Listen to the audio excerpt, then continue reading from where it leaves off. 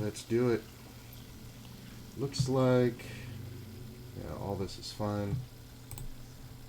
Everything seems to be good. And we got our first tournament starting in about a minute. Got a progressive knockout 10K 6 max. That'll be a lot of fun. And pretty big bounties on that one. And then the 4K that I like, the $10 4K. It's a little bit longer structure, but still the same, about 500 players. And then in about 5 minutes, we got the 50K 88. This is the big buy for the day, which isn't bad. About 625 players to get the guarantee. And in all honesty, it feels kind of good on a Sunday. So, might as well. And also in about 27 minutes, I'll be late regging the 4,500 weekly Sunday deep stack on WSOP, which I may have to change the camera, but I think if I reset on the brakes, I should be okay. But we'll find out. These are about to get started in less than a minute.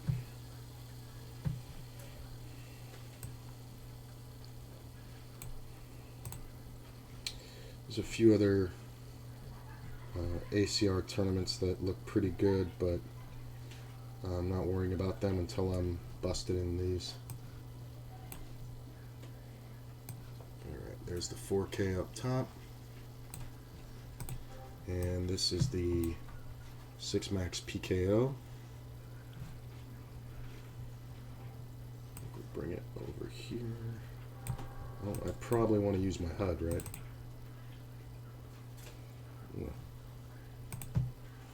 I thought you couldn't use a HUD. Can on ACR, you can't on WSOP. Oh, WSOP.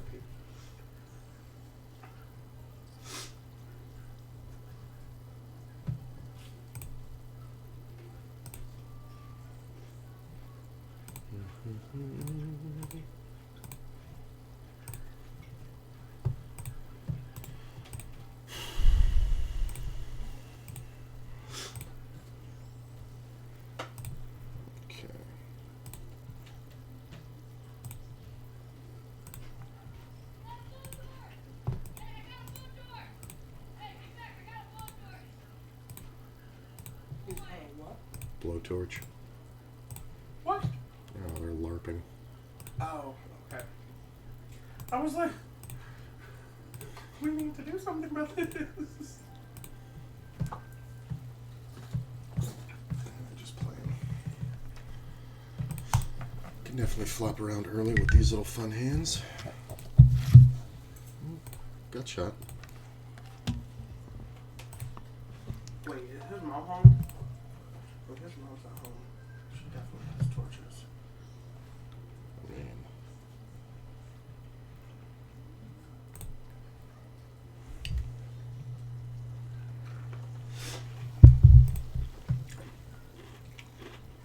Knockout right away.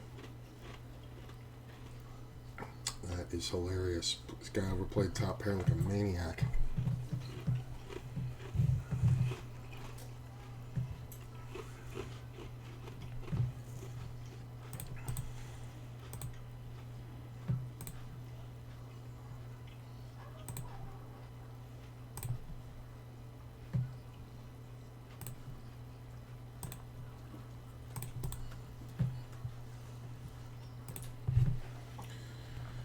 Should just be an ace. But it gave me time. Hurricane's up here stoned and looking at his bone.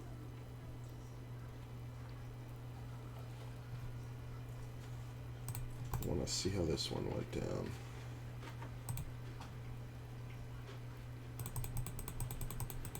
So it looks like it got 3-bet and called.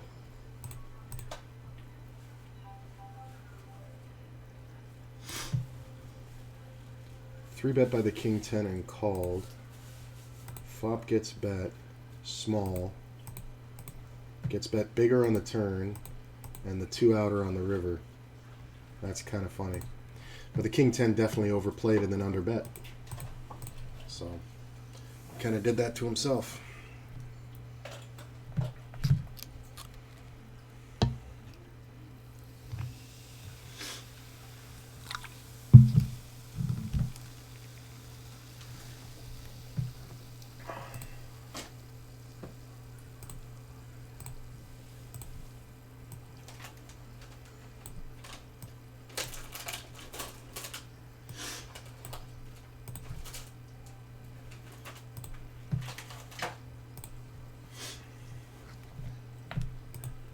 That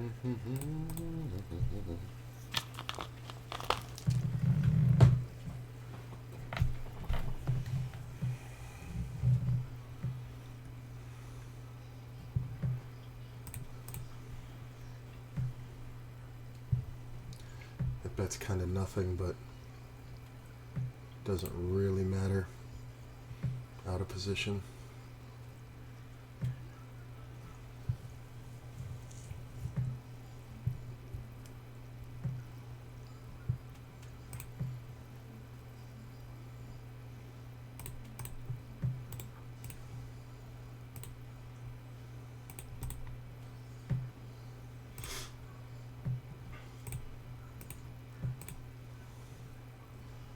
These bets are very strangely shaped. It either makes me think there's an overpair or nothing. And we got the other tournament going. This is the $88 50K. I guess I should change this, right? We know what the prize pool is. We don't care what that is. We care what that is.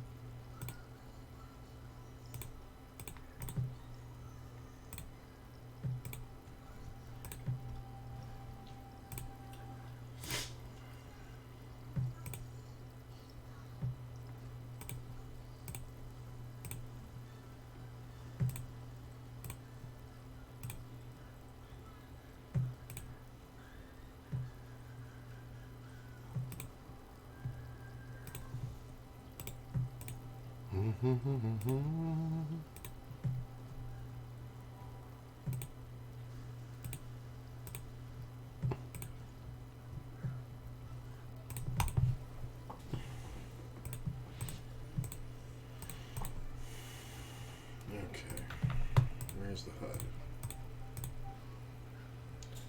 3 on the turn. I think we can just check here, honestly.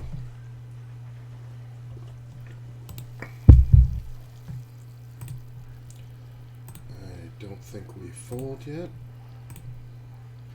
We are going to get bluffed quite often, but I think we have to call. Yep. He's good. See, if he wasn't the original raiser, the king's more believable. But he is, so it ain't.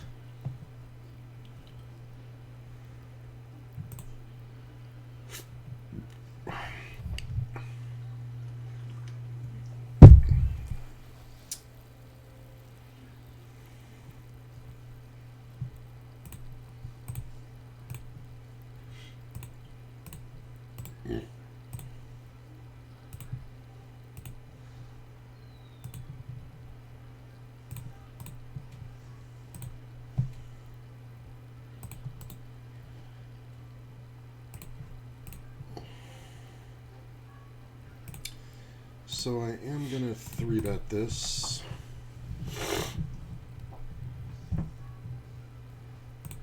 And I'm going to value this one pretty big. This is a smaller buy-in tournament, so you'll see people do stupid shit.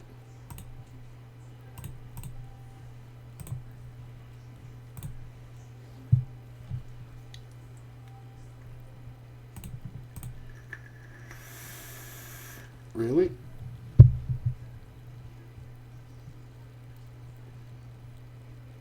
Well, spin the wheel. Yep. It's the straight. 5. You just know that it's always a draw. It's fine by me. We can always re-enter. Like I said, you're going to see dumb shit on the smallest buy-in. Put me right back on the same table. Cool. I actually like that.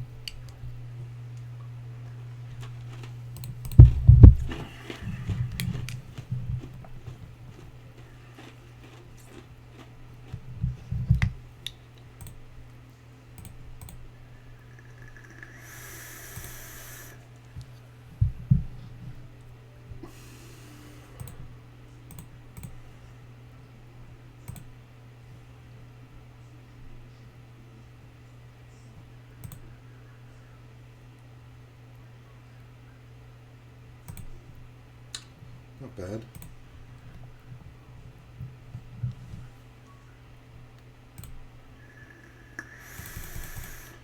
You don't have to go too crazy. Anything over half pot's going to be very strong here. Don't love the call right next to me. 7, a 4, an 8. I think a 9's pretty good. See, it's the overcall behind by this player that's going to make this a problem. Because this is the most likely good hand, but because of this, we're going to end up in some weird situations. I don't think we can 3-barrel. When everybody calls, this is the player most likely to have a 3.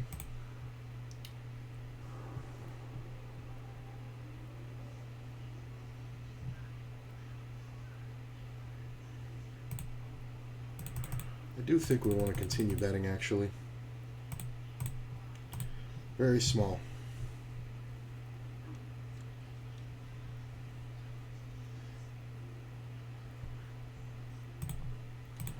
Trying to buy position, this button is really being a sticky problem here. Okay, we got rid of him, which I wasn't expecting. It's good that the 3 comes off, makes it less likely somebody has 2 pair that we don't beat. Deuce on the river, we're going to check. Is it possible he has a 4? Yeah. Is it possible he has full houses? Very much. Could have a pair of 7s or 9s or something that beats me anyway. I don't know what 6s he ever has other than pocket 6s and ace-6. The 4 is kind of unlikely unless he has exactly pocket 4s. And he bets a lot.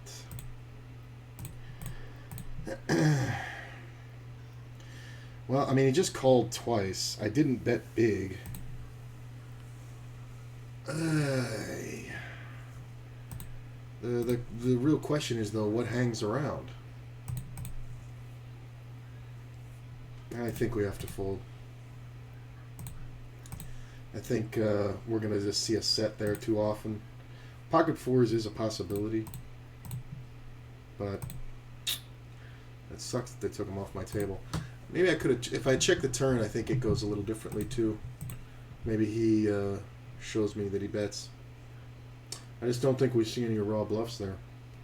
Like, unless somebody has 7-6, I just don't see it.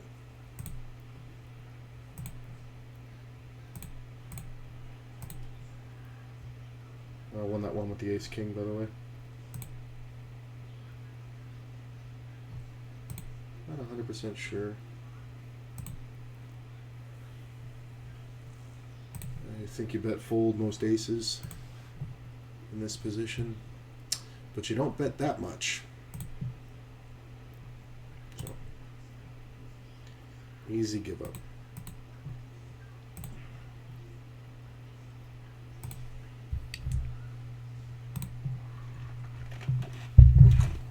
Okay, what the hell's that?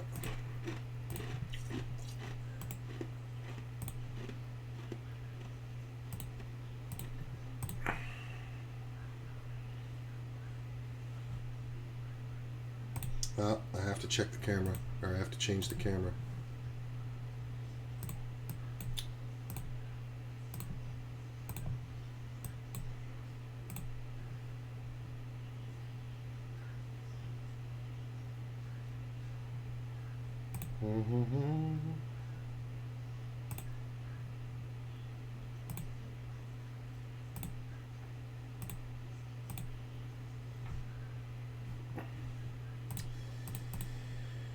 Well, we definitely raise this one big. There we go. Had to change the camera. I think we just keep betting big, try to trap the overpairs.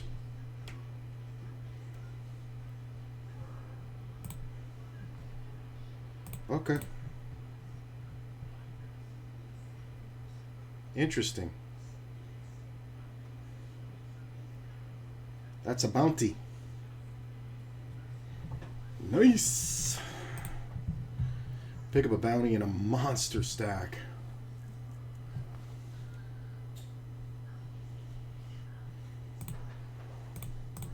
He's just never gonna do that with trips. Just never. I was honestly expecting to see like pocket nines, pocket eights, but I guess if you're gonna flop the 6-4 and make a pair, in some players' minds, that's a good idea. I don't know what he thinks when I re-raise jam all in, but you know, it's Sunday, so here we go. Nice. This one goes off in about 10 minutes.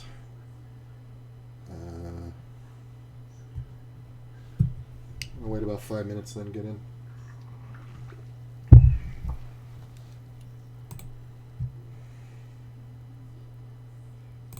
I think we got to make these a little smaller.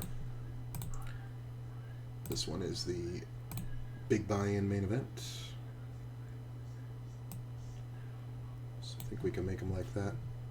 Oh, they're doing that stupid 420 break. It's not stupid for those of us who smoke. It's stupid to be playing for money and getting high. It's not as function.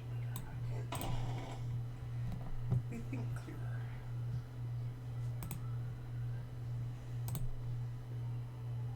It's just hilarious. They put a 10-minute break in the middle of the hour. It is really funny. It's fucking stupid. It's just like,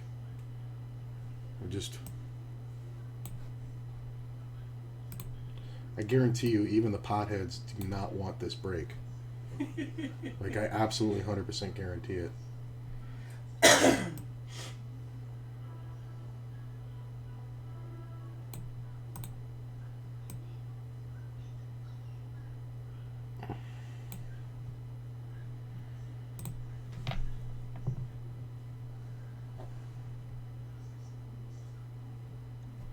think I want to put the WSOP over there. Not sure yet.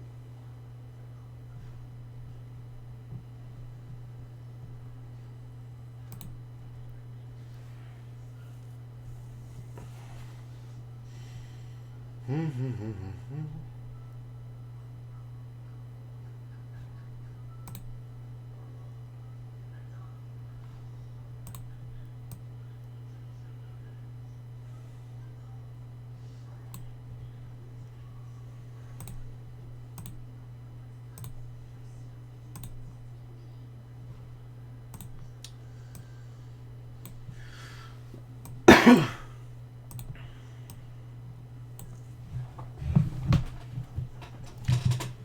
have to re-log into WSOP. Not sure.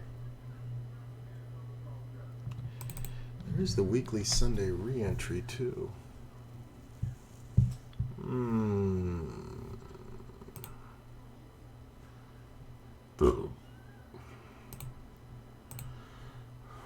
We might could play that.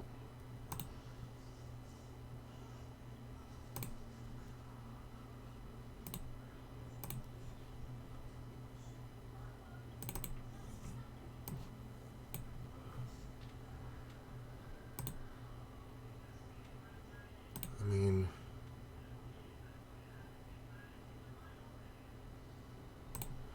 do we want to play this? Structure's kind of... No. No. Too late.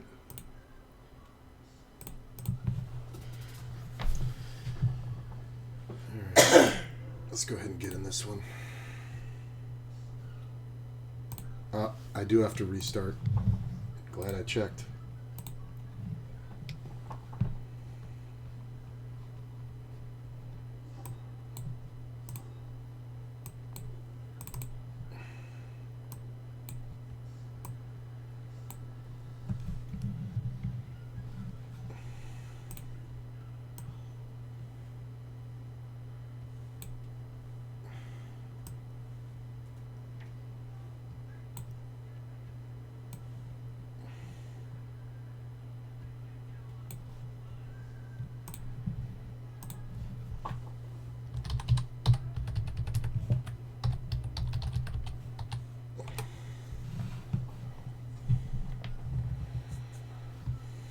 There we go. put this up.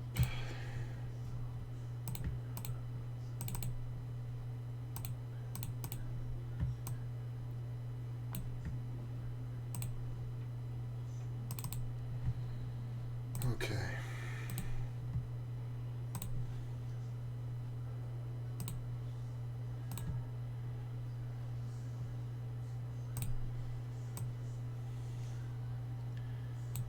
Let's see, we put the WSOP up here.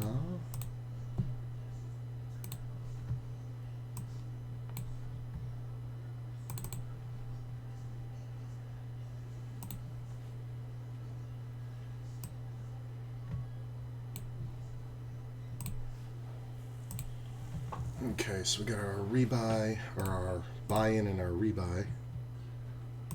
And we'll get the add-on in just a few minutes. And we got this one down here. Make this a little bigger. Something like that.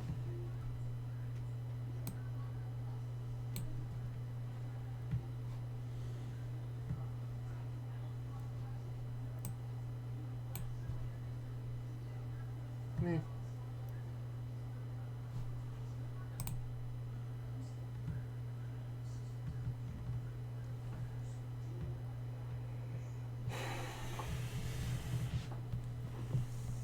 That's okay.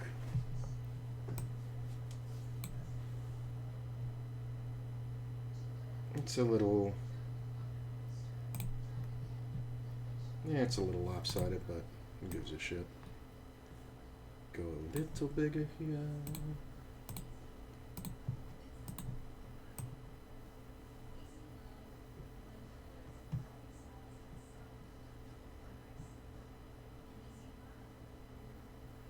About there.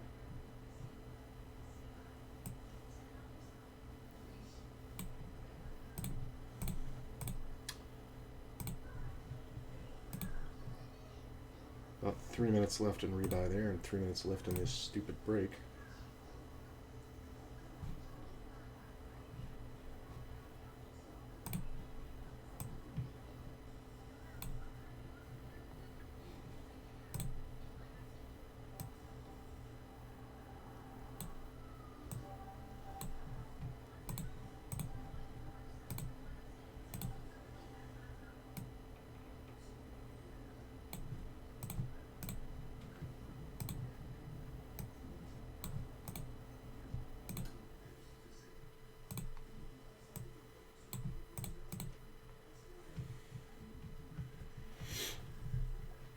I think 4 is fine for now.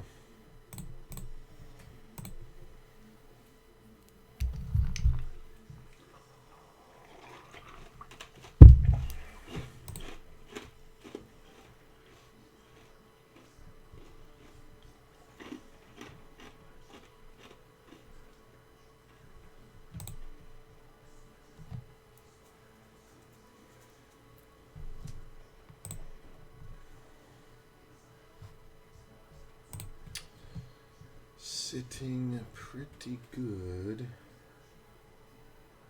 Didn't account for that double in this one.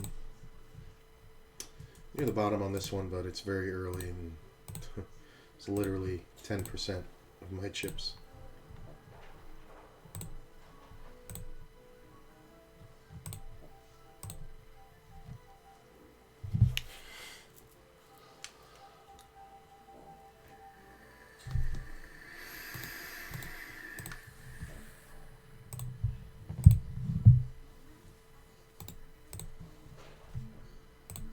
I mean, it's a rebuy in the rebuy period. I don't know what you're trying to do there. My dude had 25K. Why would you... Like, I mean, you have the stack that you need to run up to. And he just gave away 10K for zero fucking reason.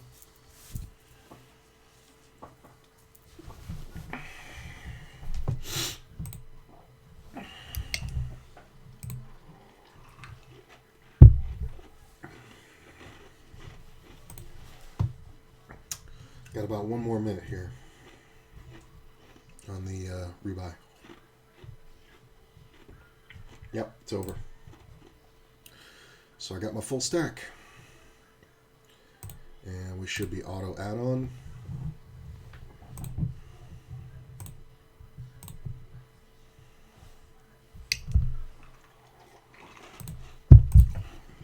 For a grand total investment of $21.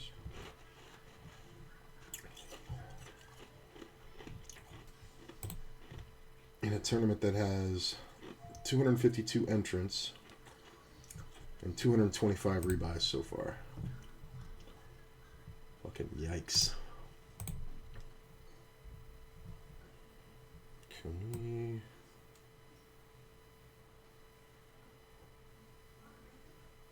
like that. And there we go.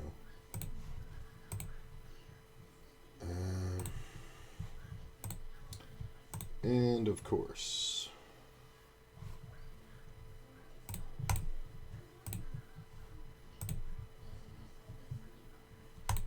looks like there's a little delay. It's dropping frames. It's going to take just a second here.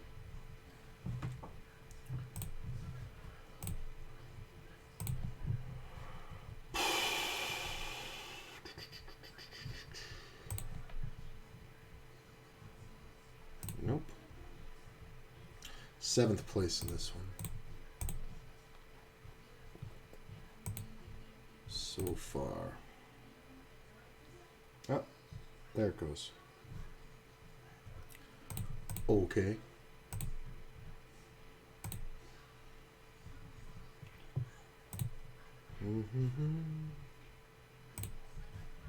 Don't have to be beat here. It's a silly bet, but I just don't have enough equity to hold up.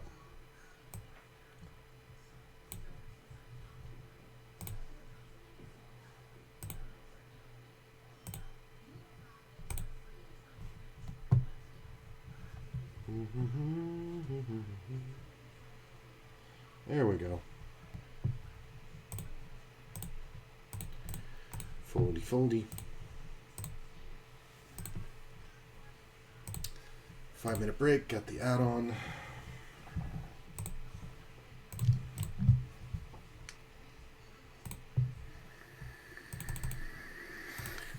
Is that working? Yeah.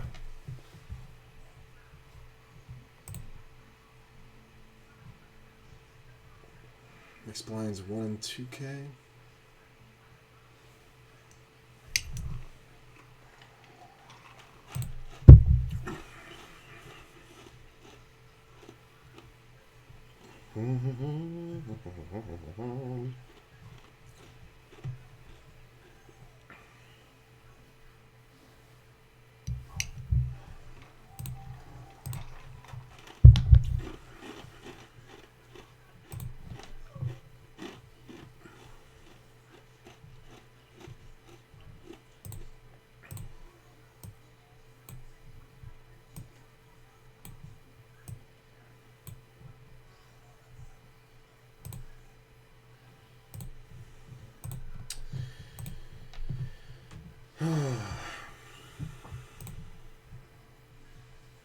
There's under the gun, definitely not a 3-bet spot.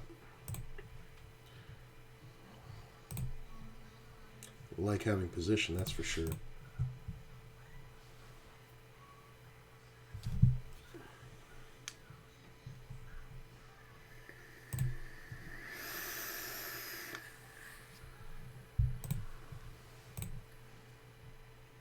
Ooh, that's a go to flop. I mean, there's a lot of players in this pot, so... I mean, if I'm set over set, it's whatever. But the only player who can really have that is under the gun. So I think when we see a lead here, we see a check. I definitely don't think we can check. I think we just want to bet half pot. This player's going to stick around with a lot of garbage.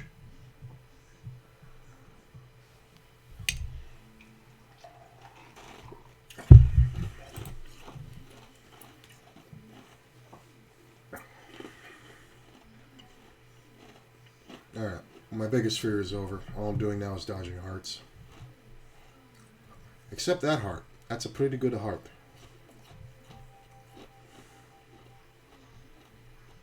And I could check, but I think we're better off putting in a position where we may be able to get all the money in. He bets small.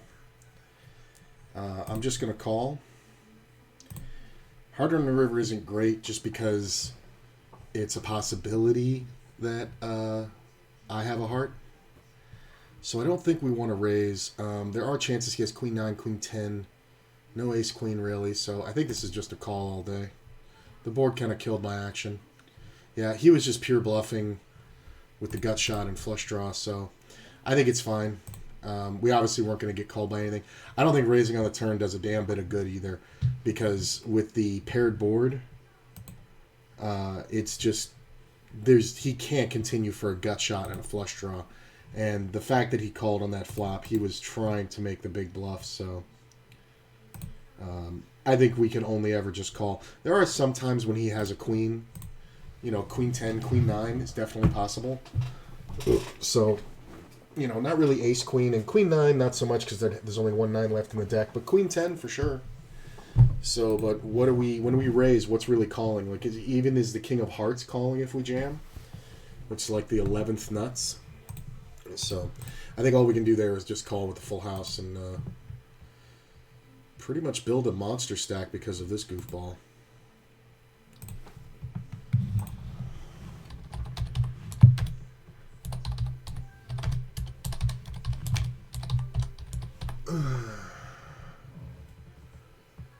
He's kind of my favorite player right now.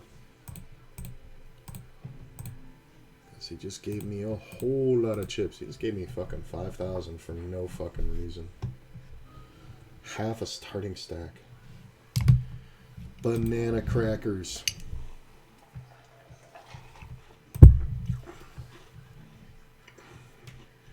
I'm betting small on the bluffs is ridiculous. Hey, thanks, Chuck.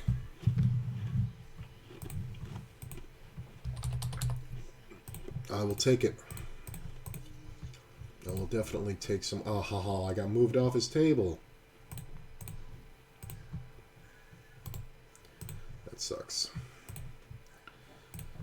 I am to the right of my friend who loves to 3-bet in the small blind. Made that note before my HUD got reset. Do I want to play this? I think I do. I was going to fold the 10-9, but looking around the table, I think I can absolutely play it. I'm in the 109, 250 PKO, my biggest tourney buy-in today. Nice. I think we just go ahead and bet half pot here. Well, good luck to you, my man. It's a great tournament. Good value. Especially on a Sunday. He's tired. He's a sleepy boy.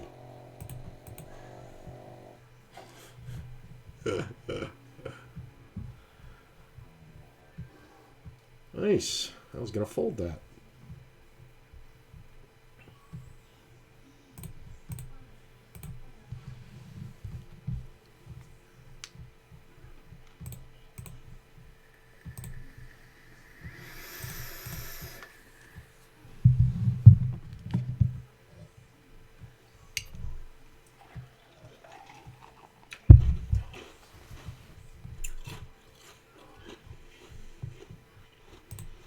And my bigger buy-in is the $88 50K. That's this one, the neon.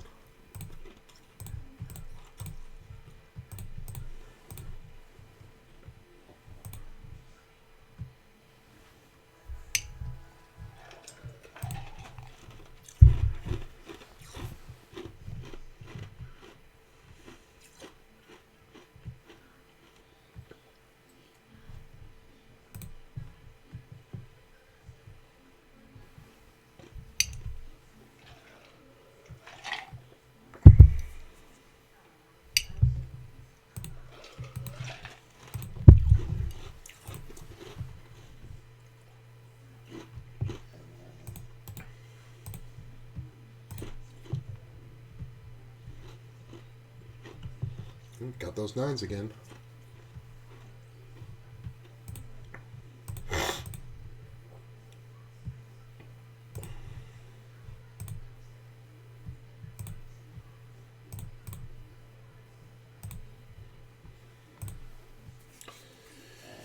Look at this. Set versus the Nightmare Draw.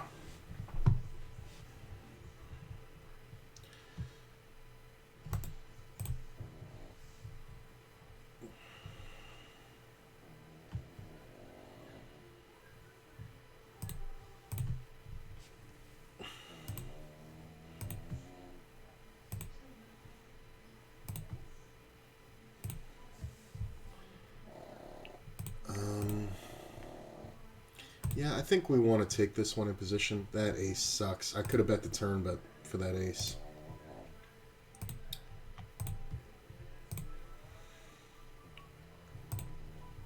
I mean, I feel like somebody's going to have jacks, and I'm not going to be able to bet him off it, so I'm just going to check it down.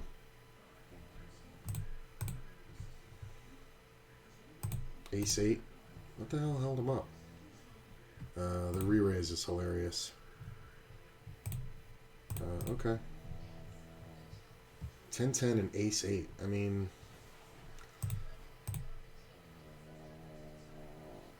7 was good. Good rejam. That's a pretty good flop. 4 players in the pot. Players c-betting small. I think we want to just call this one. This player is kind of nutty, so I think there's definitely ways we can get all the money in if we make the flush. It is a smaller buy-in tournament. There is tons of value in getting these chips. But who knows? I mean, versus one pair, we'd love it. So if this player jams, I don't have to love it, but the one on the button should only be one pair, really protecting. He can have some sets, I guess. Well, let's do it. Should have 12 outs twice a good portion of the time. Look at this shit. Pair in the flush draw, and I have the better flush draw. I hate this fucking tournament, man. Like, the amount of fucking times this shit has happened to me. Ugh. It's hilarious. And he hits the 5 right on the turn. So I get 10 outs twice. It's like a set versus a flush. Oh. I know it's one pair. It just sucks that he had the fucking same flush draw. God damn it. Bunch of crap.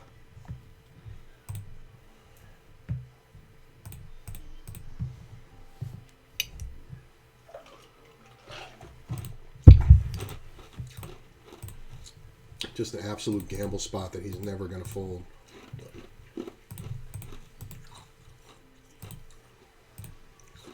It's not even a cooler, it's a setup.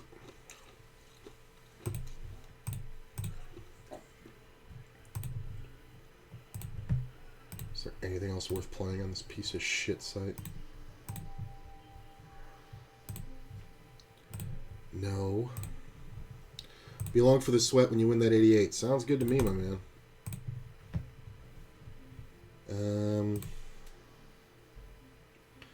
There's the deep stack freeze out. That's kind of late. Rebuy add-on, rebuy add-on. Nope, there's nothing really I want to play until cash later. So, well.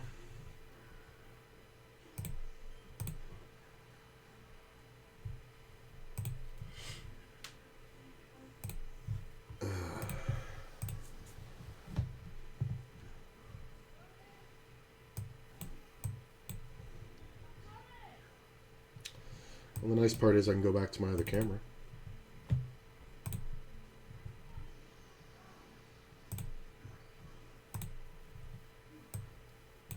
Oh, for the love of God. It's going to take me a second, guys. Hang on a sec.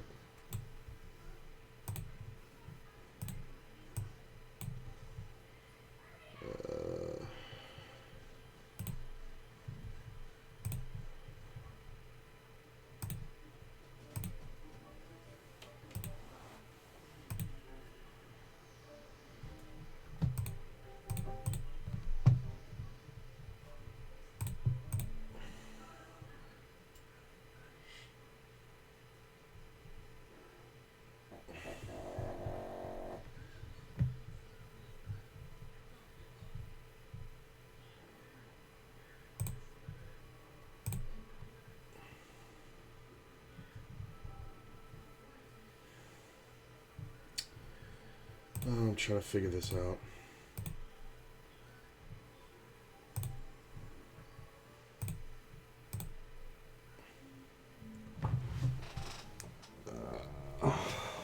Which one is it? I think it's this one. Yep.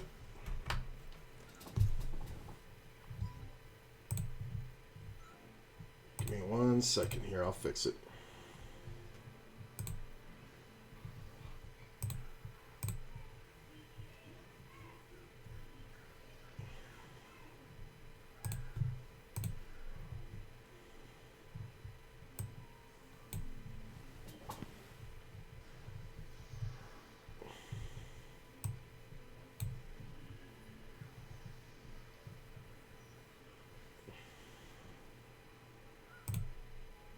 There we go.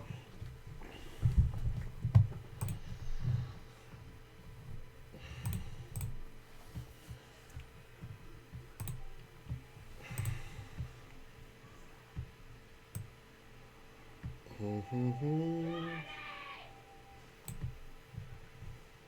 it's gonna be all week on spring break.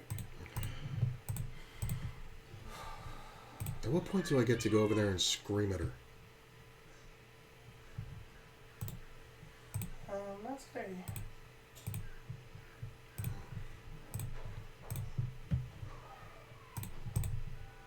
That wasn't the mom. That was the other little kid. There's the 2 little kids out there playing right now.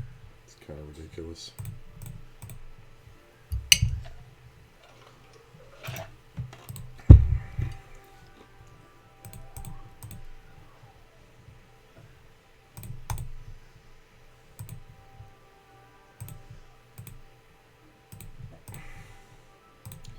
I think this is okay to bet turn and river.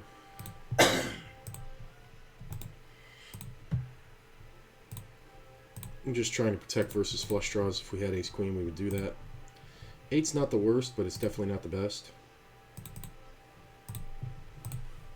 Sometimes he has a queen. Most of the time, he just has a flush draw. So it's a good double barrel.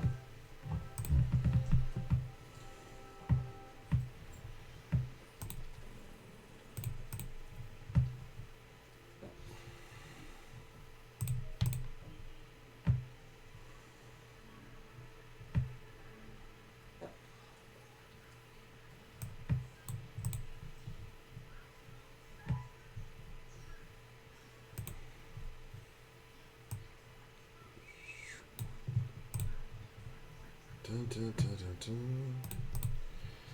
Man, if you're going to be doing this in a fucking bounty tournament, you are going to get smoked, sir. I'll move this over here.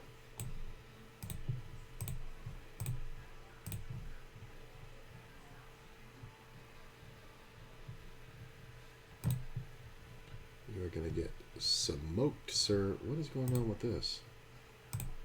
You gotta reset the HUD now?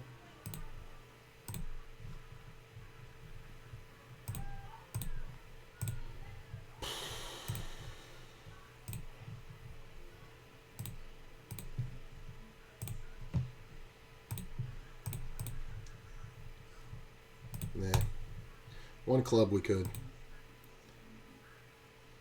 So I think this might be beyond rebuy. So we might be getting into a different couple of different tournaments on ACR. Yeah, with the way this structure is, coming in with 40 blinds right now as a starting stack sounds good, but it's going to get cut to 30 on the next level. I don't have to bet big here at all.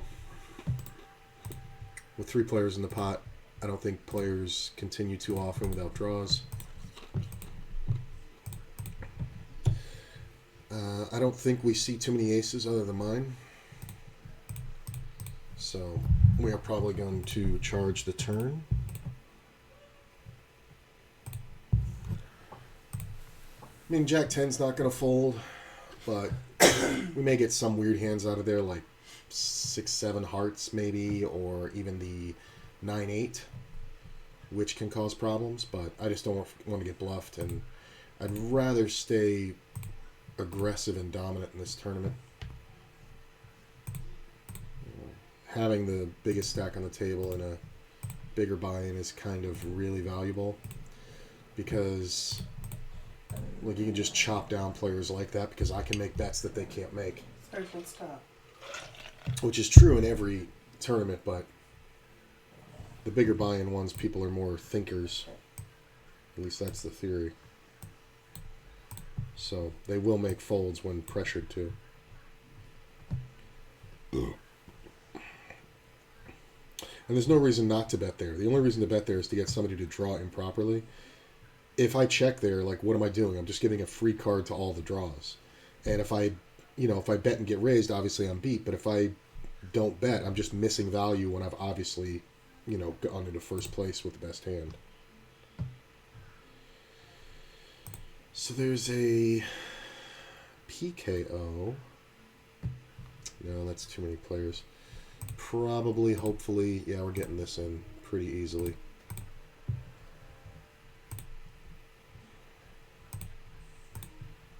I can't imagine we're getting the fold through here.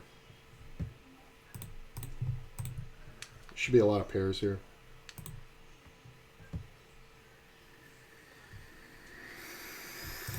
Really? I'm surprised we got past the first guy. I mean, I'll take it. 6 free blinds.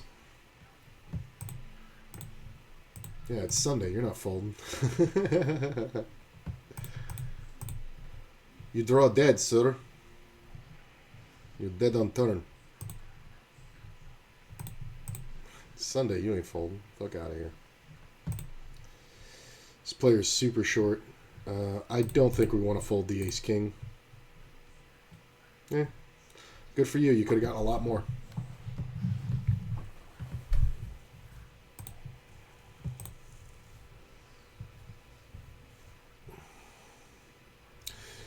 So, interesting now. Same player. I do think I want to just call. I think we get the revenge range. Ooh, player just entered and jams for 40. We're going to fold because we know this guy's never going to... He folded when he had 20 left. Hello.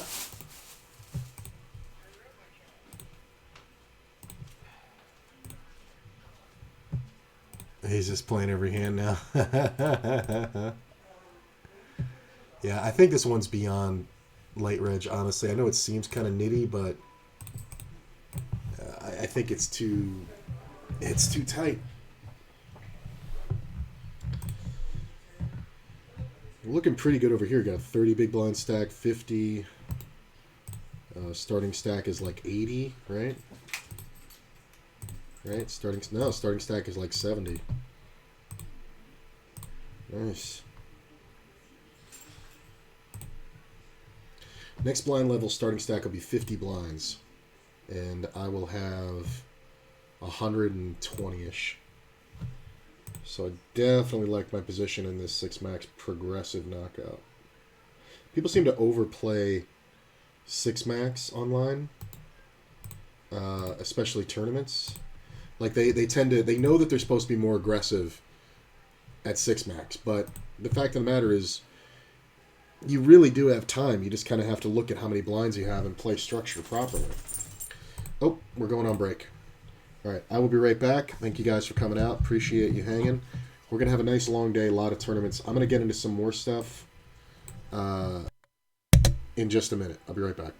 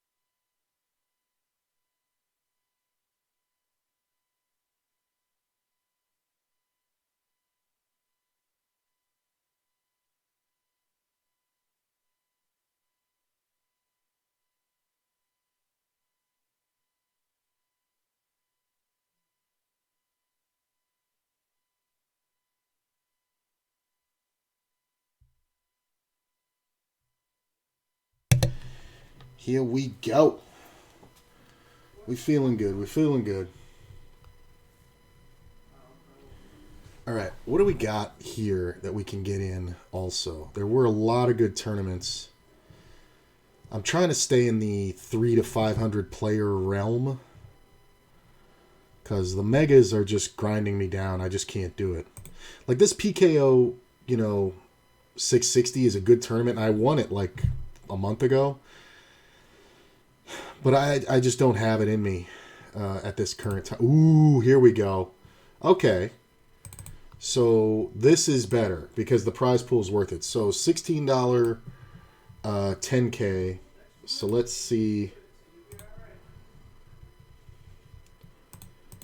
10K divided by 15. What is that? 750? No, 666. All right, top end, but I'll take it. And then we have the $22 10K. This is going to be a 500 player. Just about. Okay. Cool. These two I'm going to play. This one goes off in about 20 minutes. So we're going to play those two. Do I want the 1650 or the 22? I think I want this one. Yeah, I want to start it soon. This one, who knows how long it's going to be around. I mean, I'm basically at starting stack beyond late reg. Well, late reg for me. So, alright, we're going to get in the 10K here. That looks pretty good.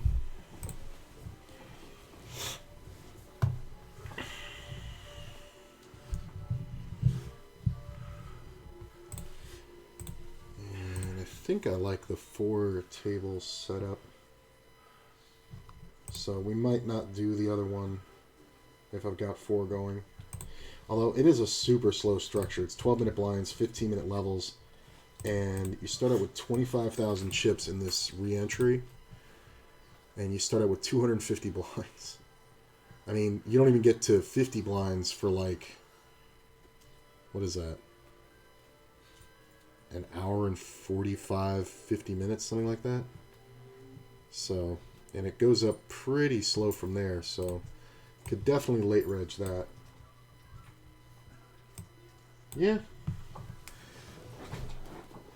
I think that's pretty good.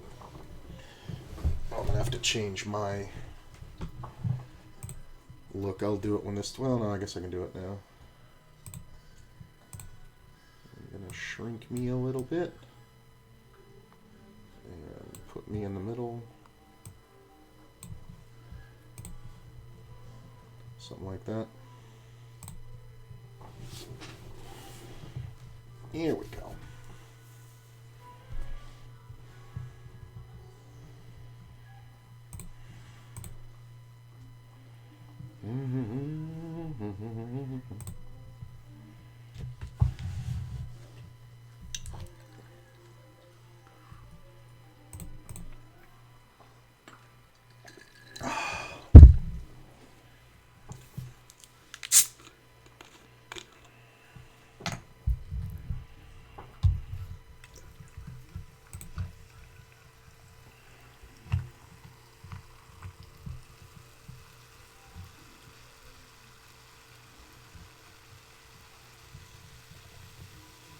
Nope.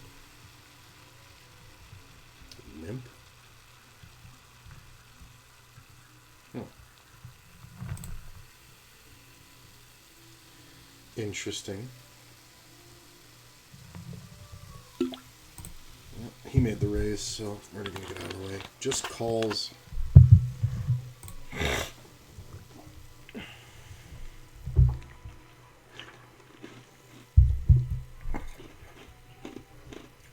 Nope.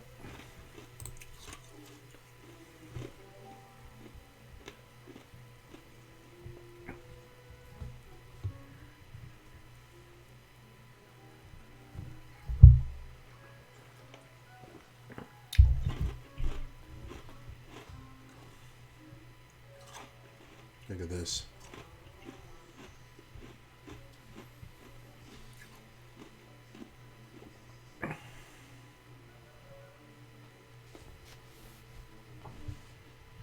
I mean, the only thing they should really be calling here with is honestly a set.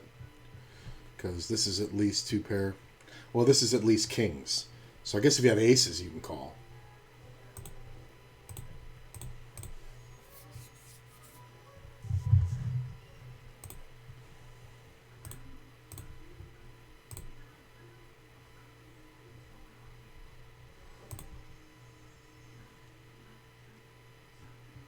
I mean, it could just be a bluff maniac, but...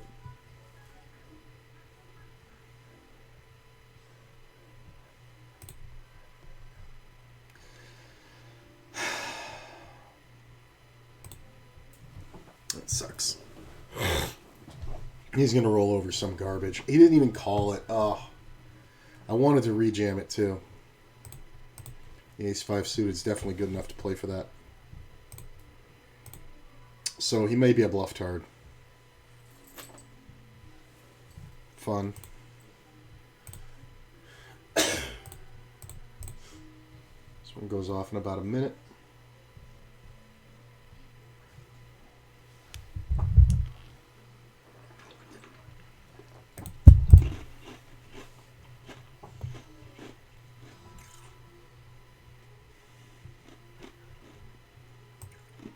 There we go.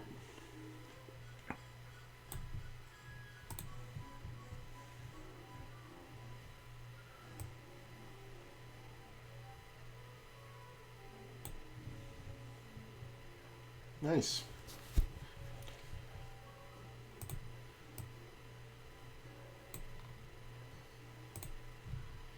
Cool.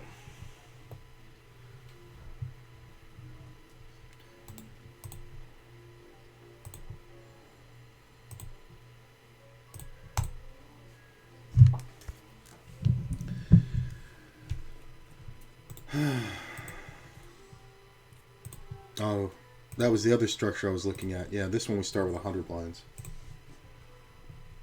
Makes sense the other one would have a deeper structure. It's a re-entry, not a, or it's a double re-entry, not an unlimited. So they give you more time. Could we 3-bet? For sure, but it's the first hand. Player did raise under the gun. Let's just take the good flop.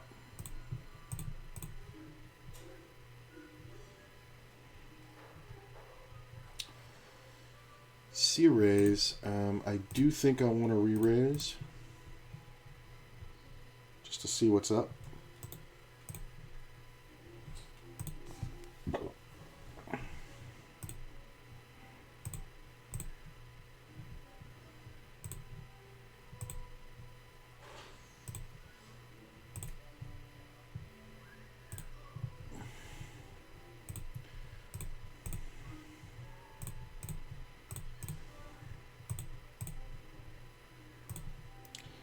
Gonna bet this one pretty small.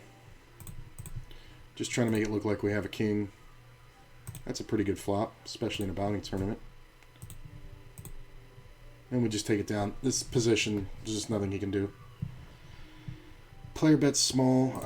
We're just gonna call. Hopefully he gets everything he wants, and we get all the chips.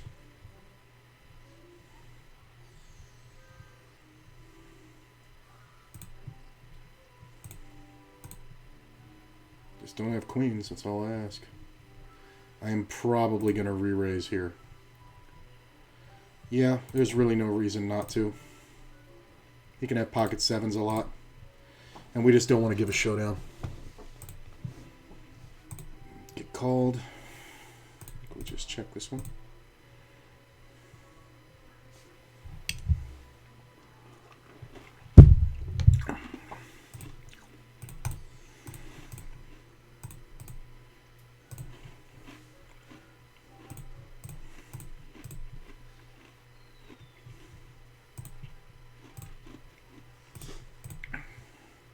I'm going to check the river. The ace should be better for me than for him, but he may decide to bluff again.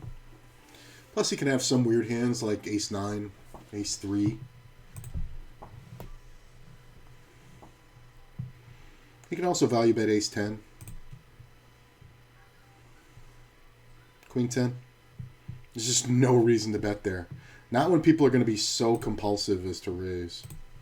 Like, what is the actual point of me betting at any point in that hand or raising? And I'm calling even if that ace doesn't hit the river. Like, there's almost no card. I think the only card that makes me not call the river is like a king, and he would have to bet it pretty heavy. It's a good spot. Sitting 13th in the 88. Still got a long way to go.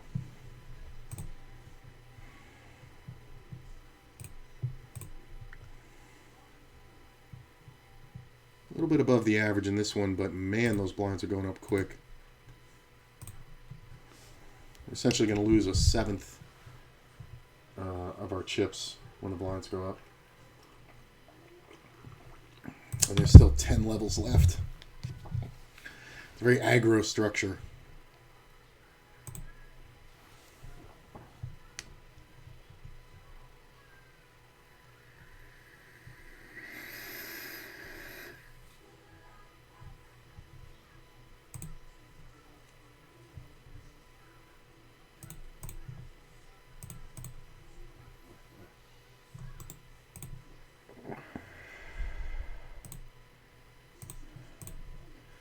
Oh, I need pocket nines here.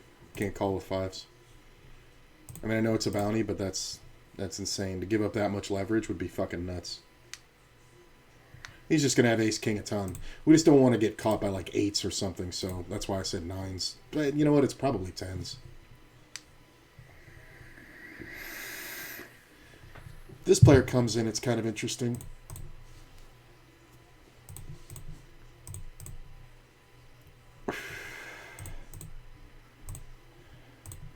The 3-bet's actually nice because it prevents this player from going apeshit again.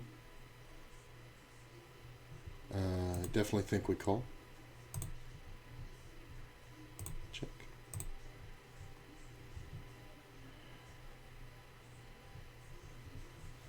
It's a half pot bet. He should have an overpair quite a bit, but I think we're going to call here. Check. I mean, if he's holding the ace of spades, that's kind of good for me because it's not going to look like I'm on a flush draw. I mean, so I have 9 outs, basically is what we're saying. So I got 18%. Do I get it all if a spade comes? I think sometimes he's bluffing, but I think a lot of times it's just one overpair, so a king can be good. I'm going to let it go, though. I'm going to discipline with this. So New Zealander who just got in the tournament and a short stack over there. This is one of those rare spots we're just jamming. It's this guy's first hand. A lot of people don't want to bust their first hand. He's from New Zealand, so he's going to call with all pairs. I know it seems like a crazy stereotype, but these players are just kind of that way. And this player's never going to fold, so if we 3-bet, we really can't allow him to 4-bet jam. So in this scenario, we just rip it in. This guy's going to have a lot of face cards.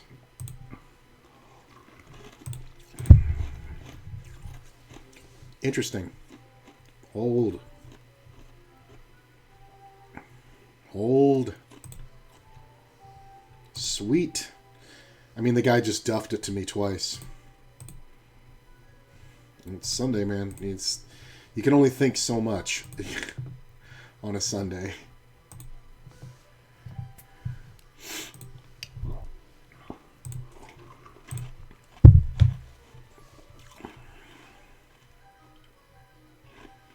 Hey, good to see all you guys here. I do appreciate it.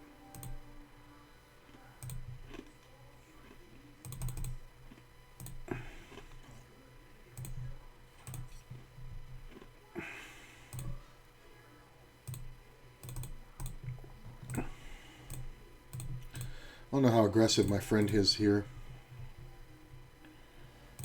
I'm going to check the ace high. Yeah, I wanted to see this. Okay, cool. All right. So, very aggressive.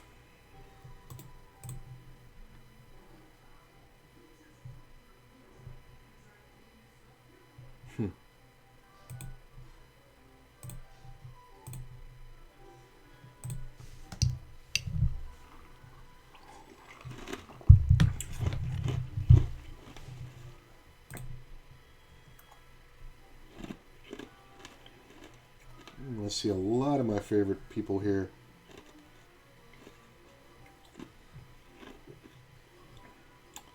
Appreciate y'all coming out.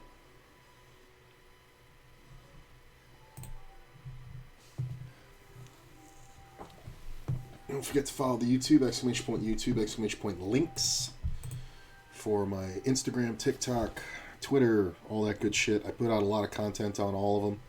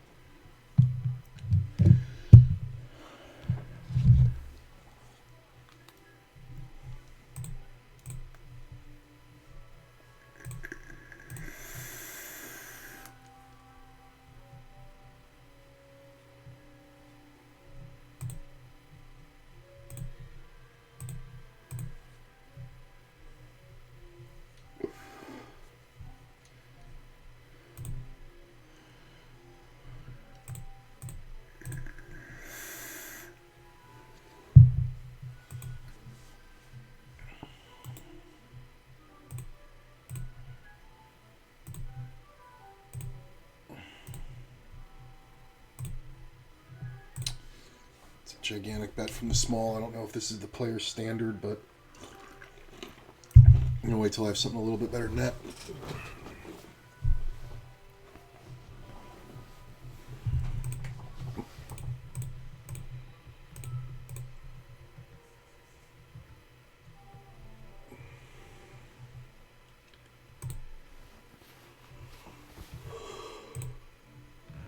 Next level, a starting stack will be 40 blinds. That's pretty awesome. We're going to keep opening a little bit bigger because we want these short stacks to 3-bet and jam.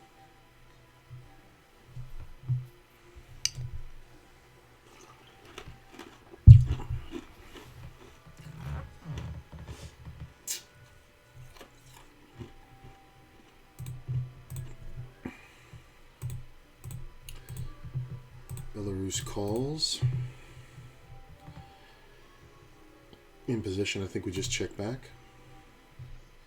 8's not great. There's a lot of draws now. It's half pot. I do think we call. We do have the spade river blocker.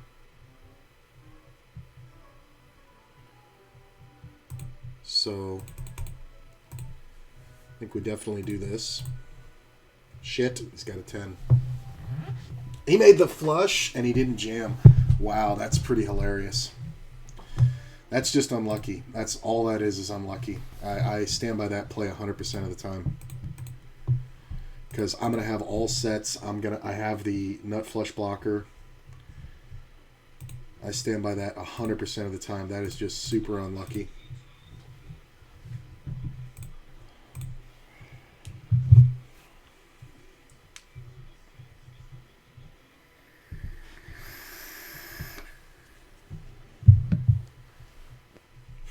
Guy actually makes the flush.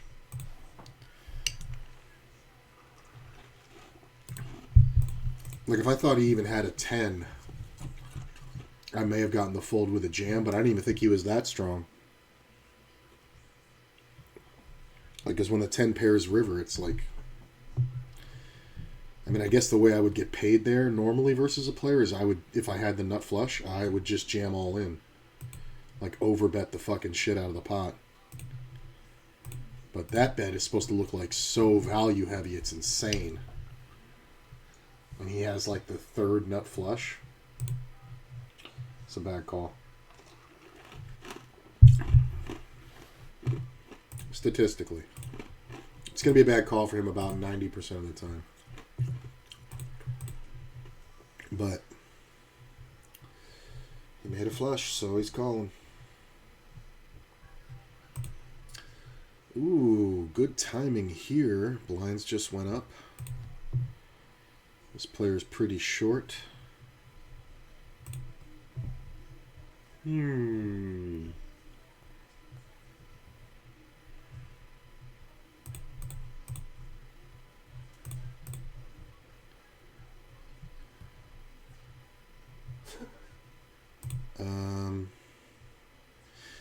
just going to rip again. Just because if I re-raise, it's more than a third of his stack, so he can't fold. So we just don't want to give him a chance to flop. Hold, please. Nice. And that's why you rip it. It seems ridiculous, but it's really not. Because if I 3-bet to like 7 or 8 blinds, he's only got 22 behind. So he should be jamming all hands. But hands like ace-queen, you know, they're going to call. And hands like pocket 10s may just fold because they think it's too strong. When we rejam, we actually make him think we have a pocket pair, which is weaker, like pocket 10s or something. And that player's never going to fold, getting a chance to race right there. So I definitely love the jam in that spot with the premium. Just called on the button.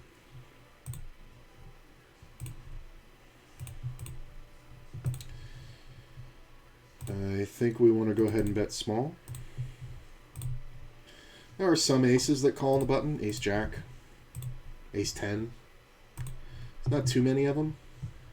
I'm going to check and see what he does. Can he have ace whatever? Yeah, but yeah, he's going to let me know pretty quickly. So go ahead, Portugal.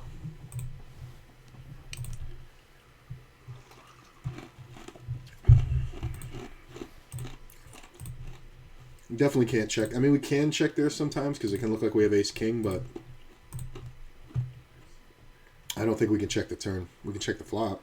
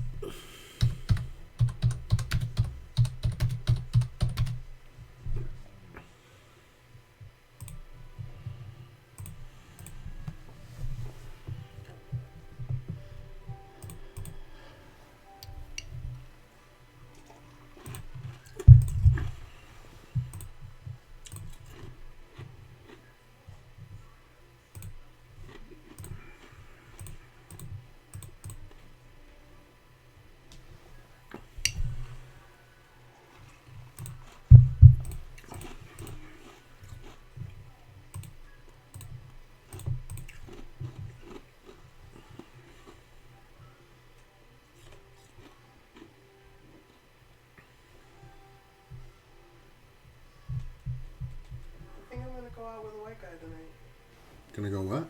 Out with a white guy tonight. Nice. Change of pace. Yes, very much so. His name's Skylar. Steven. With a V, right? Steven? Yeah. No. PH. Oh, it is the PH. And he's this. Wait, how tall is he? Oh, I thought this was the 6'4" one. Damn it! It's the 5'4" 5'11".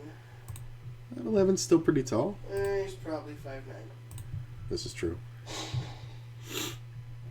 This is one of those ones where I think by betting strong, we're going to look like we're full of crap. If I get raised, I'm probably going to get it in. If I get cooler, it's just too bad. Yeah. I think this is a value-heavy kind of board for my overpair.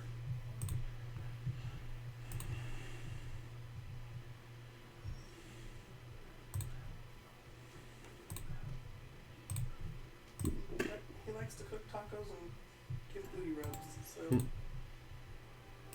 have him cook dinner for me tonight.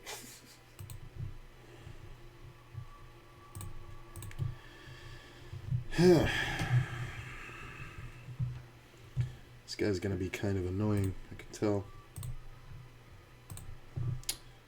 Ooh, but somebody else is getting in on the action. We're going to get out of there.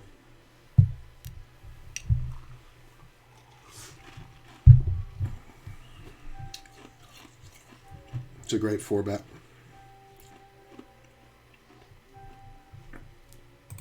Did I raise those queens?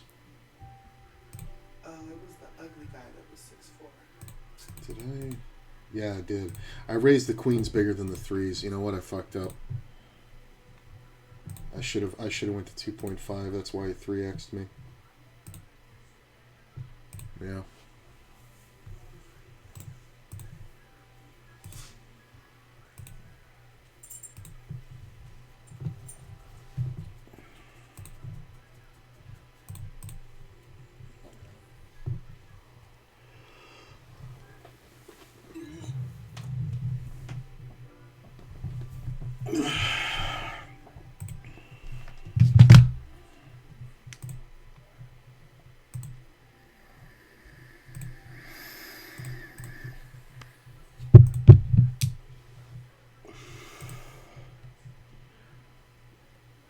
So the ace-king,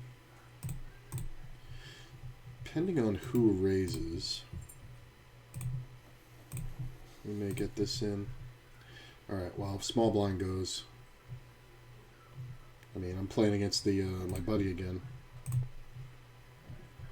So he 3-bets.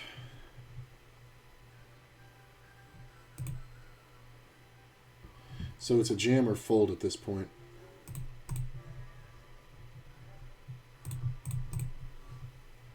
Alright. Oh, come on. Hold. Jesus. Whew. The guy had the total free roll on me. Son of a bitch.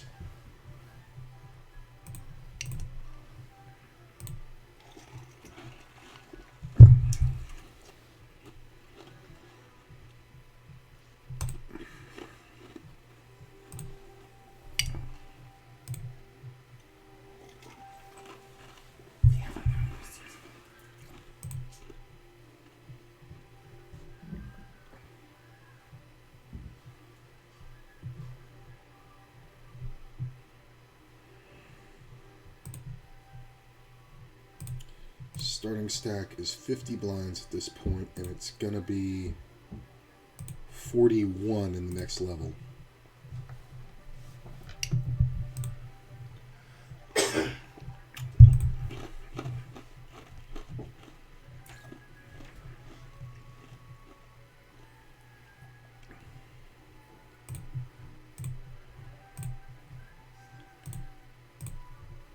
Stacks are coming in now on 20 blinds, so we kind of got to be careful.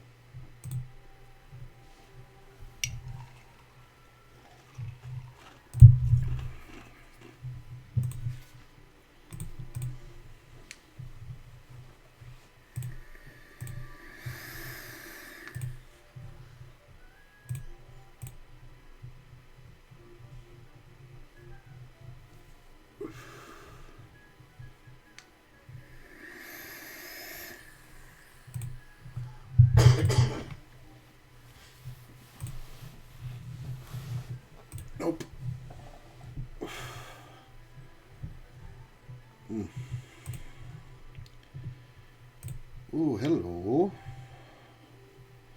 Under the gun.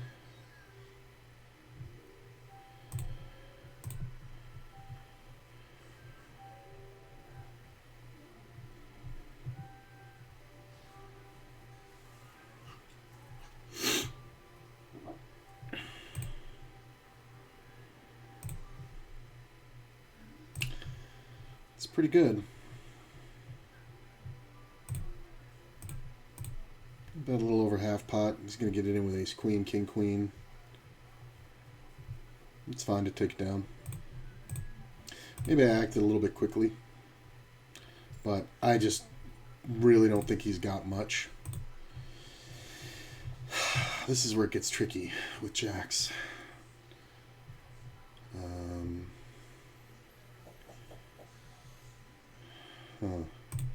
I want to call. I want to see if my friend behind 3-bets. If he does, I would jam on him. That's a pretty good flop when you're calling jacks. I bet half pot. See what my buddy does. It's very aggressive. No? Alright. Good to know. I don't think we can check. There's just an 8, a 10, a club. I mean, even a queen, I mean, that all just kills action. So if he's got a pair, we may get some value, but it's kind of rare. Sometimes he's going to have, like, ace-king with the ace of clubs, take one off. So we kind of have to charge. Sitting pretty good at about $250,000. Nope. Where am I at in this one? Still at starting stack. But it's moving slow, but the blinds are going up quickly, so we're definitely looking to get doubled.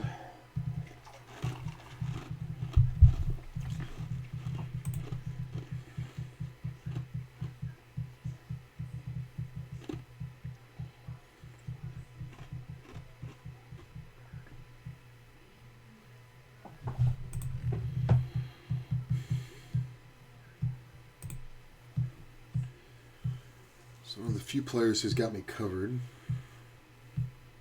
Should see a lot of 3-bets from the button.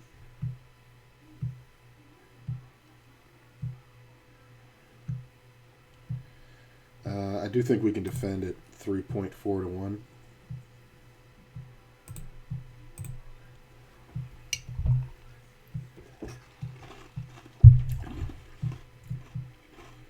I mean,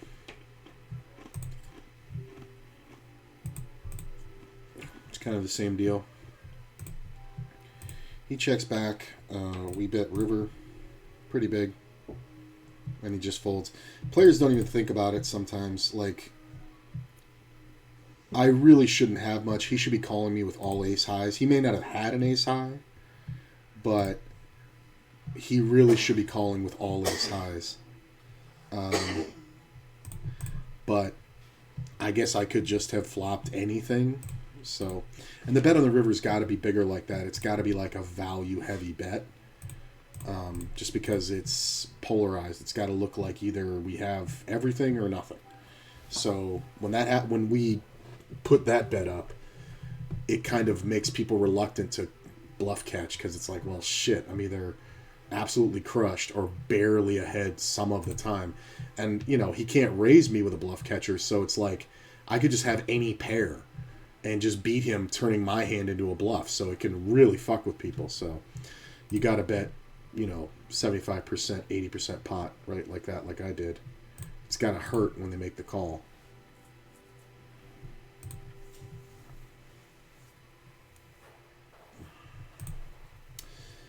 Jack's not bad. I'm going to try to bet quickly and pretty big. When we're up against the flush draw or we share the jack, we're going to keep getting action. I don't think we're folding. Never up against queens. Sometimes there's a set, but I don't think we're folding. And we're just going to rip the river. Hope we're good versus king jack. King jack, jack 10, queen jack. Yeah, king jack, right? Every time. Like, because a set would have raised on the turn. A set would have been fearful of the flush. Like, that's the whole point. And we're supposed to look like we're full of shit. And that is the same betting pattern that I'm using when I'm going bet, bet, bet. So after he calls the big bet on the flop, it's kind of like game over for this motherfucker. I'm going to let this one go. I think there's some shenanigans going to happen in here. Like, that's why you make the big bet on the flop, is to, like, get at his greed, you know? The free roll was dirty, right? It was pretty crazy.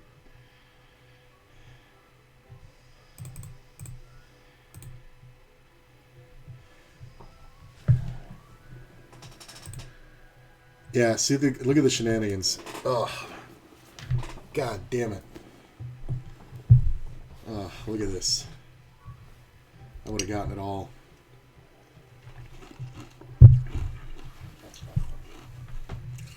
But there would have been a 3-bet. So, I would have had to have gotten... I mean, I would have gotten lucky because the king hits the river. But whatever. It's good to have that player gone. That player was far too aggressive.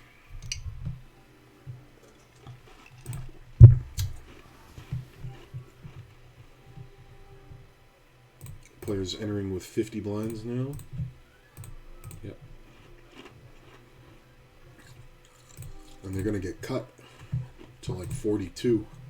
Man, second set of jacks I've flopped. We're just going to go ahead and bet small. Kind of make it look automatic. Well, I mean, he knows what I'm doing, but at the same time, I don't know what he's defending with that he doesn't want to call with. Maybe just something that completely bricked out. 6-7 of diamonds or something.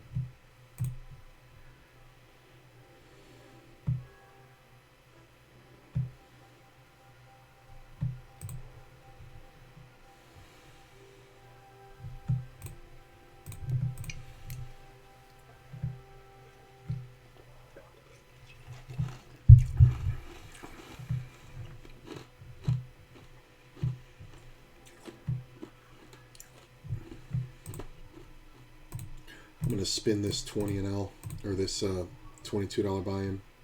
I'm going to spin it for $1, see if I can get in.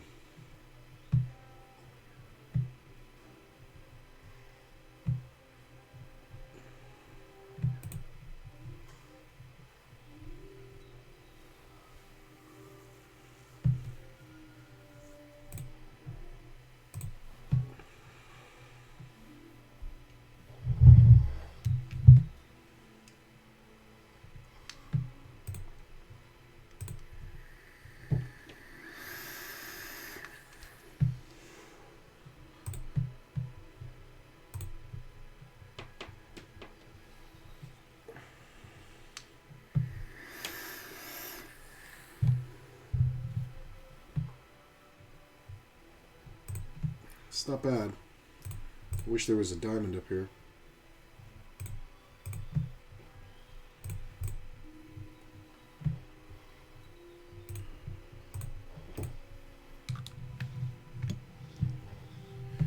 That ace on the turn, though. My only problem is right here, this player can have all the 5s. I mean, I can too. This player should never have a 5. He can have all the aces, so we kind of let him bet here.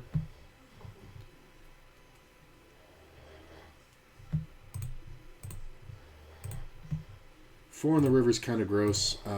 I am going to bet kind of for blocker.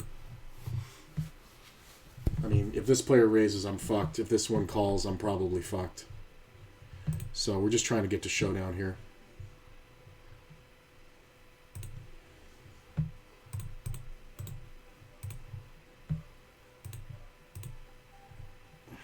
mean, if you have an ace, you call. What are you waiting on? The fuck are you waiting on?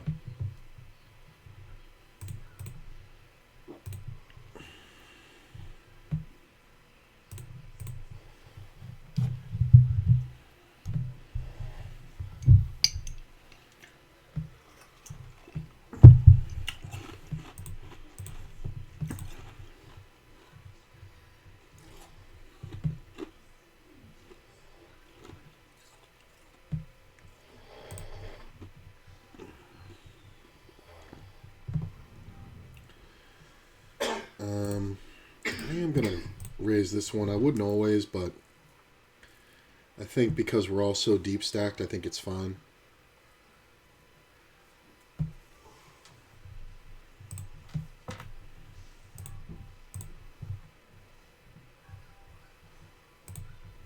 Nice.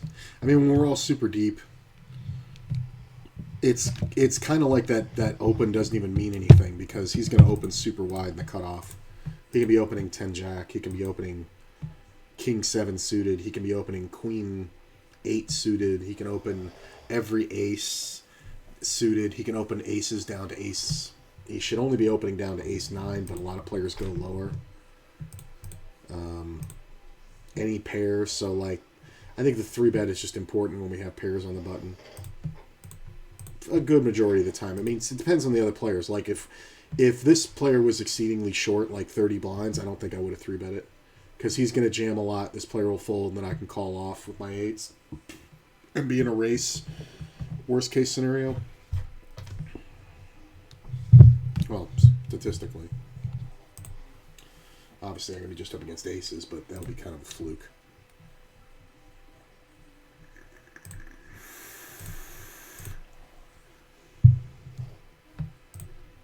Maybe I should have led turn at the ace.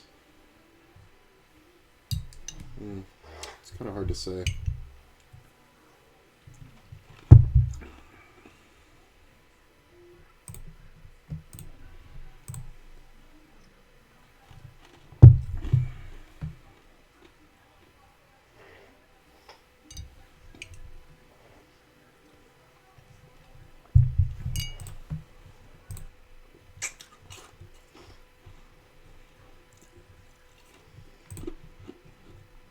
We're definitely not re-entering this one, so I'm going to black felt it. This one's still re-enterable, kind of. I mean, you come in with 30 blinds for 16 bucks. There's better tournaments, so I don't think I would be re-entering this, honestly. So I think these are all black felt, but yeah. Yeah. Oh, that's the king ball.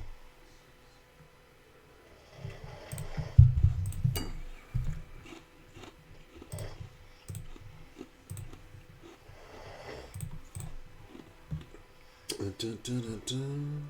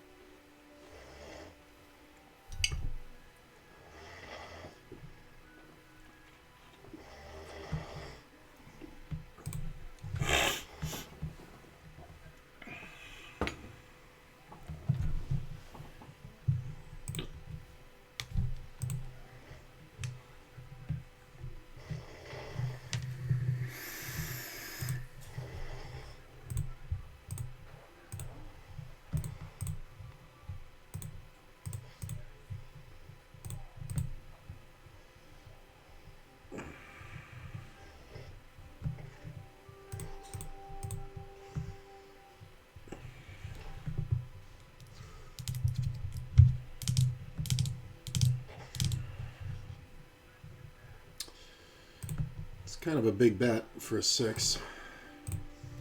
There's a lot more flush draws out there. I mean, can he have a 9? I guess. I don't think I can fold this, though, honestly, as played. Yeah. He had it all. He had the 6 and the 9. That's funny. That's annoying. It's not a big deal, but it's just annoying. BVB. I'm going to limp this guy, see what he does. Another Brazilian. 6 is okay, but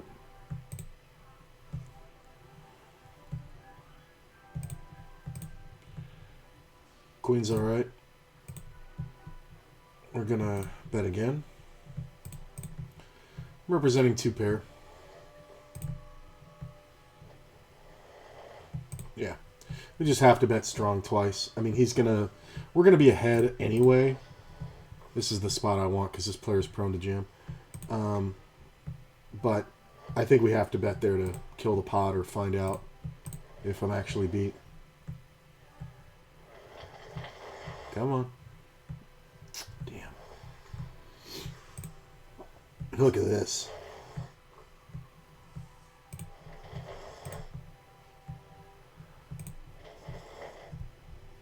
pretty good. No, thank you. I mean, that's the thing. That's a starting stack, 30 blinds. I mean, what are you going to do with Ace King?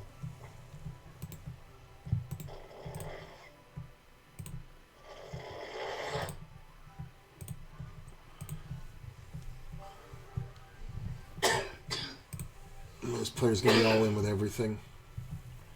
So, obviously, I'm calling without a re-raise. There's already 6 in the pot. 60-40 is fine. Alright, the re-raise we can fold. Queens, you killed your action, sir. Oh, look at that. I had a deuce. Give me a deuce, you know?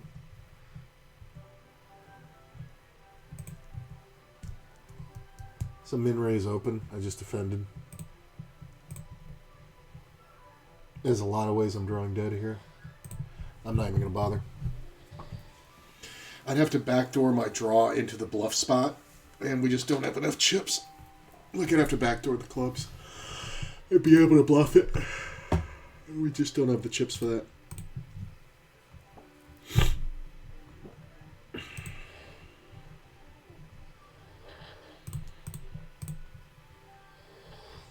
It was very tempting when this player jams because it is a pretty weak player and it is a bounty tournament, but deuces just ain't going to do it.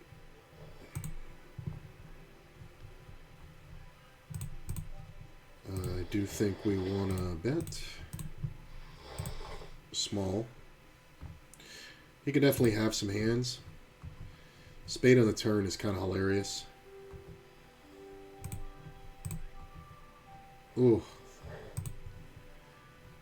Yeah, he's got it. You got it, man. I think it's fine. If I had checked the flop and bet the turn, maybe there's a difference there, but I just think he's far too often going to have a 10. Like if I check the flop, bet turn, and river, I think he folds. But we'd have to play for it all. This is annoying. This player's just kind of existing.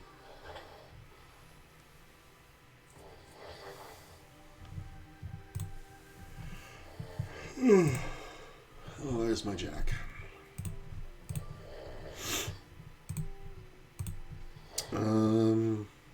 Yeah.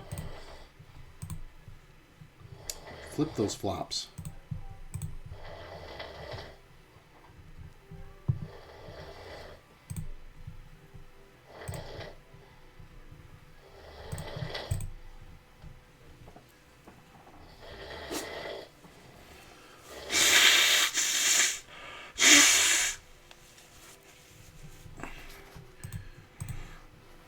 It's the only way to play this. I don't want to get 3-bet. The only problem is if we run into a hand here, but big blind's going to call super wide. It's just the only way to play the ace-jack. Fold.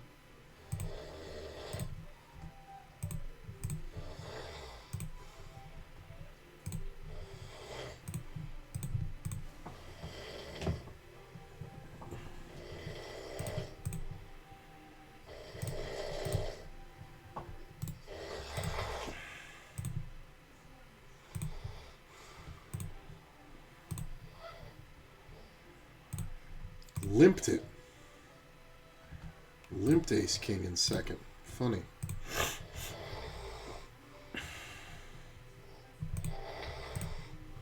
Ah, that sucks.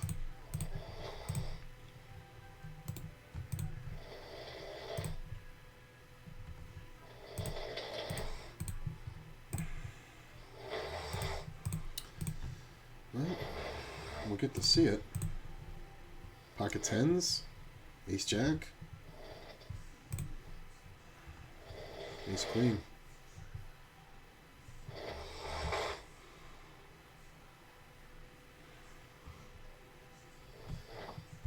The three outer.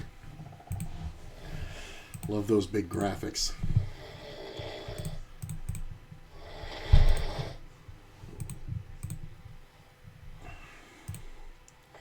Sitting at 216, so we're actually doing really well in this one. It's just that the levels go up very quickly. So we're sitting on 36 blinds. This one, I mean, we're at 8,700. You start with 10K. So one double. Average is 12K right now. And we do have a lot of time. There's 9 levels, but the next level cuts me to like 25. So we're looking for those rejam spots.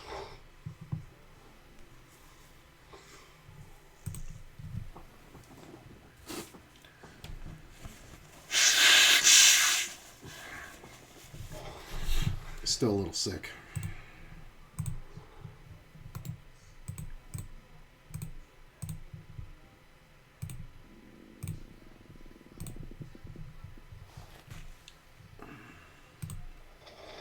Players are still entering this. You get 15 blinds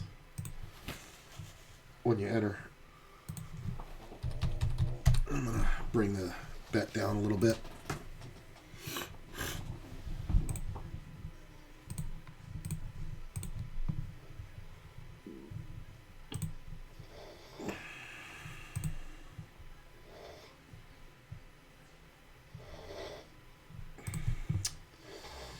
So we see a rejam from a starting stack. Where are you from? New Zealand? I think if I had honestly ace-jack suited, I would call here, but I don't think I can call the ace-9. It's just a little too close.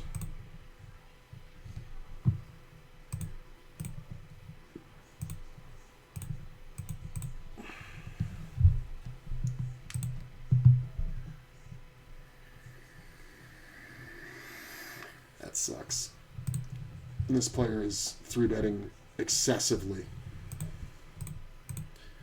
Like if I had pocket 8s here, I would jam. Yeah, pocket 9s.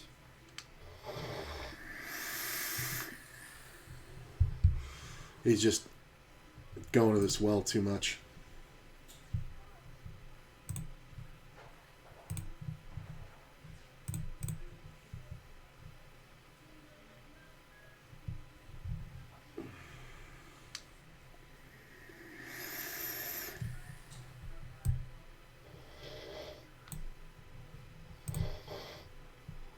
Okay. Yuck.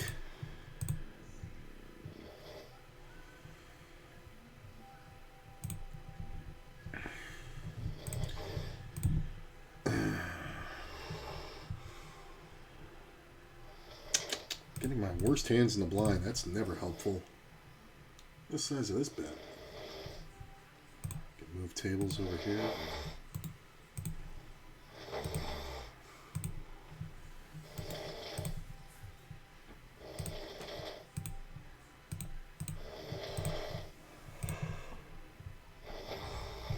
That's a nice raise because this player is just way too move happy. C-betting 100% of the time. Hasn't made it to the turn yet. He's getting raised off a ton of hands. This is close. I was going to say if this player opens, it's close because I'd probably jam, but when this player opens, I can't do shit. Still sitting on 8K, so we're alright, but we'll have 20 blinds when the blinds go up again.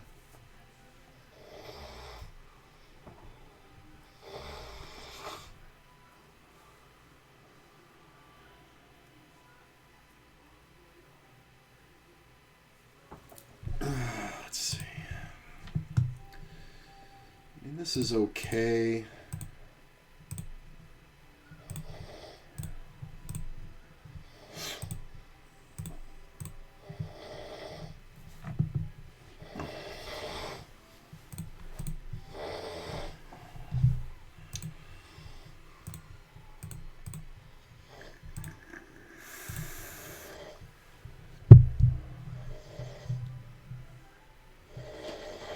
Dun, dun, dun, dun, dun. Oh, holy shit. Sorry. Alright.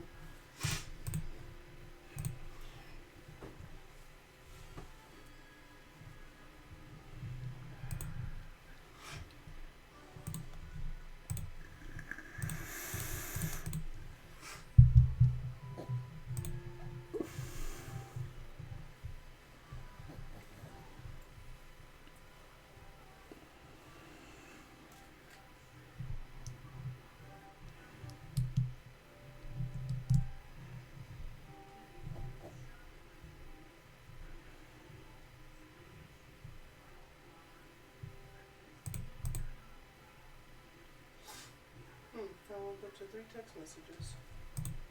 Yeah. Easy sis, what up, love? Hmm. I was thinking about you.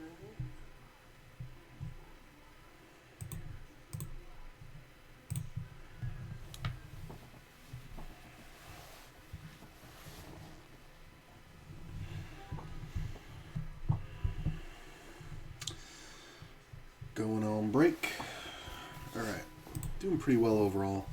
I do still want to get in this 10K 22 one re-entry, but it's still super early, and we still have 4 tournaments, so I'm just gonna chill with these. I'll be right back.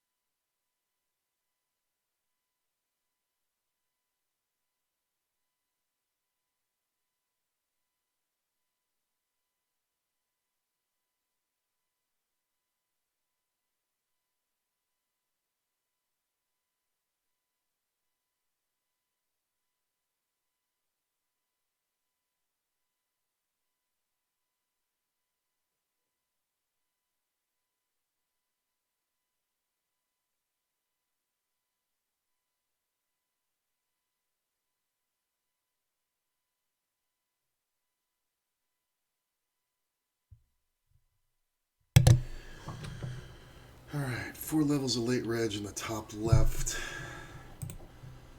And we're sitting just above the average. Gonna be 8K on the next blind level, so it's gonna get pretty hairy pretty quick. And the big one, we're sitting at 8K, about 2/3 the average. Not too bad, but slow structure, so we're gonna have 20 blinds soon. That's fine. Just above the average here. 6 levels late reg left. Nothing really there. Goes up to 4K in a minute, and that'll cut us pretty good down to like 54. And then this one is going to cut me to about 49. but I am almost double the average, so just kind of got to not take stupid risks at this point.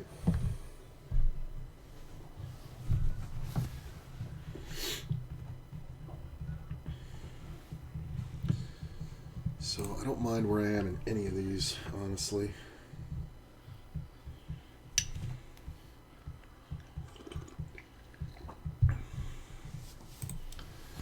This one's going to come down to the next hand I play.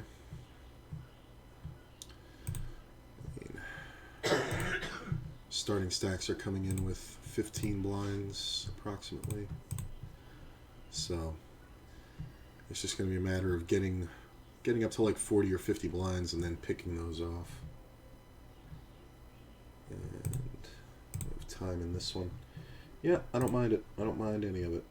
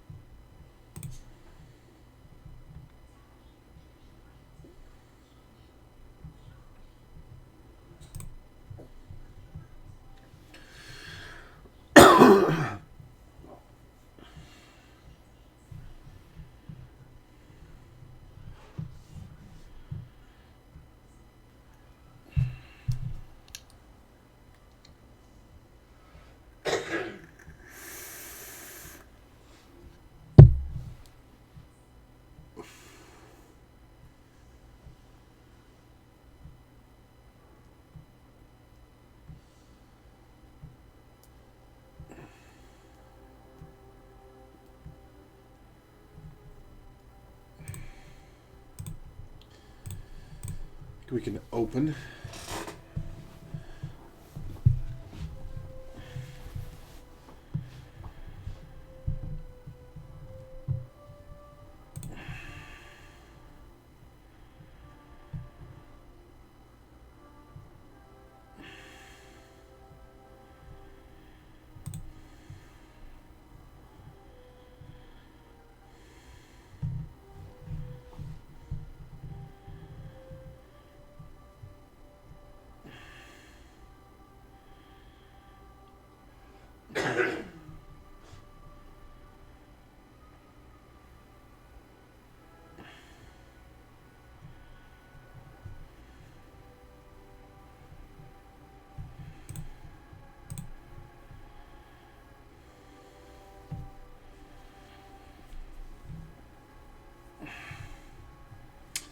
Nope. I'm rewatching Fedor's 2 Days, 2 Million. It's really amazing to watch.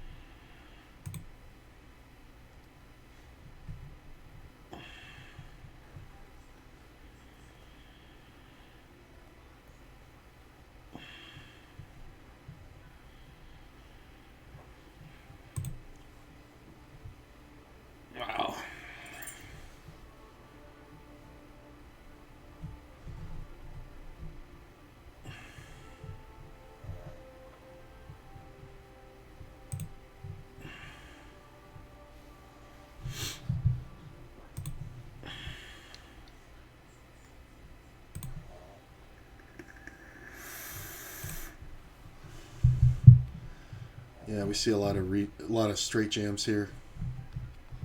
I think if this player gets out of the way, well, we definitely fold now. King Jack? Really? What an idiot. I can't believe he hit it.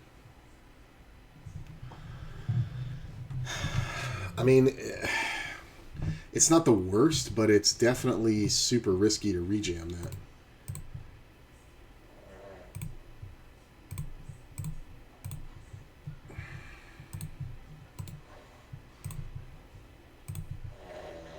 This is a brand new table. All these players have starting stacks. Psh.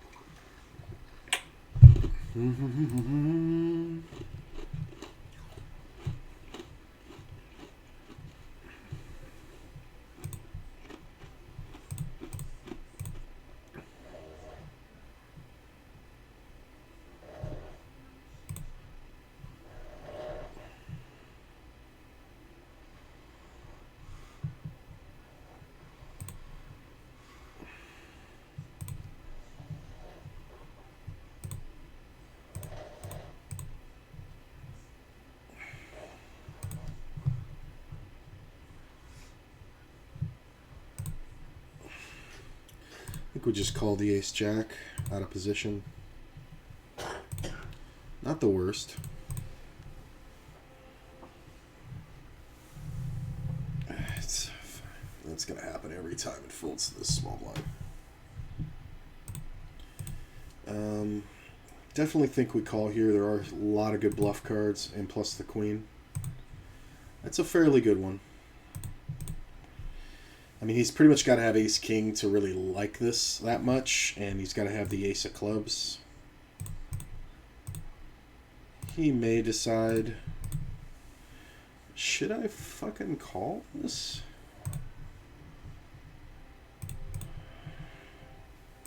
No, I think it's too strong when he bets small. I think it's fine.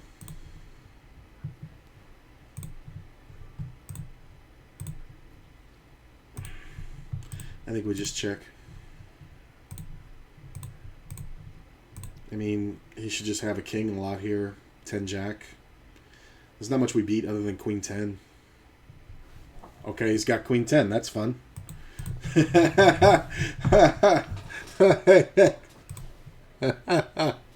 minimum. Just the ace on the turn is just so... I mean, and if I'm him and I'm holding a 10, I'm probably bluffing that.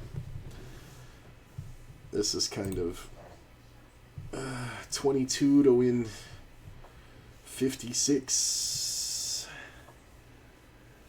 If I lose this, am I really screwed?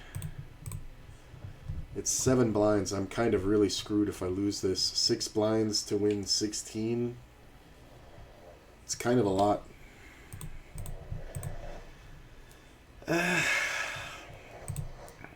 There's just so many like queen 10s, queen jacks. I think I have to let that one go.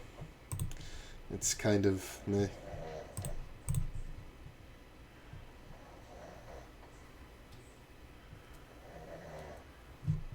It's just kind of it's annoying is what it is. Okay, can we move on to the next hand? I've thought about it enough.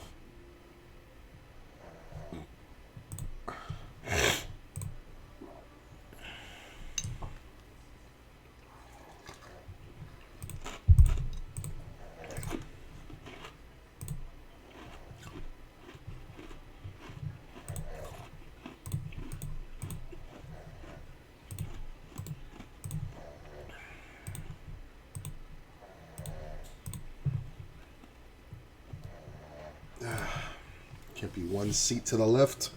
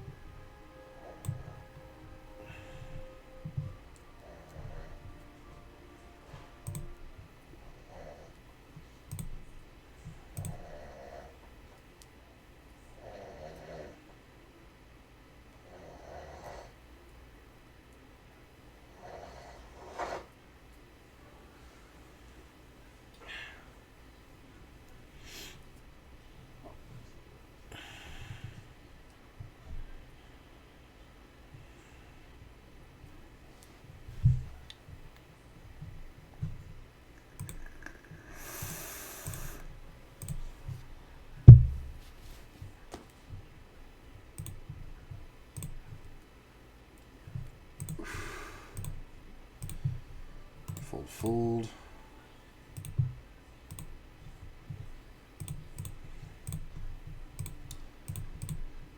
I need something to happen here.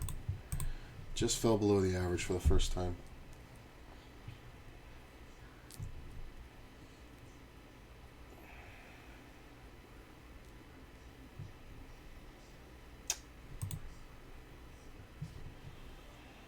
I mean, there's never a situation where I'm opening this in first. I just hate seeing the nuts flop in a 3-bet pot.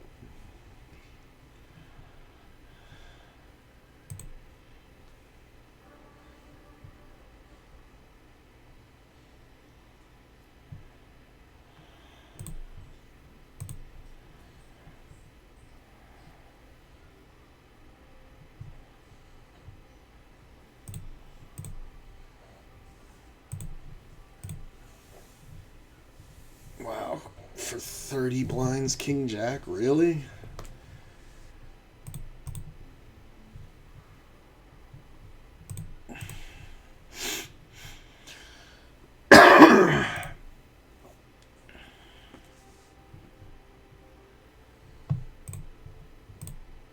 This player's finally out. My big blind versus my small, very short.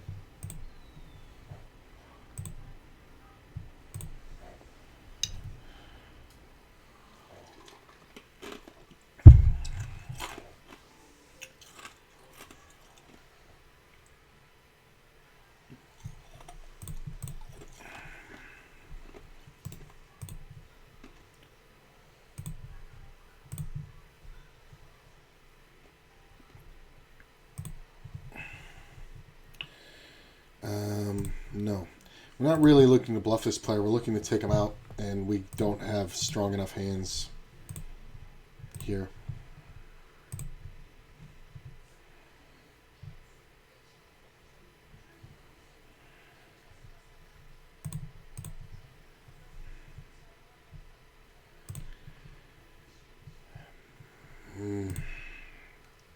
Three levels. It's getting to be a jam fest over here. Ace 10, 18 blinds.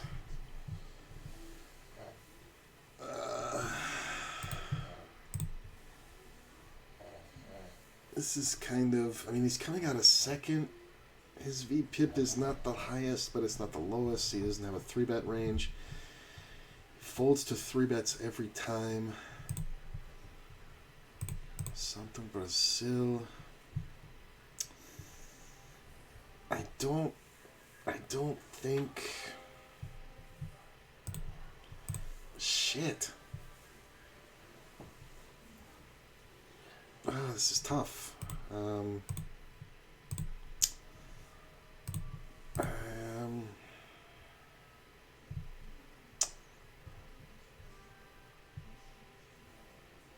This is tough. This is a brain teaser because I can't 3-bet it.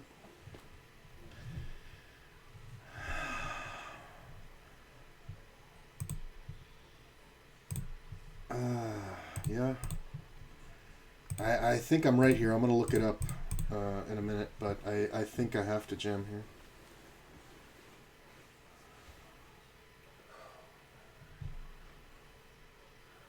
Oh. How do I run into ace king behind? That's the problem with this guy opening wide here. Come on. God. Oh, God. That is so frustrating. I'm going to look that up. 18 big blinds, second position raises. 7-handed. That's so frustrating to run into the ace king behind. Should just win this one. I don't think I can bet. I could have bet.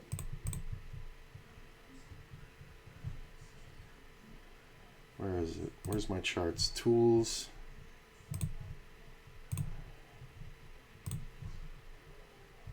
think we make this one the main event now.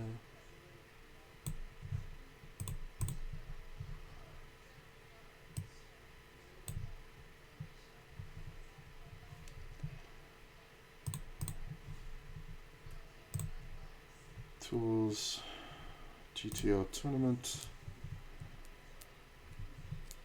blinds, we'll call it 20, position is the cutoff, action is versus or raise from the opponent's position onto the gun 1. Ace 10 call, no wait, yeah he was under the gun 1. What is it at? It's call most of the time at 15 big blinds. It's a fold. I got it wrong. I should be calling or folding. When the blinds go up, I'll have 15, so it's just a fold. It was a mistake. It was right against that player, but it was a mistake, GTO. I think we can go ahead and bet here. That's okay. 11 levels, 350. Yeah, let's go ahead and get in this one. Yeah. 80 blinds, that'll do. I know I can't open that one, which sucks. I can open that one, which is good.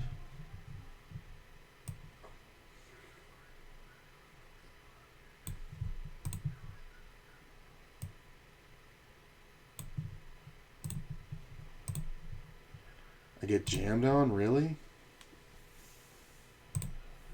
For 36? You can have it, sir.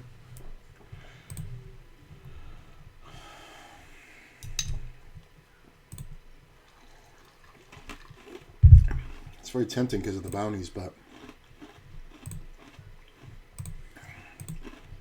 it's just like so often going to be ace king or a race, I guess.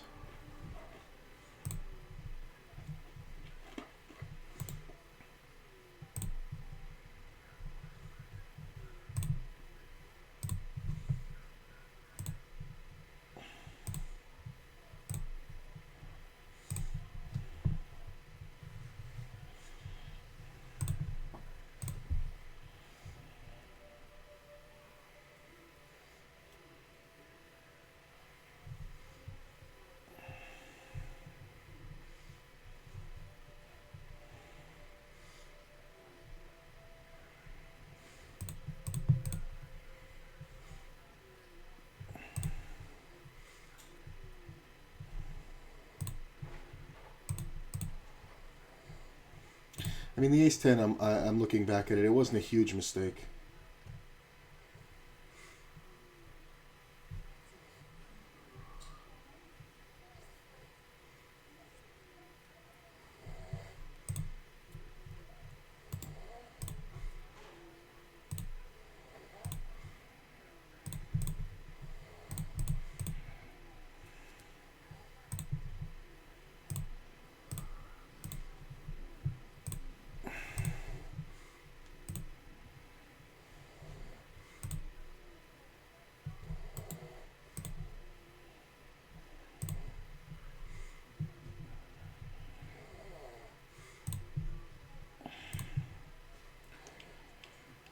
I'm going to try to get 3-bet here.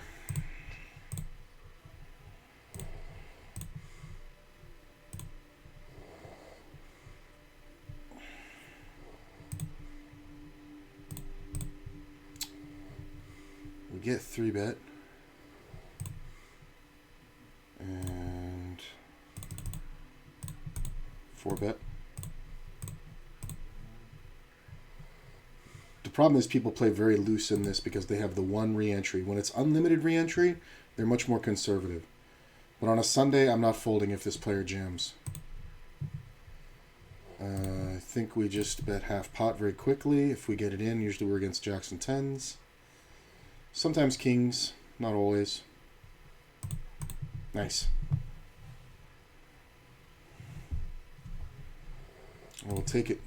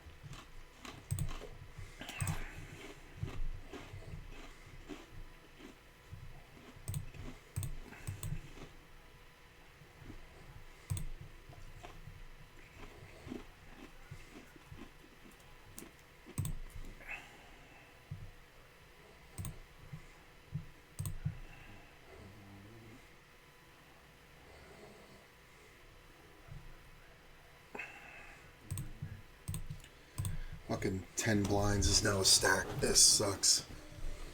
The starting stack is 10 blinds, and I'm just getting card dead for 60,000 chips.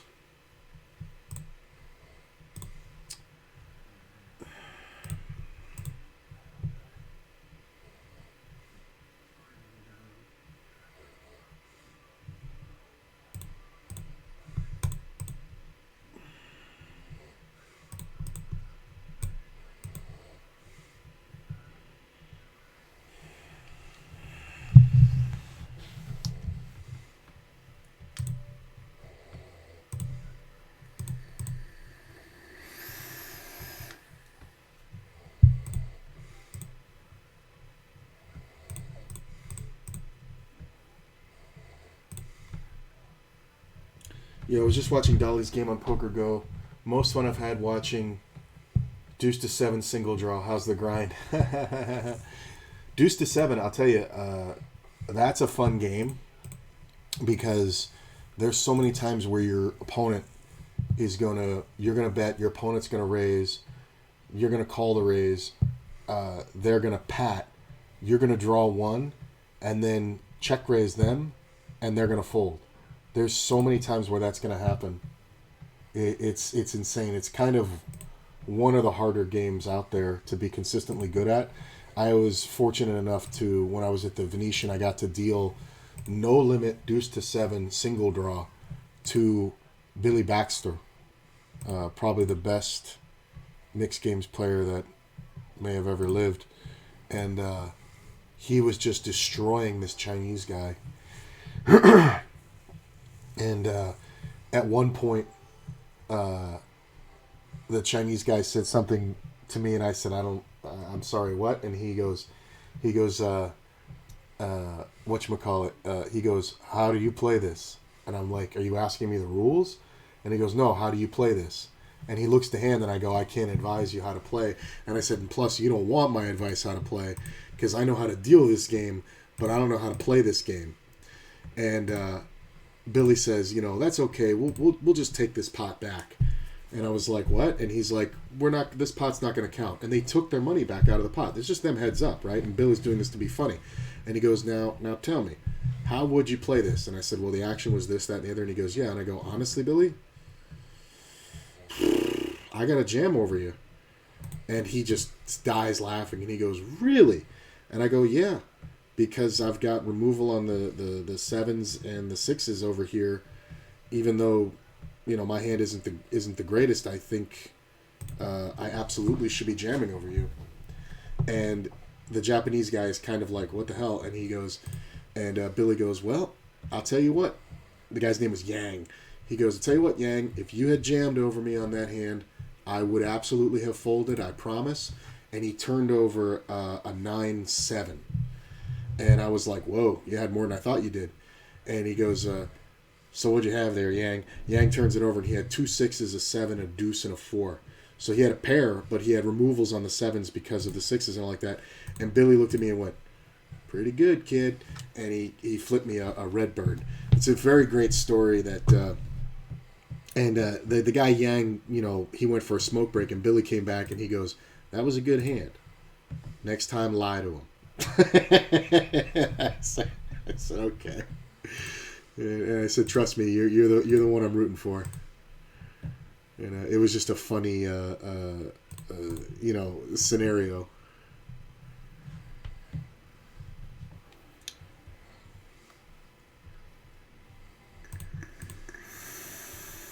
This guy just busted out, and he just re-entered in the last level. He's got 8 fucking blinds. This is a fucking joke, man. This tournament turned into shit. This structure just went to garbage.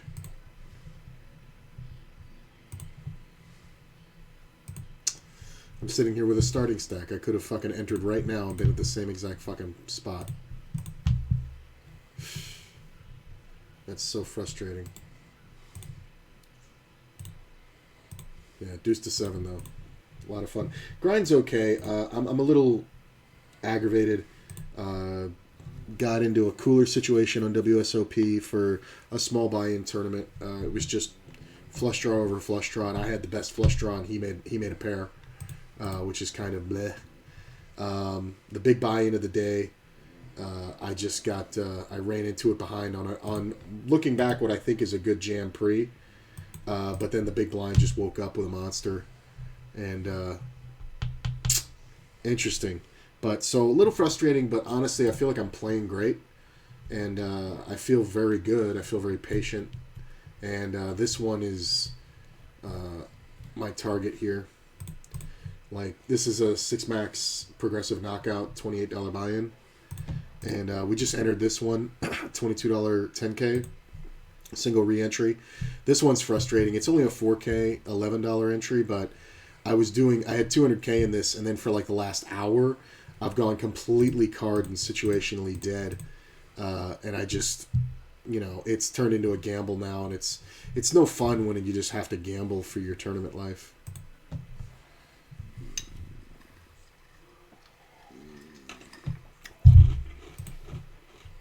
I just heard myself say it. Billy Baxter, I would say, is probably the best mixed draw game player. Best mixed game player ever was probably Chip Reese. So like deuce to 7, Kansas City low ball, Badoogie, all those. I would take Billy Baxter any day of the week. I'd also take him in stud high low. Raz for sure. I think he's got 2 Raz bracelets, which nobody else has. This is back when that game was when that game was fucking impossible.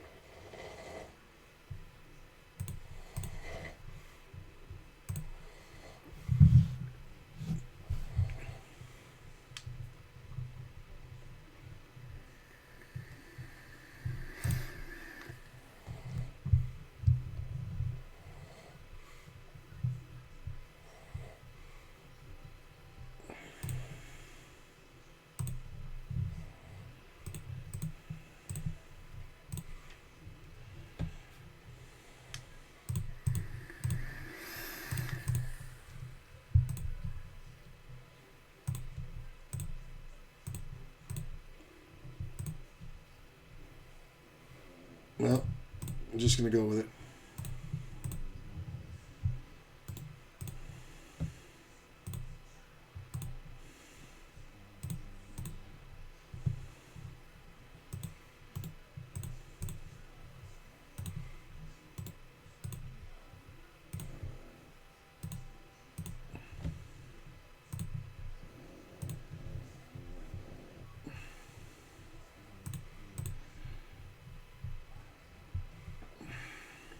I'm never folding for this. Oh, come on. Hold. Hold. Fuck you. I run into this bullshit. For 17 blinds, the rejam. And of course I lose this one.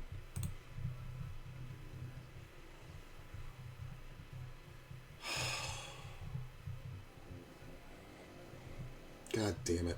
That sucks. This fucking mouth breather.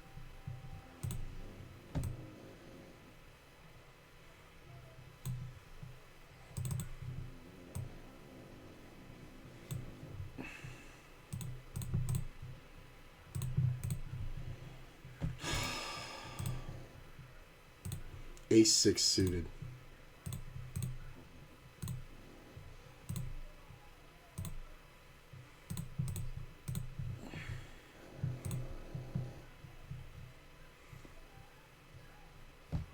Billy's on the episode you actually just watched. He should be. I mean, Billy Baxter's fucking amazing.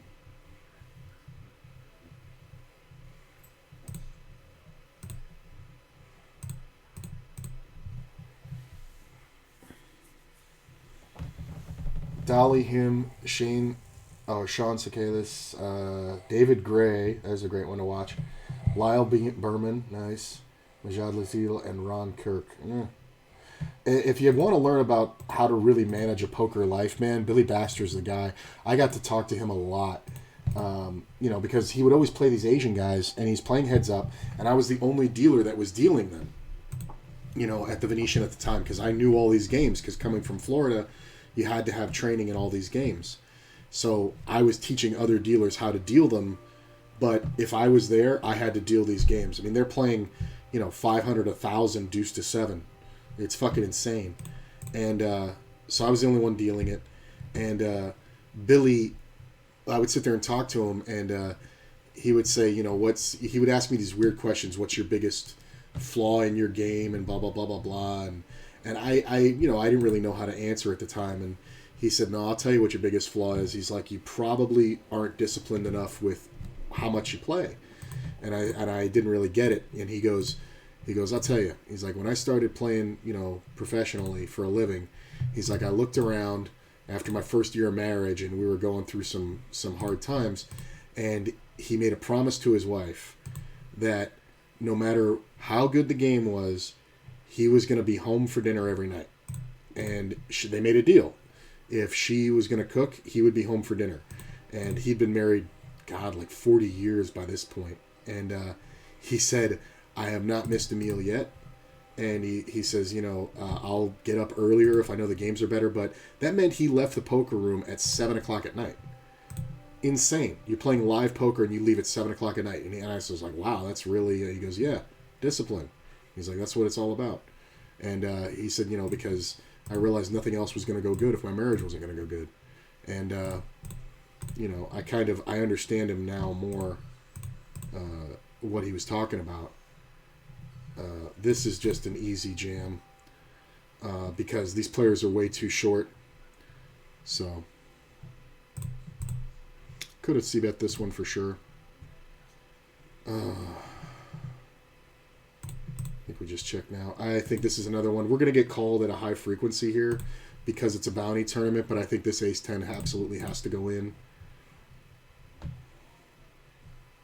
Ace-queen, really? For that much? Hold. Hold. Just unbelievable. And I run into aces over here. Can I get an 8 or a king or a spade, please? Another spade. 8, king. Oh, I made the nuts. So this is the 1650 10K. I got to give up. I can't believe this player went with this for 35 blinds. with fucking ace queen. That's fucking unbelievable.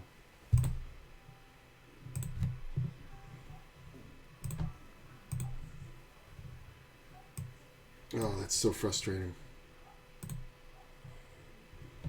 That is annoying.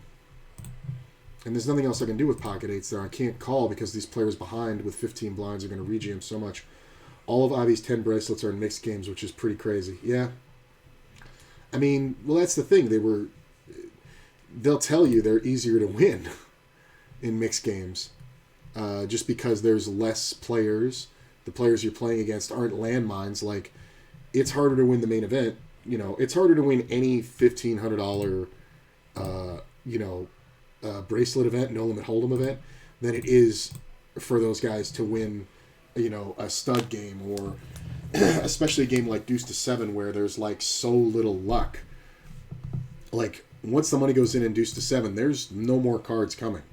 You know what I mean? So if you want to win bracelets, win those games, which is kind of amazing at how many bracelets Phil Hellmuth has won in Hold'em.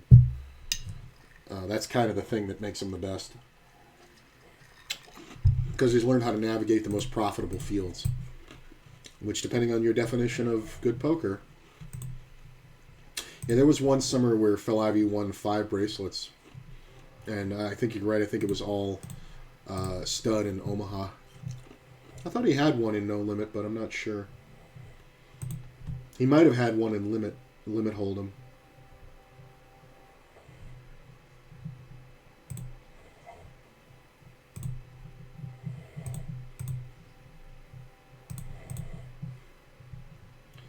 Is there anything else I want to get in?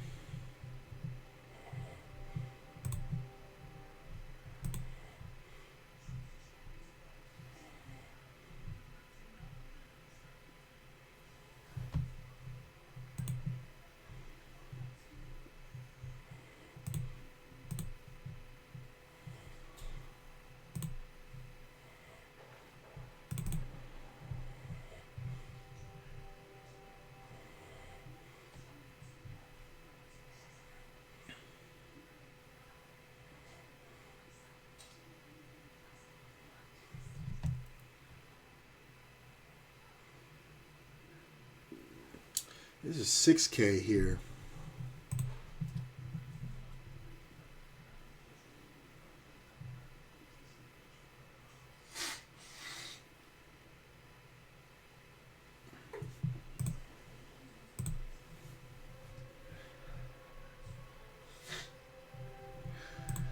I think I'm just gonna chill. I think I'm just gonna chill with these.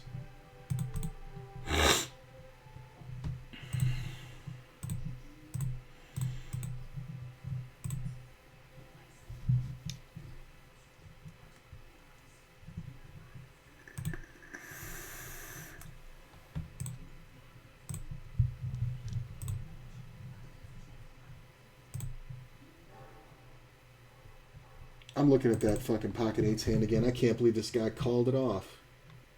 He called off half his chips with ace queen versus a rejam from the small and a limp behind. That is some fucking fish shit. My read was absolutely correct. I think we just call here.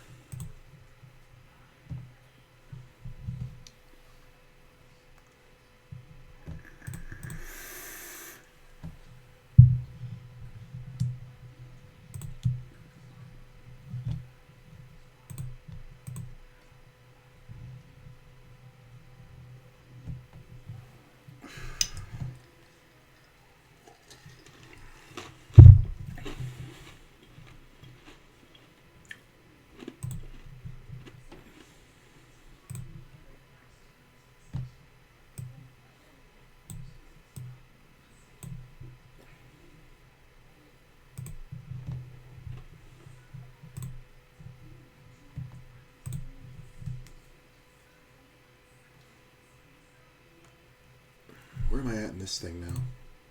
186. Not great, but it's a slow structure.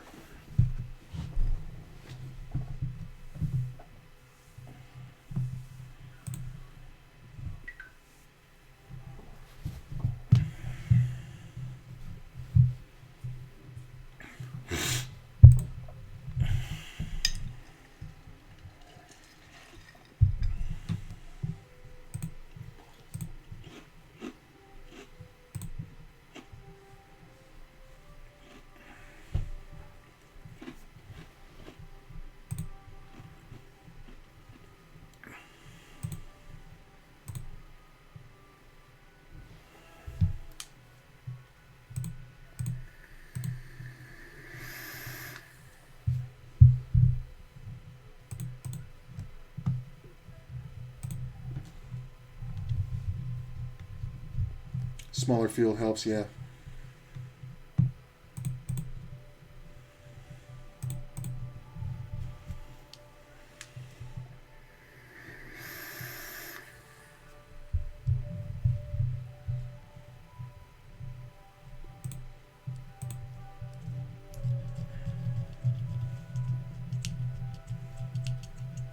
It'll take longer to make a mistake, bro. It's a mistake.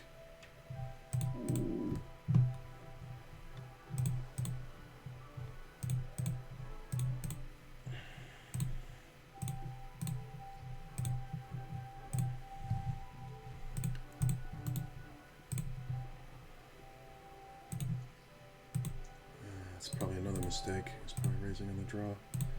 I'm gonna 3-bet this one. Either that or he's just trapping something stupid. Trapping some overpair, which is fucking hilariously dumb.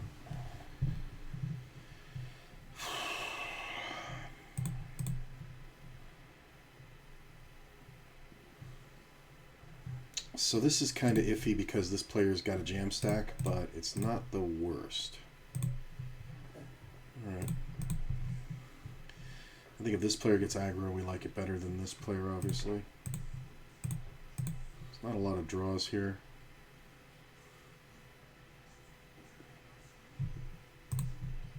Player's opening a lot of hands. I just 3-bet him and stall, so I'm going to call this one.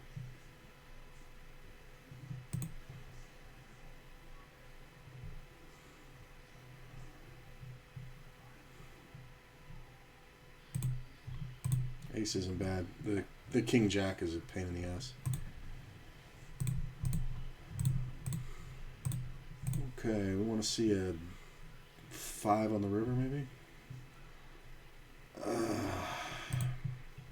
It's too much.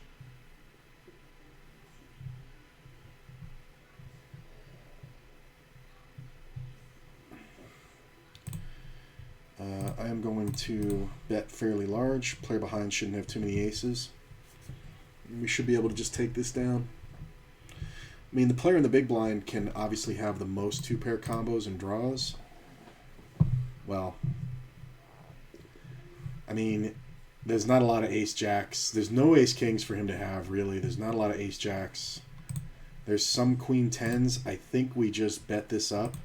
And even if he jams, I don't think we fold because players will jam bad 2 pairs. King-jack, king-4, spade draws, you know, the king-queen of spades, king-10 of spades. I kind of feel better if he jams here. Yeah, he had the fucking nuts. It's the nuts or nothing.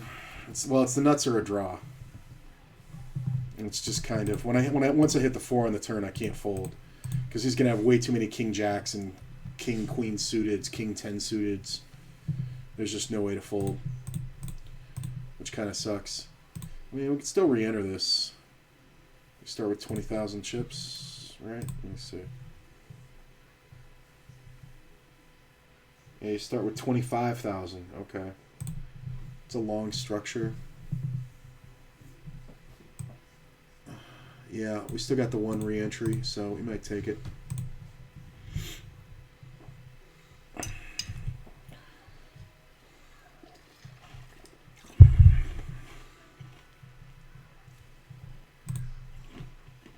Yeah, so we're going to try to get this in fairly soon. This blind goes up. We'll still have 50 blinds for another 2 levels, so I think it's fine. Ivy is tearing up short deck. I would imagine. I mean, that's for the way Ivy plays. Like, if you've ever gotten the privilege of watching Ivy play set a stud high low, you understand that he's exactly the kind of guy who's going to do very well in short deck. Just because he's always so smart too. Like, he sees the next game coming and just gets on it. And at high stakes, you can do that. Like, until I'm playing like 100, 200, there's 0 point for me to even give a fuck about my Omaha game. Like, there's just not enough action in it. You know what I'm saying? Those weird games come up because they're trying to reduce players' edge and, you know, add the luck factor in for recreationals who are just rich. So things like short deck are perfect for that because, you know, when you come up with a new game format, technically it levels the playing field a little bit, but truthfully, guys like Ivy and Billy Baxter, Justin Bonomo and Ike Haxton, all like that, like these guys are already studying the game to just an nth degree, which is insane. This fucking moron. If this guy hadn't jammed, I wouldn't even be thinking about this. Like, if anybody else jams, it's like, it's whatever, but this guy's so prone to jam with just like ace 10 here, it's hilarious. Ace king, look at this, I'd have been fucked. Free roll against me. I was gonna call that too. Just love how this player who fucking just duffed it with ace 6 suited, now he's got a fucking stack. It's fucking hilarious.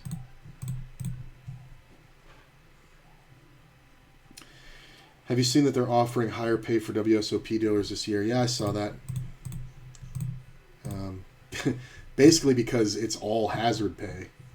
Like, could you imagine dealing that shit? I can't do it. Like, and I've thought about it. There's a couple poker rooms that are looking for dealers and that I might actually be willing to go deal at a few days a week. Just because I need to start playing live as well. And that's always good to understand the game better, is to spend time in the box. But I couldn't imagine dealing WSOP. It'd be the most dangerous fucking thing. I mean, forget about the fact that it's, you know, that COVID's there. Forget about the fact that it's just a mass amount of people, you know, for those factors coming in from all over the world. And I don't know if they're going to hold up the vaccine mandate for the WSOP to play this year. But it's at fucking Bally's in the center of the strip. That shit is dangerous on an average Tuesday, just driving. Plus, the strip ain't like it used to be, man. It's a real fucking much different place now. Like, I used to walk from, you know, back in 2005, I used to walk from my shitty weekly apartment behind the Stardust to Imperial Palace to work. And I would do it at any time, day or night. And even while I was driving Uber, you know, a decade later, people would be like, oh, we don't know about going here or there. And I would just be like, the Las Vegas Strip is the safest place in the world. And I would just tell everybody that. And I no longer believe that at all. It is, honestly, it's become dangerous and violent. Like, gun incidences used to be on the Strip maybe 4 or 5 times a year. And it was always like just some jackass who had his gun and it fell out of his pants at a fucking strip club, or, you know, he pulled it on his friend or something like that. Like, you know, it wasn't like real shit. Like, now, I mean, since the pandemic, man, shit has just changed so fucking much. The Strip is a, you know, bad neighborhood. And it's really bad. And they're not policing it enough. It's kind of just like sorted out on your own. And it's really bad. Like, we hear about fatalities all the time. So I can imagine putting that many people together with the shit show of getting to Bally's every day. Imagine that. If I was to deal at the World Series, they'd have to provide me with a fucking room at Bally's for the time I'm there. Like, I'd have to not leave. It just, there would never be a good time to get off the Strip and come home. They'd have to pay an insane amount.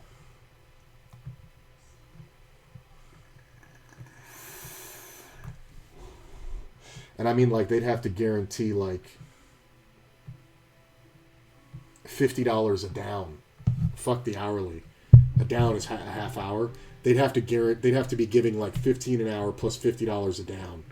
So in 8 hours, you would get, you know, 10 downs and make $500 plus your hourly for, like, $600. It would have to be that much.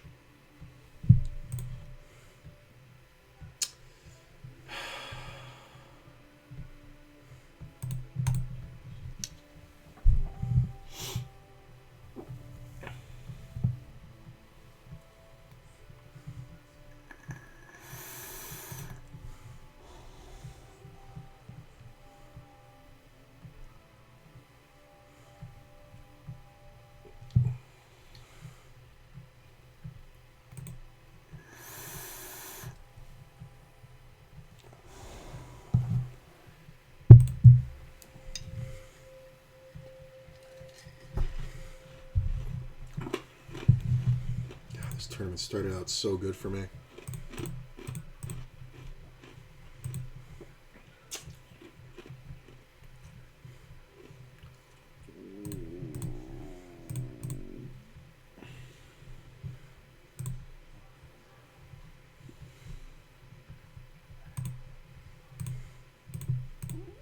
I don't think I can fold to this player if he jams. He's just going to jam so wide.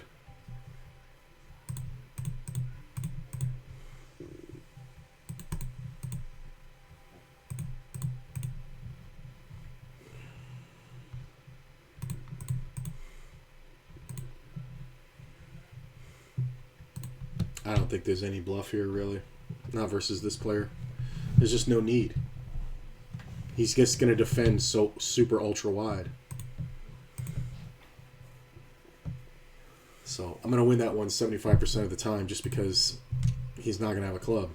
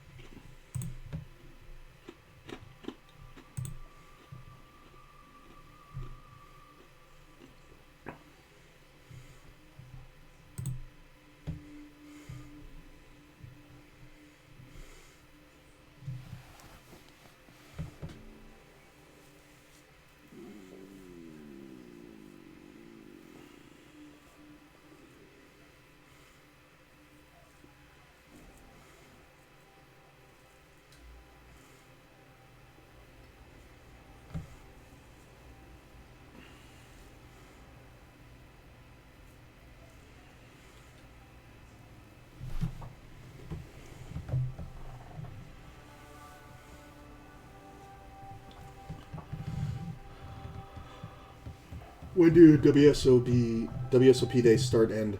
Never something I considered since I'm tuning in from Scotland. Scotland's probably like one of the best places for poker players as far as tax things go. I actually considered it years ago, and moving to going to Scotland instead of Canada for like big events, just because the money won in taxes out there is pretty much free.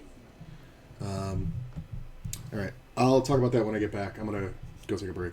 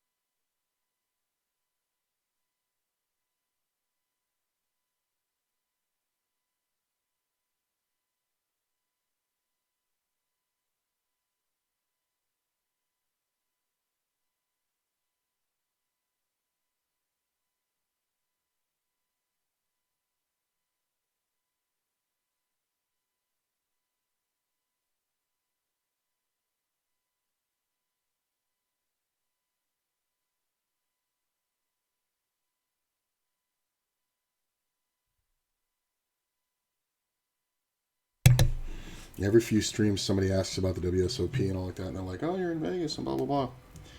I mean, I don't like playing live much at all, but I sure as shit would not. I went to WSOP in 06 and played the dealer event, and woof.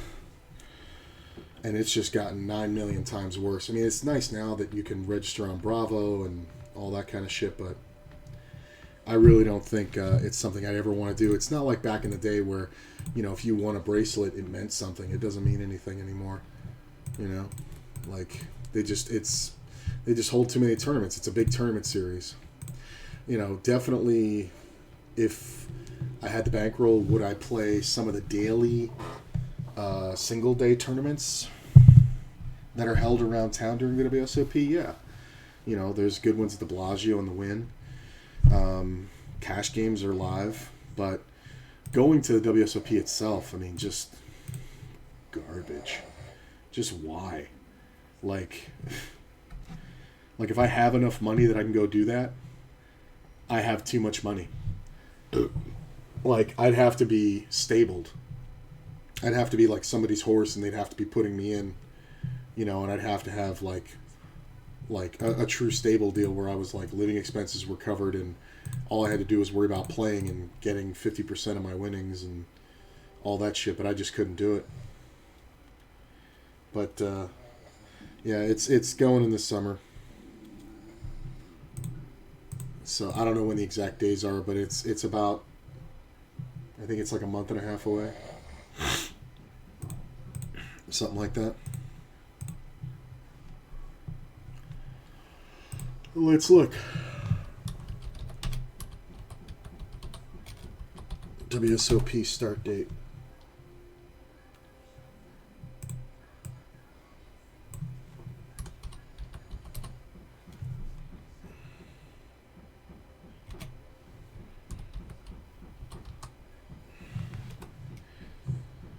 Largest single tournament series 2021 main event. When is the next WSOP? Stay tuned for poker news. Tuesday, May 31st through Tuesday, July 19th. So, yeah, the end of next month. And the main event,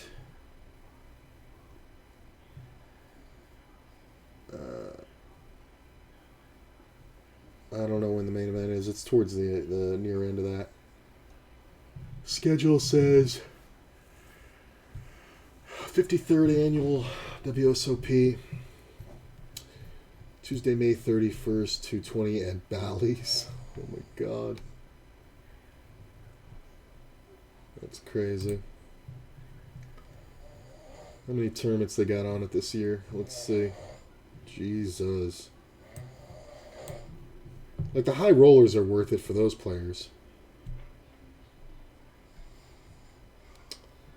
Man, how many fucking events are there? 88. Well, 89 if you count the Tournament of Champions, but you got to qualify for that.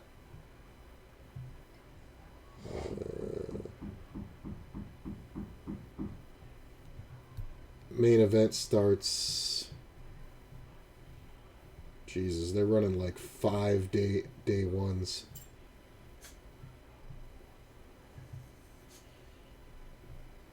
That shit's crazy.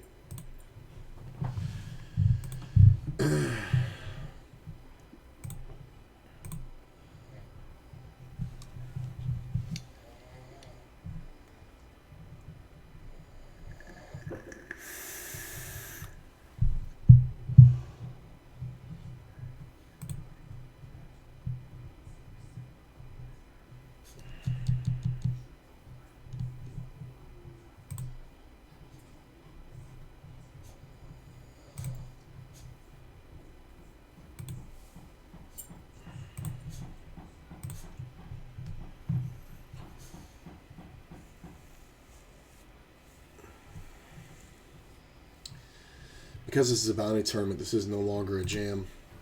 King 10 is the jam there. Because I'm just going to get called so much more often.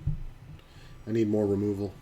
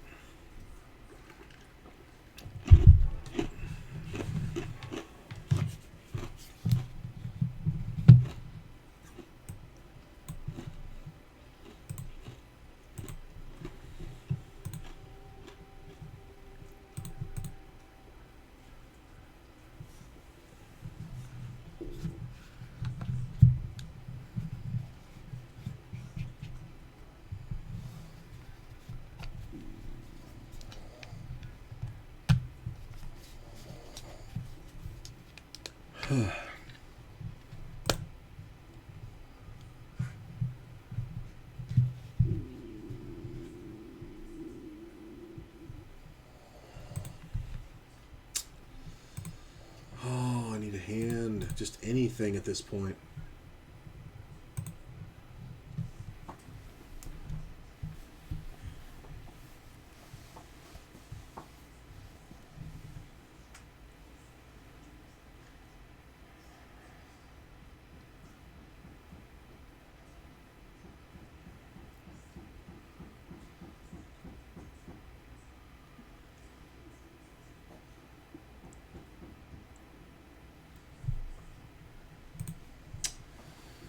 Oh, these are tough.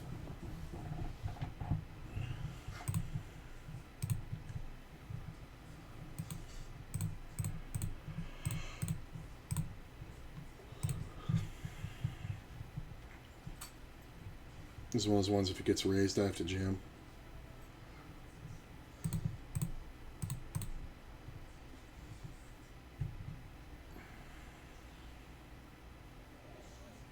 Yep.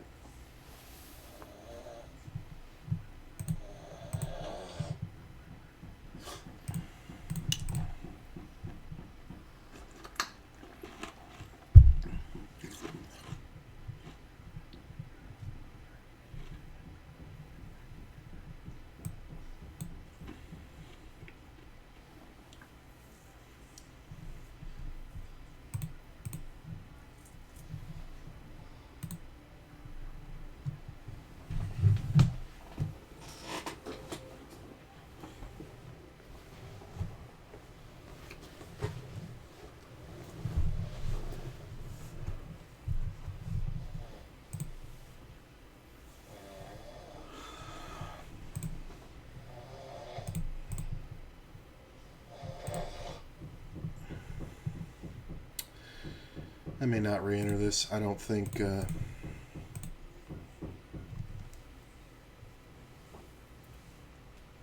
mean, in all honesty, I just hate when I get to that point where I'm grinding one smaller tournament. So if I can get up a stack in this one, then I may re-enter the other one. But if this one, if I'm just destined to be, you know, bumped out, then I don't think I'm going to re-enter this one on the left.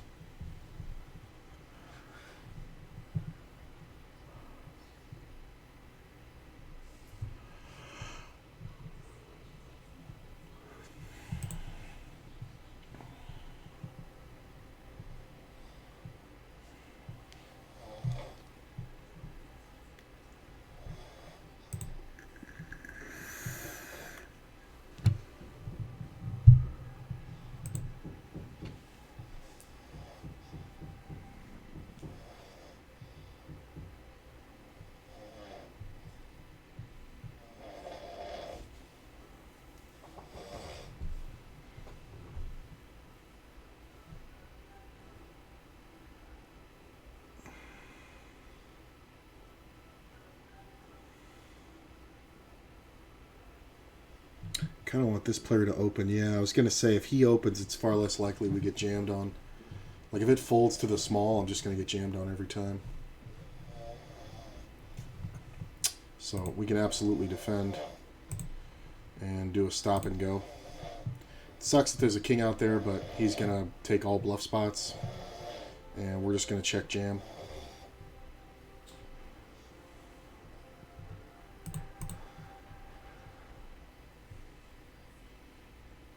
He's not going to fold anything with reasonable equity, but we're trying to get him to fold pairs.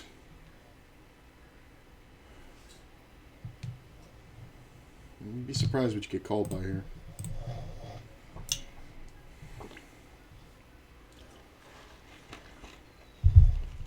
I'll take it. Standard stop and go.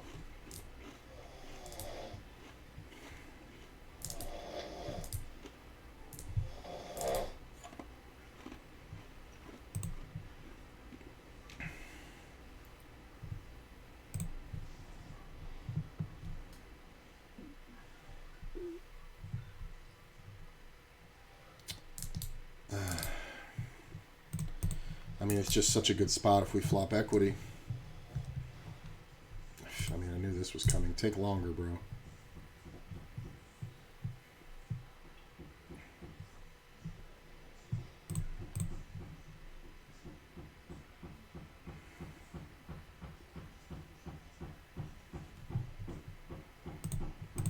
That sucks. Apparently my neighbors upstairs are installing new carpet. He's been hammering at that door. What door? Their front door. What do you mean he's hammering at it? He's trying to fix something. I think she fucked up and broke something. Instead of just calling maintenance. Because he probably don't want them knowing that she fucking bad shit. Pretty sure they know. He's limping. He's on crutches. Yeah, I've seen that.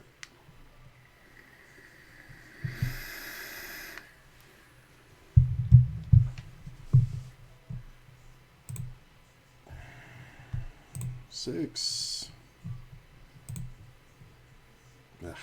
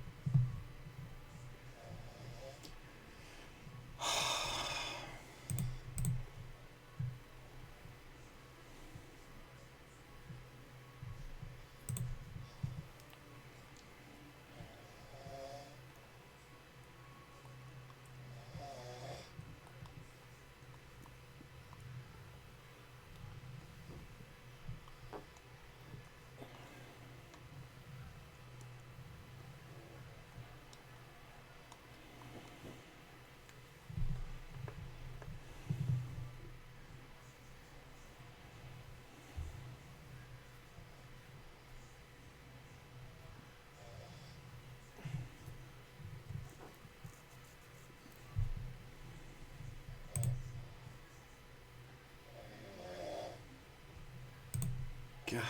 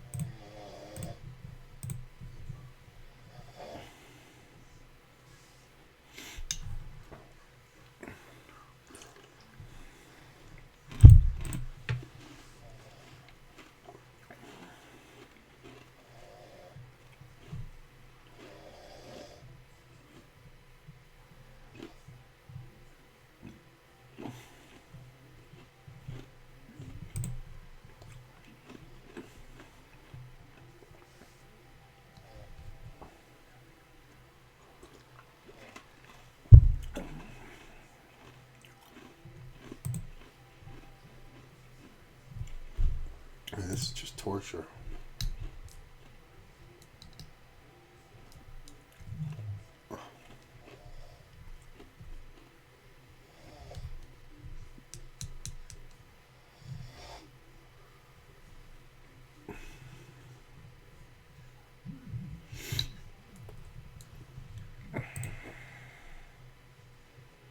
Probably getting in this one.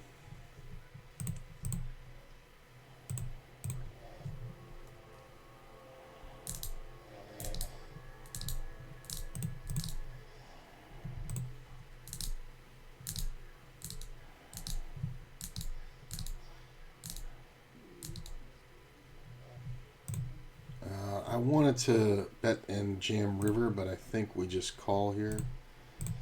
I don't think I can fold now. If he somehow has a king, it's whatever. But I really don't think I can fold. Yeah. Just never anything, right? Nice. I mean, that's just the worst bluff spot ever. Like, he didn't bet the flop. He didn't bet, you know, he bet the turn really fucking stupid and small. Like, even with my short stack, there's just no way to fold. Like, it's just the worst.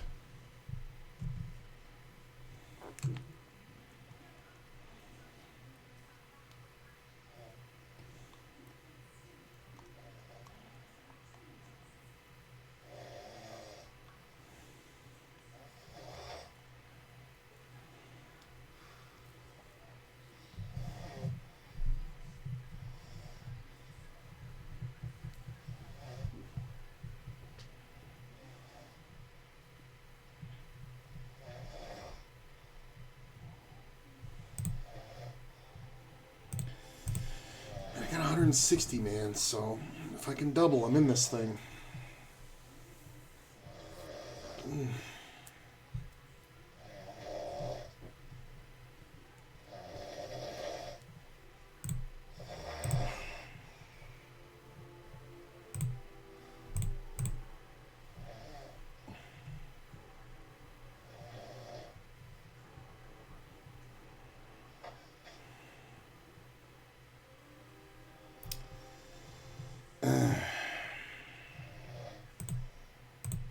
I can't fold this either. Come on. Don't. Why does he push so fucking wide? Come on.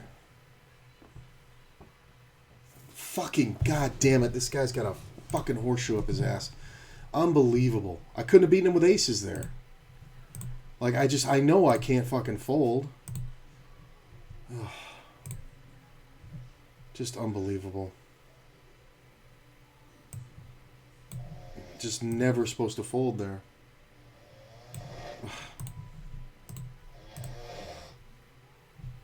God damn it. It's so frustrating. Same guy, 3 fucking times. Just shoves garbage. That one he was ahead of me. The other 2 I was fucking way ahead and he fucking got lucky.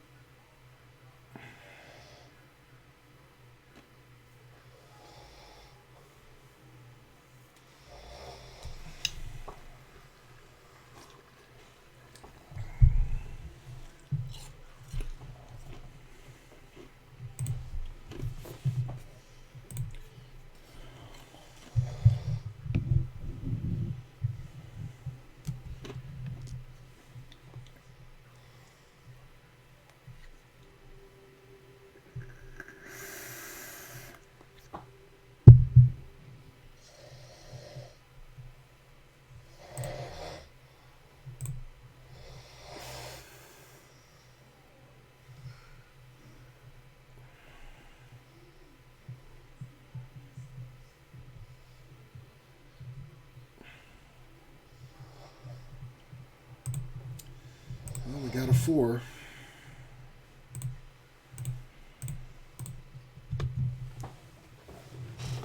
Oh, I have a jack.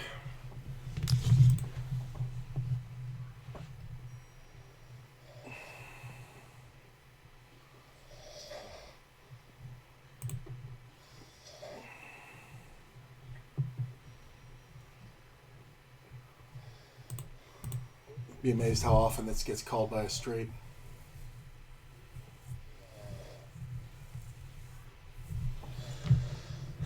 I think he was bluffing. All right, got 19K.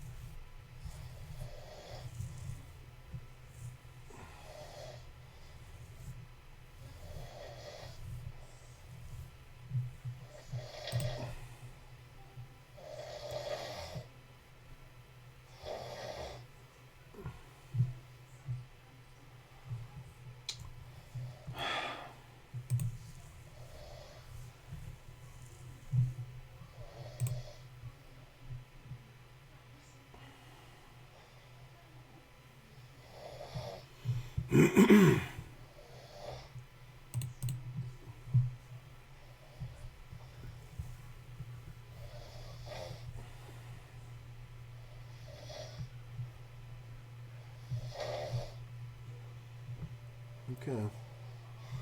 About 40 blinds. We got aces. Big raise from up front.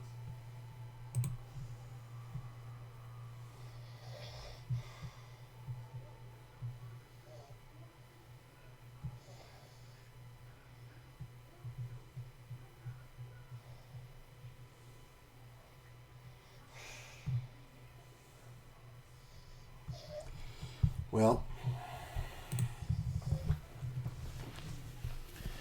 it's a big raise from up front. He may 4-bet, or 3-bet, or 4-bet. He should want to push this player out. I think if you have jacks, you can do it. If you have kings, if you have ace-king, obviously. But that's a big open from under the gun. This player is very loose, so I like the just call here. And we'll have to try to get it in on the flop. Shouldn't be too hard. We're basically just going to check call and call. Because there should be a lot of checking on the flop.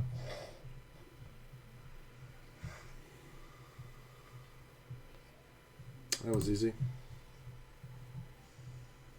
Old. That's why you just call. Boom, boom. 41,000. Very nice. Very nicely done. Very nice. I like that.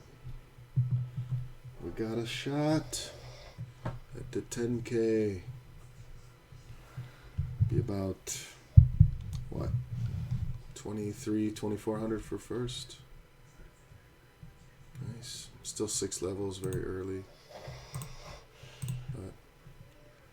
I like that one. Yeah, I was so bad about doing that in past. We're absolutely goading that. We're just trying to get the jacks to go crazy. Like, because I should only have pairs, and if I didn't make a set, I can't call. I should never have queens. I should never have kings. So it's aces or a set that beats him.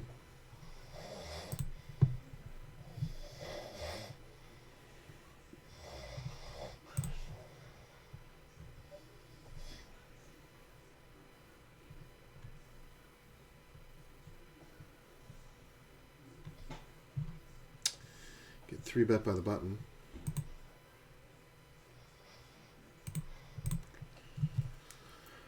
Oh, that was easy. I think I'm supposed to call the 4.5 to win 15-5. Yeah, getting better than 3-1.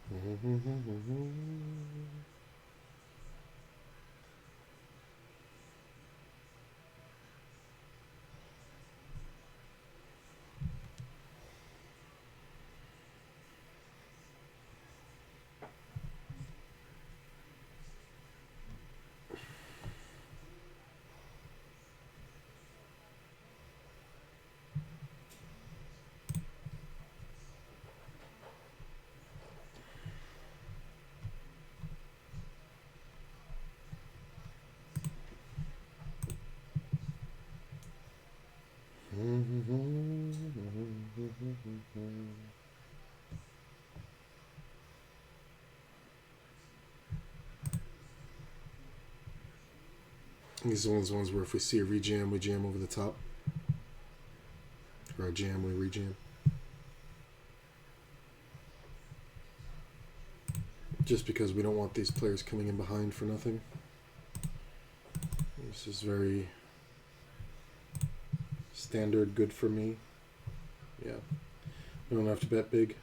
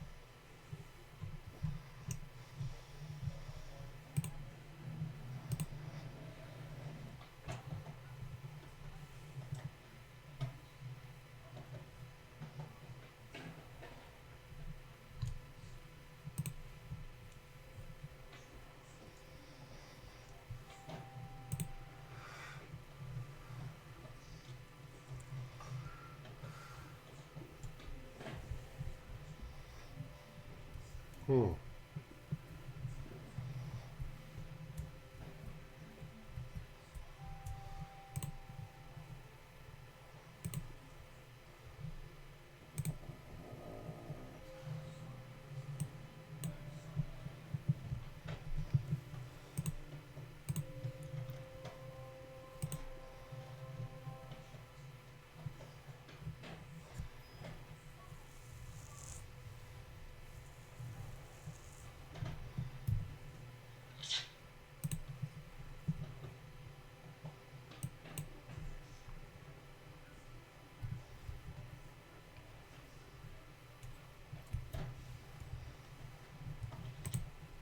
This button's pretty soft.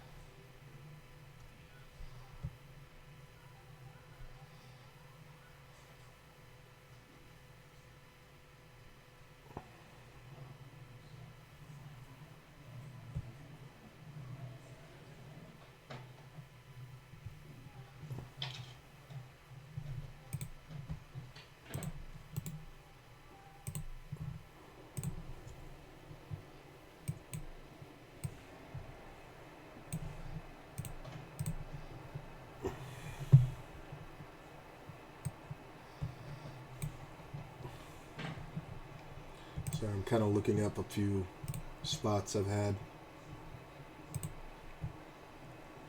So feel free if anybody's got questions, I could use a little interaction.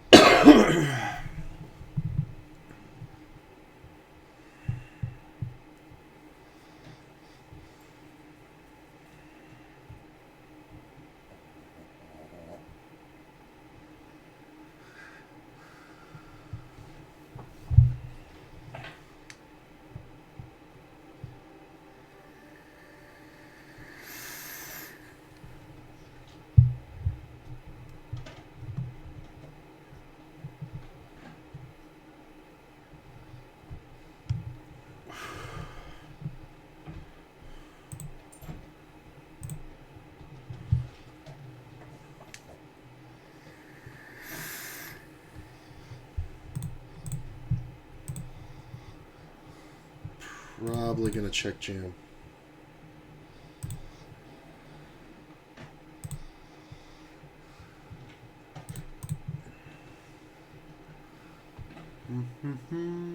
Okay.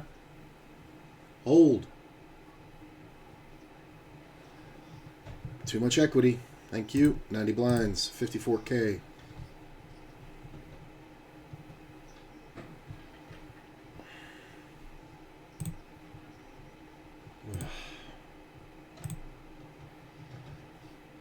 I want to become famous. No, I don't. The fuck would want that? 22nd out of 217. 6 levels late reg remaining. Sitting pretty good. On a double start stack. Not bad. Sorry, I'm still looking up stuff. Just kind of occupying my time.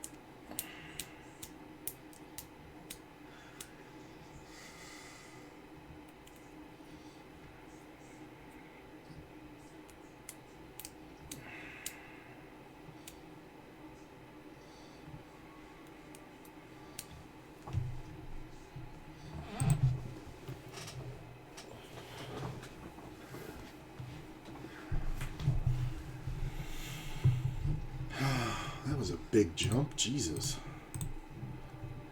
Ugh. Oh, it went from 4 to 8? What? Wait a minute. It went from 6 to 8. Okay, well that makes more sense. Still sucks. Next jump is 1,000, then 12, then 16. Ugh, no 14.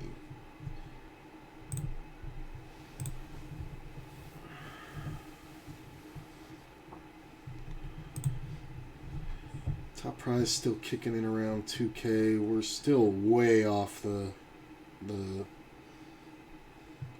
500 that it needs. We got 290. Only one re-entry? One? That can't be right. There's 2 here. There was 2 there. 2 there. This can't be right. What's wrong with this? What is wrong with this?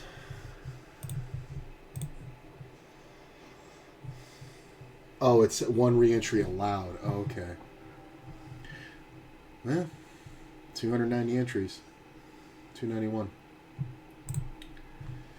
Kings.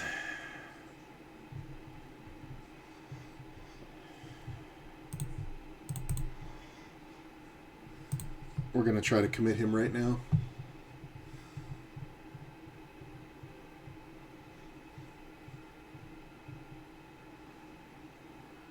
It's very hard to call here. Like, you kind of want to jam or fold. Hold, baby. Hold. Nice. That's why you got to raise so big. You got to make the guy make a decision right there. 80K.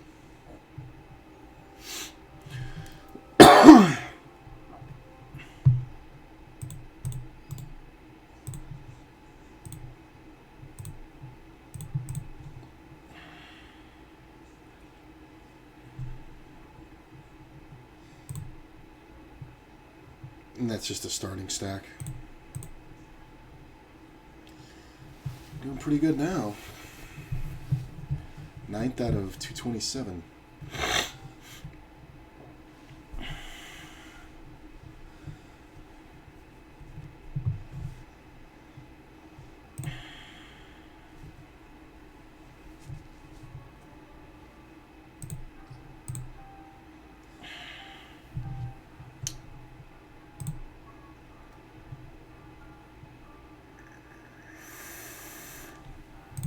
That's not bad. I definitely don't want to get blown off of it. He's going to have a lot of Broadway cards. So, we're going to check back.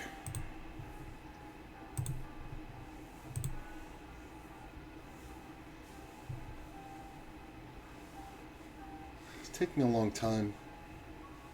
Could he have a queen? I suppose. I think when he takes this long, I think we do want to start betting. He can have 9-10 or 10-jack, and we can get some value. We also set up bluffs for the river. The ace isn't great, honestly. There's a lot of 2 pairs. There's a lot of 10-jacks. There's a lot of ace-queens. There's a lot of king-queens. I think we just check and win about 60% of the time. Queen-jack, yeah. I don't think we're getting paid on the end. I like the check back. He took a really long time, which kind of read his second pair. 84-4. Doing pretty good.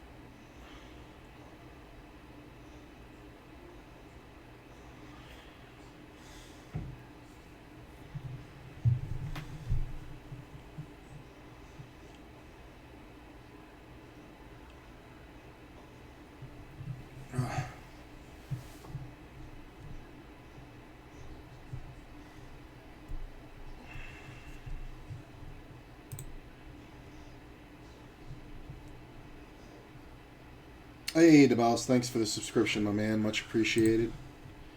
I appreciate that Prime. You guys can use that Prime anywhere, and it definitely helps me out.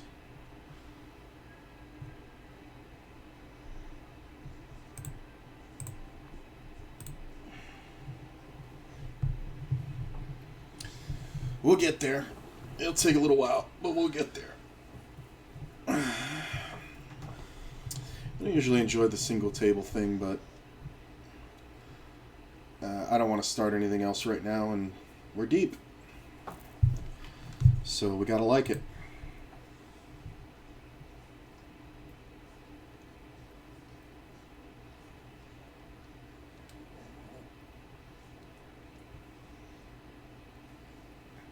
I don't think the alerts are going off, though, so sorry if that didn't come up. I appreciate it.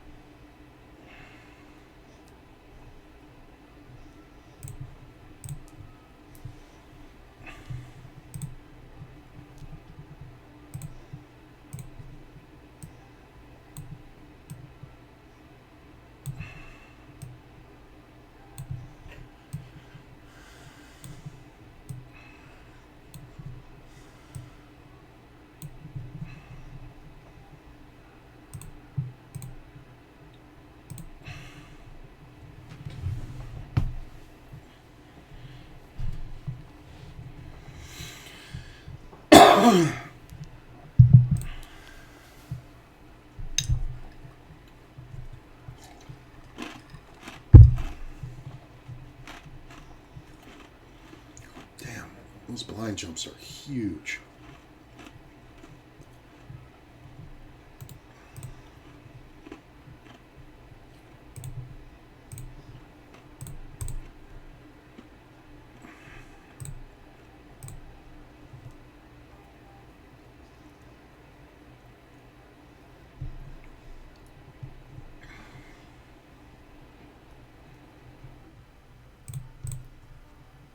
Oh, what the hell?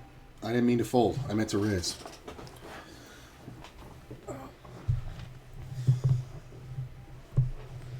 Oh, maybe I got away from one for free.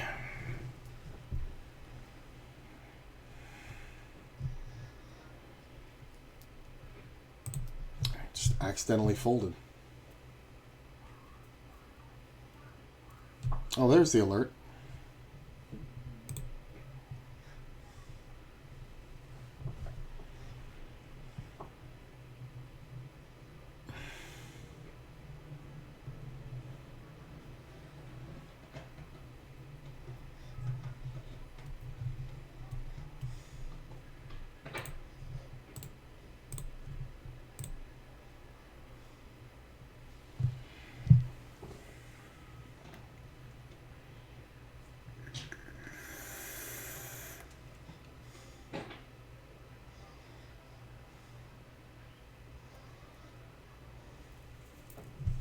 My man's starting to 3-bet quite a bit.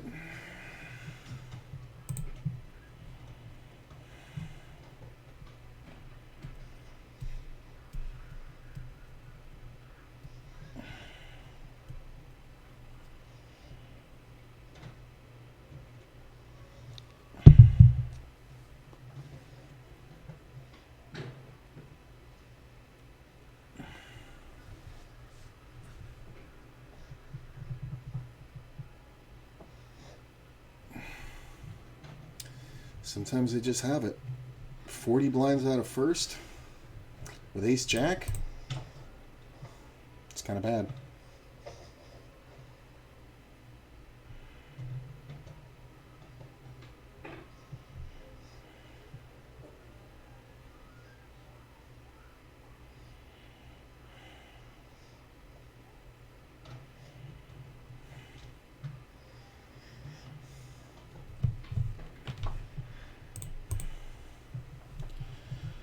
Da, da, da, da, da. 4 levels of late reg left. When late reg ends, blinds will be at 1 and 2K. No, that's the last level. So it'll be at 1250, 2500. So even having 100K is only 40 blinds. So this thing's going to really speed up after late reg ends. Fun.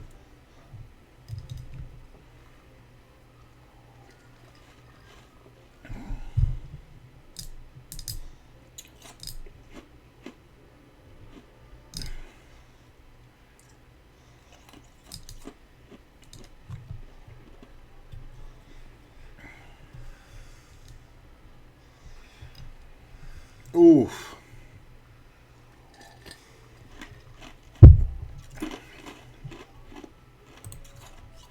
I mean, that's just bad.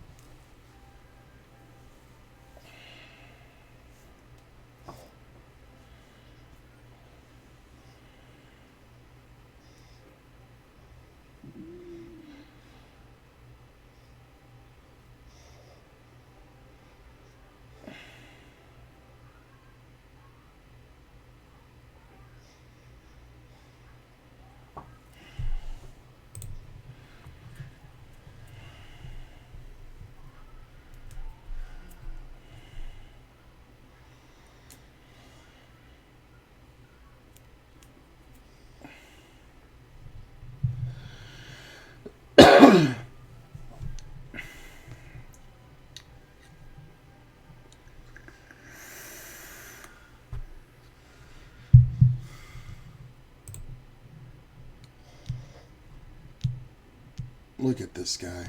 Way too aggressive. I kind of need that. Yeah, I kind of need this guy to win.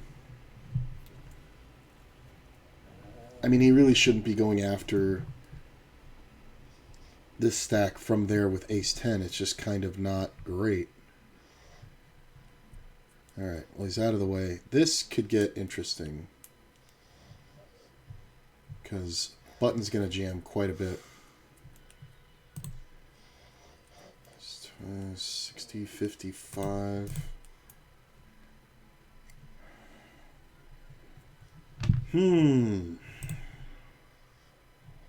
From Belarus.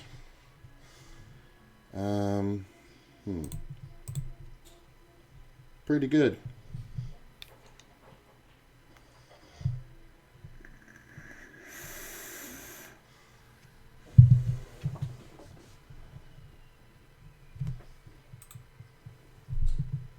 That's a pretty good card. If you're gonna get the card on the turn, make a quads.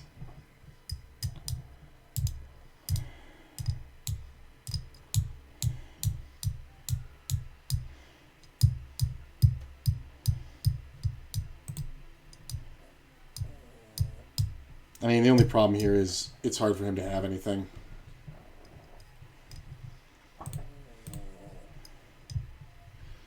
Hopefully he's got an ace and he tries to bluff catch. He had a 7. Wow. I'm surprised he didn't bet the turn. I bet if I bet the turn, I get it all. 95,000 and change. Surprised he called it that quick with a 7. I kind of spotted him pre-flop as like over-raising, but I didn't want to 3-bet because of the 8s. It's hard to say. I think people are losing their patience because the structure while it ramps up, it's taken forever to get here. I mean, pocket tens is kind of standard.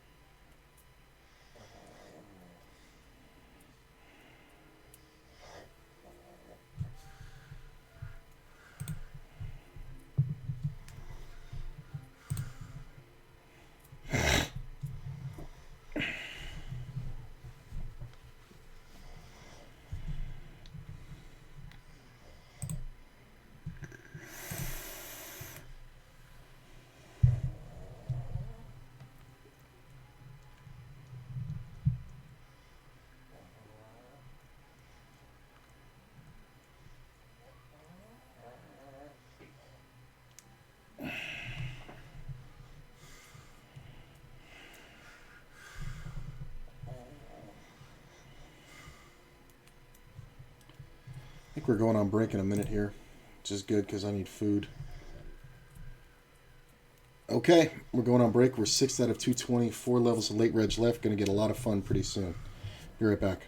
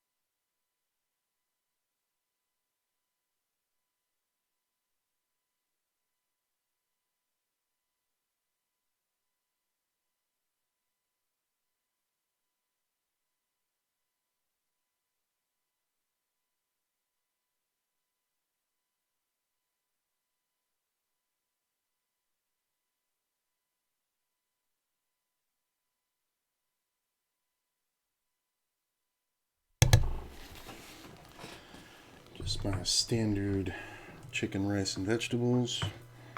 Trying to do good. Not easy. But I'm gonna mute it while I eat.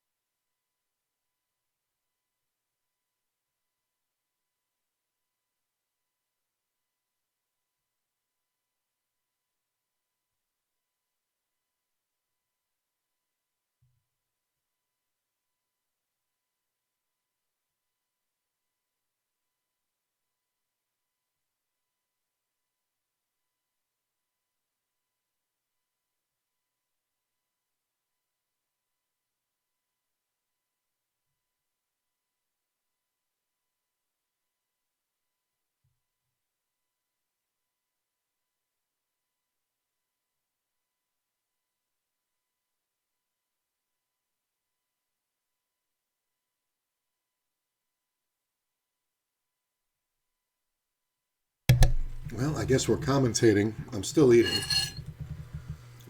So.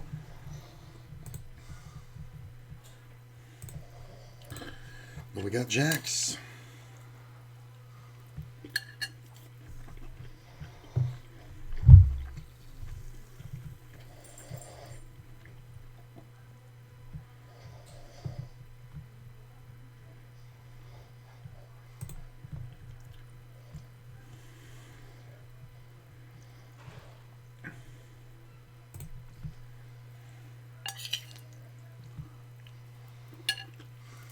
Not folding.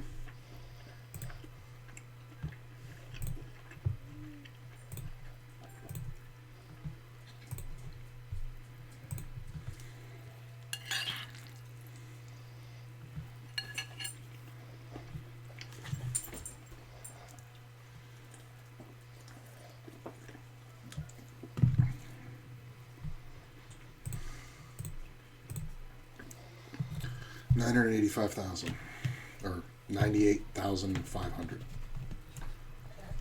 It's blind level 1.2. So we're going to drop to about 80.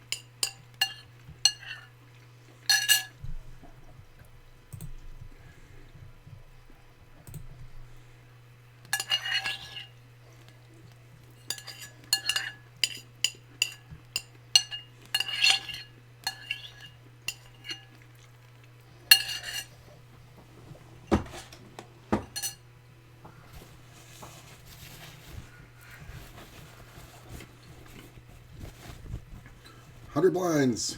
We got there. Look at that. $100K.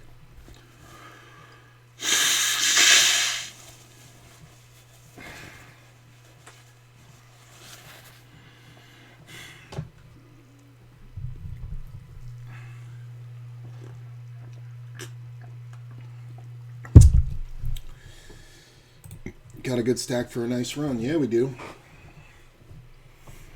The hardest part about Sundays is just keeping your patience.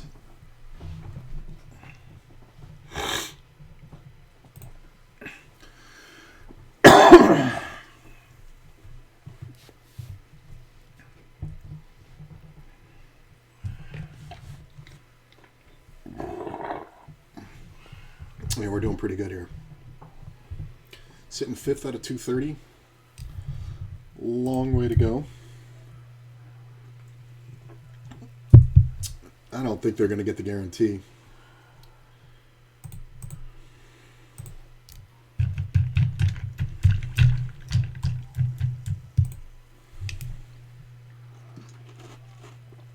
Got shot straight flush.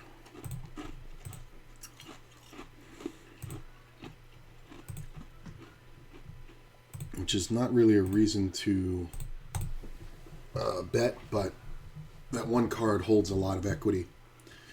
You know, a 7, a king, a club, they're all probably good. So it's fine to bet there, especially when we get checked at twice.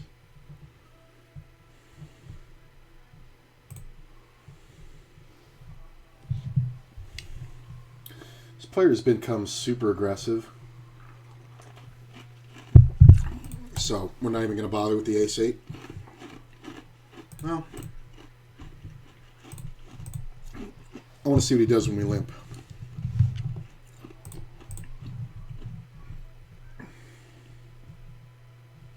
All right.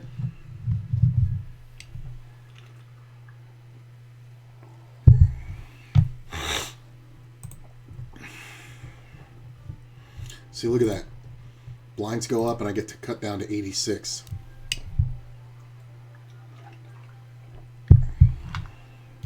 Same number of chips, actually more.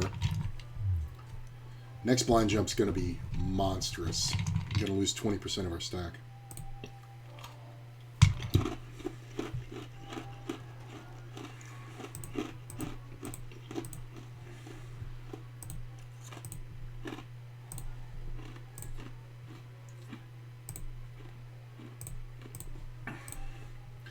I mean, we're just basically going to lean on it from here. 108,000. I mean, we're just taking 100% C-bet ratio.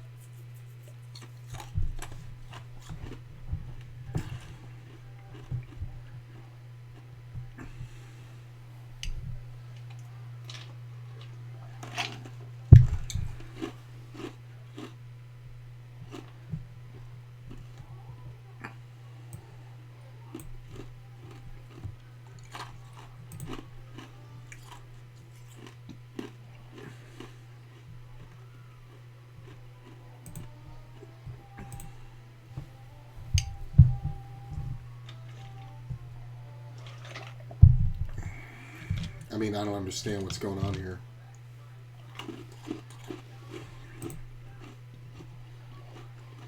I mean, I love that they took him off the table.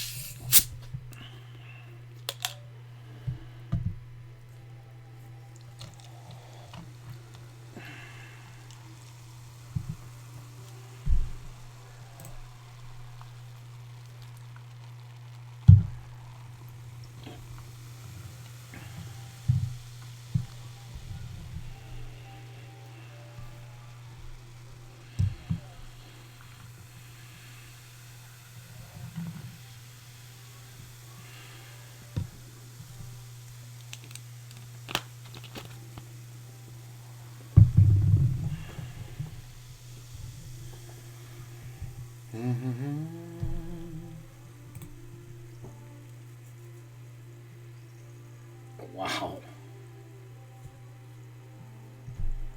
They played a big old pot with ace high.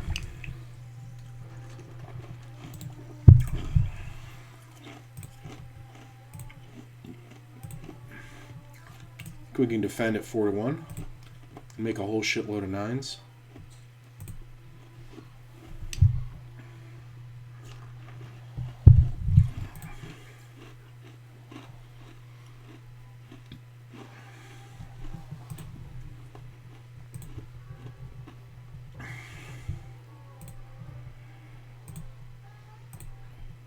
I mean, we basically don't have any value in raising.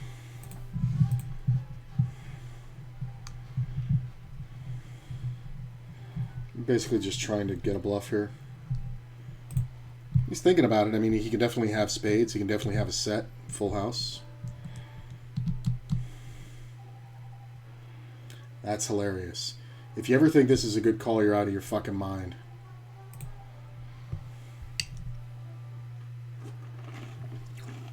It's like pocket fives or sixes or something.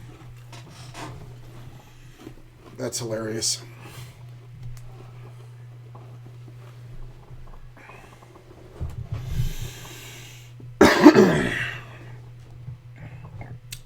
I mean, the minimum's a flush, but I think, honestly, the most likely hand, believe it or not, is pocket deuces.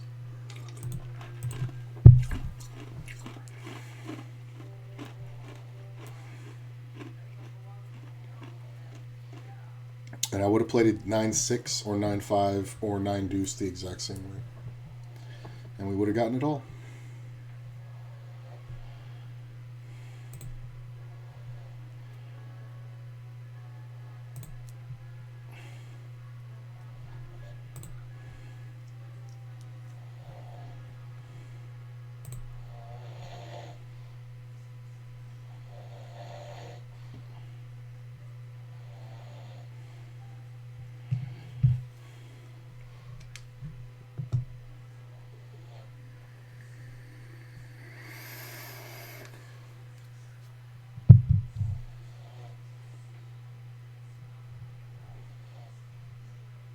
That's about right.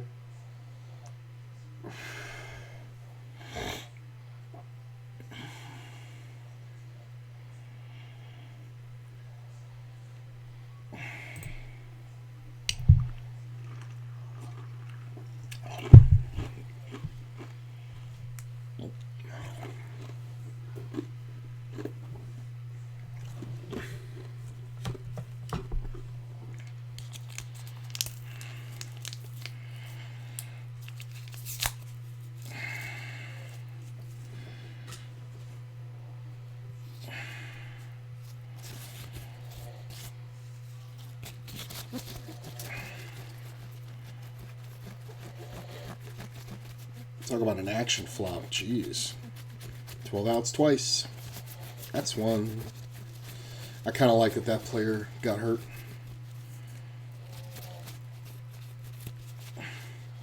Oh, I got moved tables.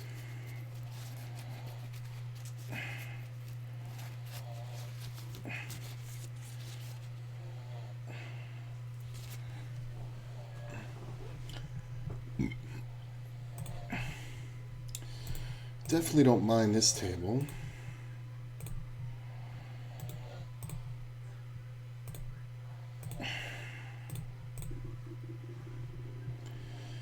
Three levels late, Reg. Want a Sadie into a 10K guaranteed, currently 11th, less than 100. 11, currently 11th, less than 100 for him in cash. Nice.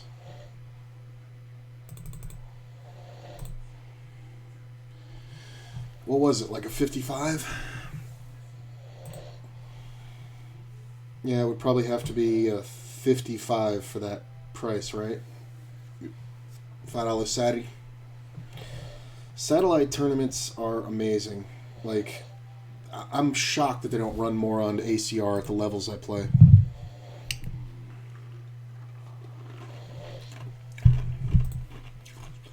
It's probably a good time to look. Let's take a look.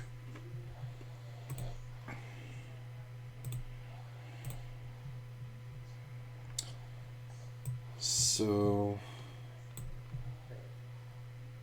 no.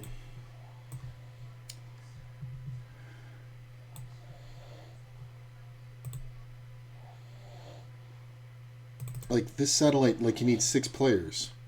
It's an $11 satellite to a 109. How does this not going? And you need 6 players. It's only got 2. It's not going to go.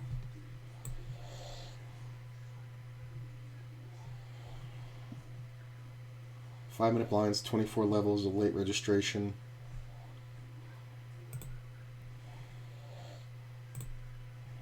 I mean, there's 3 tickets. And it's a 10 to 1. I mean, 10 to 1 is the easiest fucking format there is. Oh, it's so frustrating.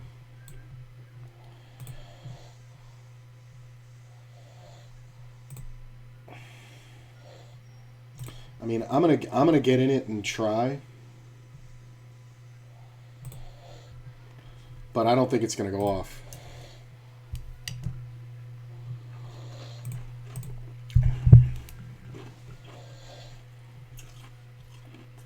Maybe it'll go.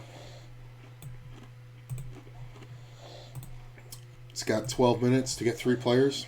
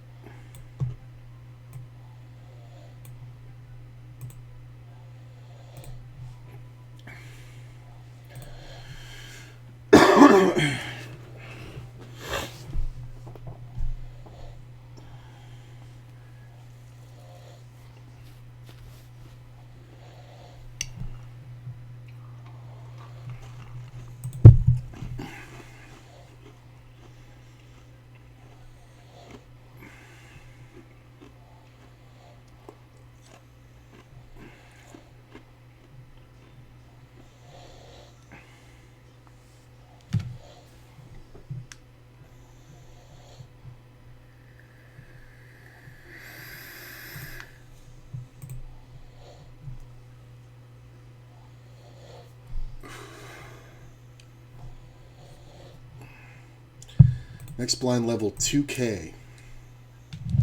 Psh.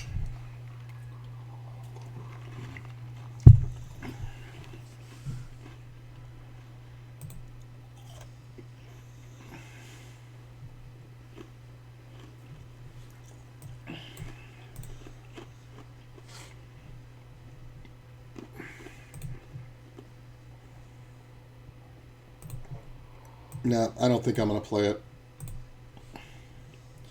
I'm going to unregister. I'll spin it. I'll spin it for $1. If I spin my way in, I'll play it if it goes. How about that?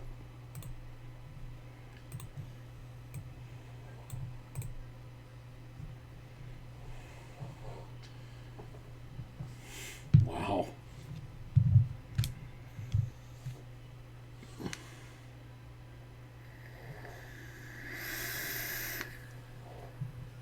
Got in for 2.2. Nice.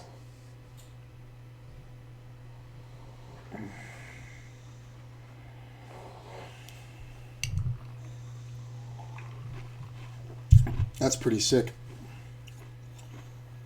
The $11 Sunday tourney. Ah.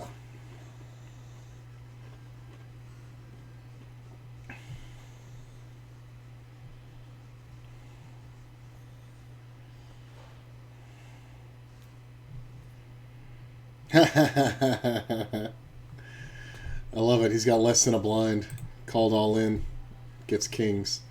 You couldn't wait one hand with the ace tray? That's gotta hurt.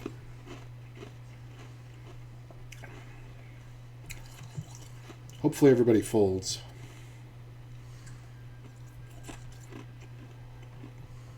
So this is annoying. We definitely call. This player folds. Wow. So this jam we're calling if this guy folds.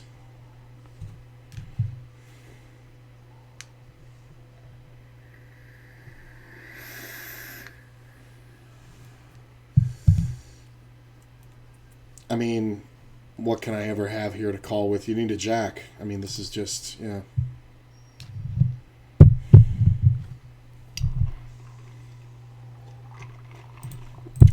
Like, there's just no way he's ever got a flush draw. You would have jammed all in with that.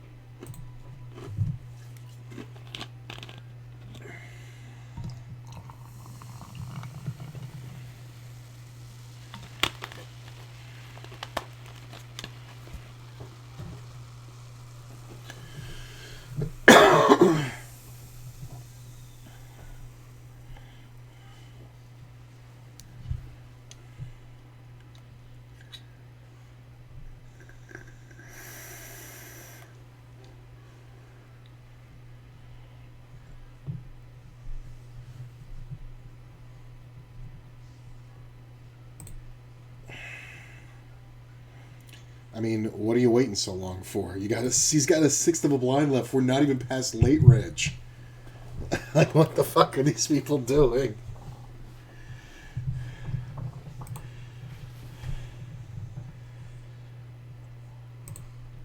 It's not bad. I do think we check. Every paint card's obviously good. Player's a little nutty. I don't think we fold. There's so many more draws for him. That's fine.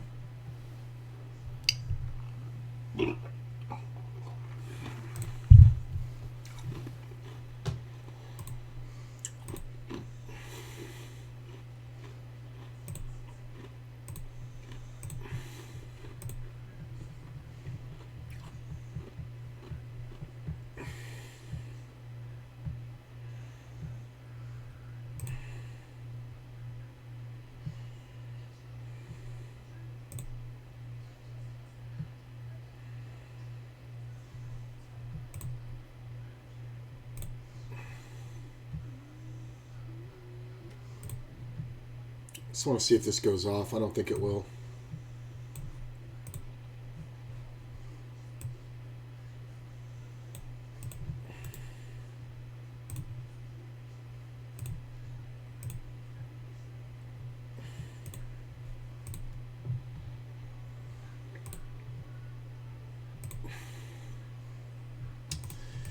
I mean, we really don't fold when this player c-bets. I mean, I definitely think we just call here.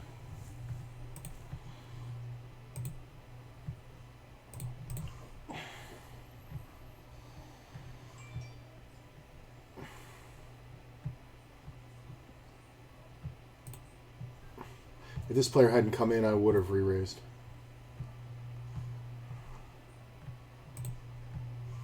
Still 80K.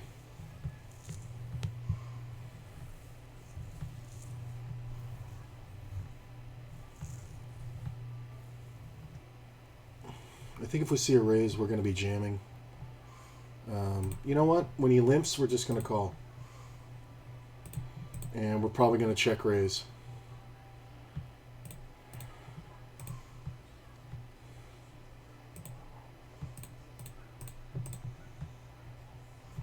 Nice.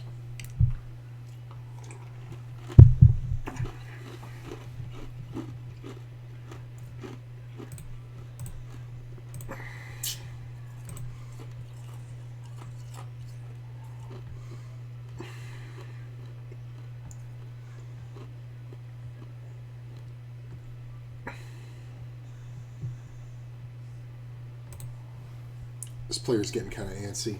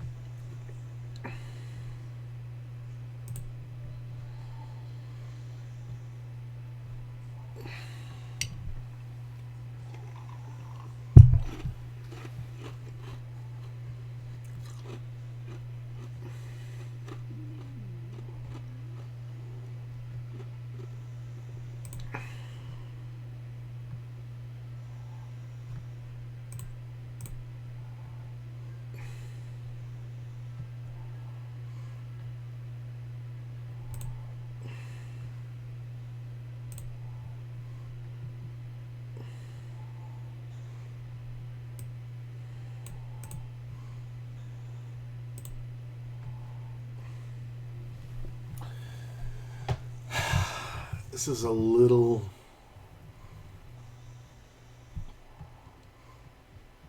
I mean, this is all steals, but he shouldn't have a lot of folds when he gets jammed on.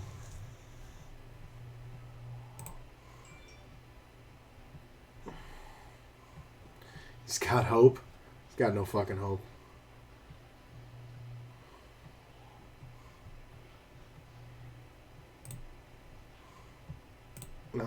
Not with 6/600ths of a blind.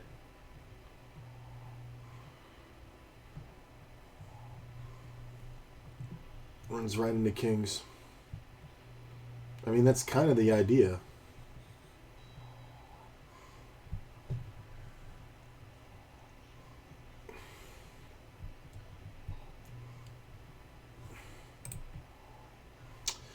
Yeah, that satellite only got 3 players. It's not going to go.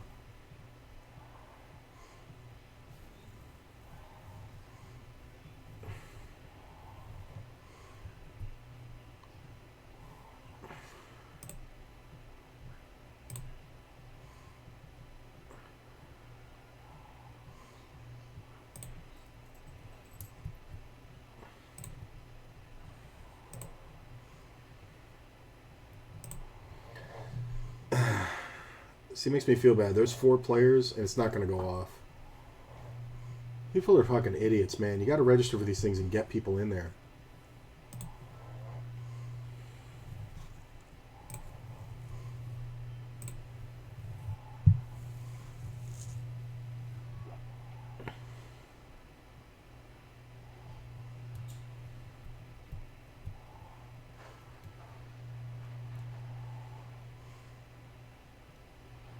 Yeah, it didn't go.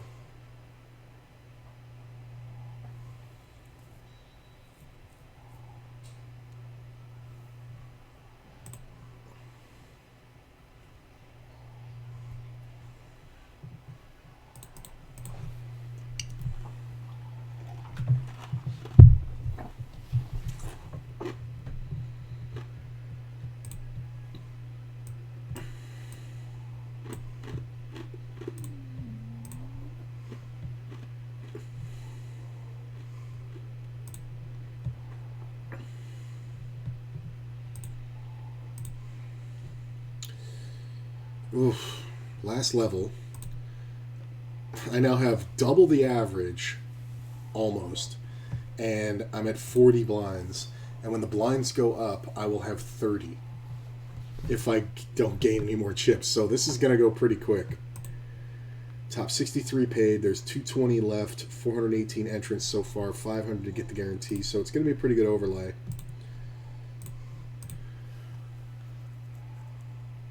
Oh, it's a good jam.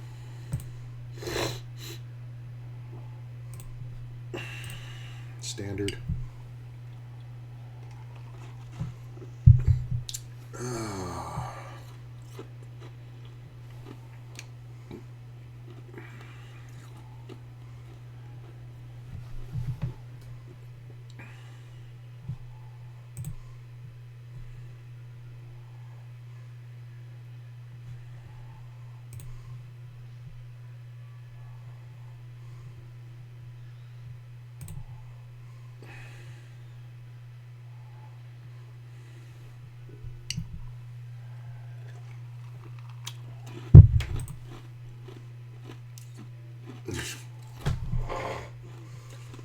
I mean, what are you doing? You deserve to lose.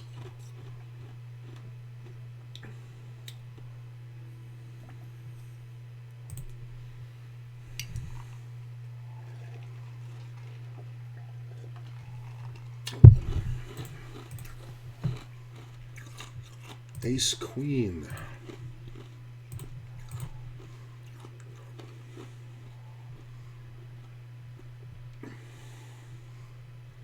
All right.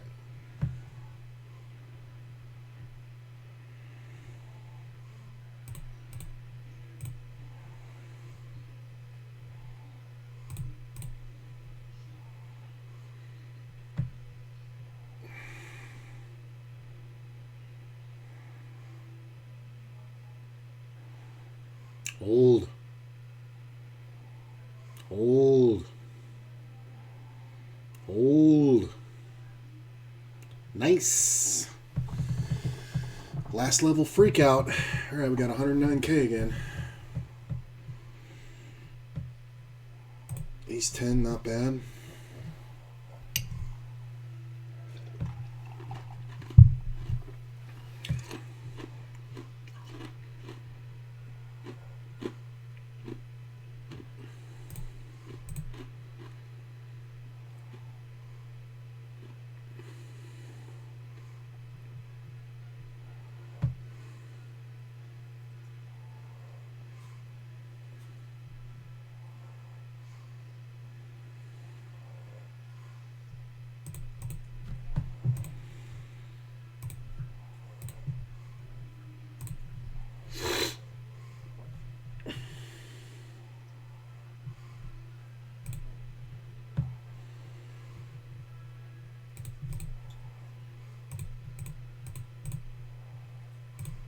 Problem is the queen actually trips him quite often.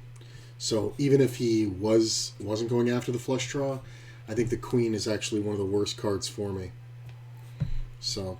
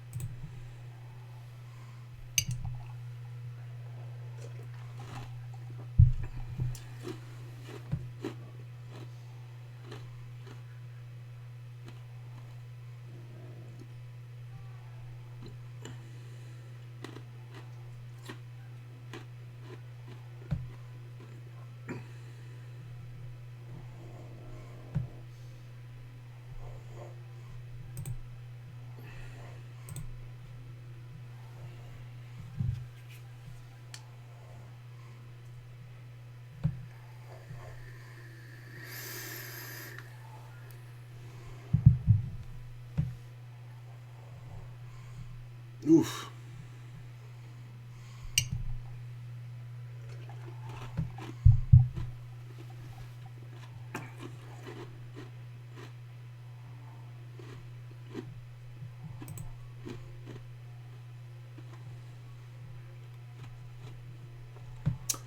Too many jams. We're just gonna fold.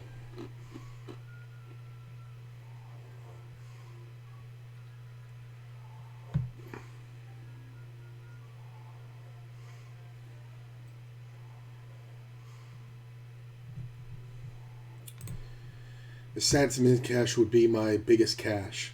I mean, I used to, back in the day, satellite into just ginormous tournaments. Like when I was playing $2 to $5. See, like this, too many jams. Like $2 to $5 tournaments and satellite in, to look at the 5. Holy shit.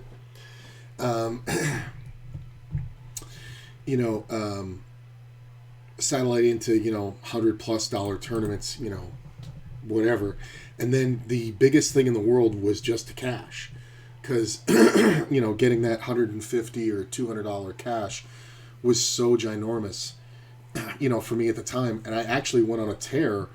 Look at this, now he gets the deuce, where I ended up doing that about 60% of the time and doing really well, you know, just cashing and building and cashing. So it's like, yeah, I'm in cashed for $120, but I only put $5 into the satellite that got me there. So, you know, it's like minimum wage. You know, your investment is your time. People are still entering this. But then I won one. You know, that's going to happen too. And it was for something like $4,200 or $4,300, and I got in for like $5. I think it was like a $5.50, and you know, won my way into a $200 fucking tournament. Took the ticket because it seemed like it would be a small field, and it was, and I ended up winning it, and that kind of worked out really well.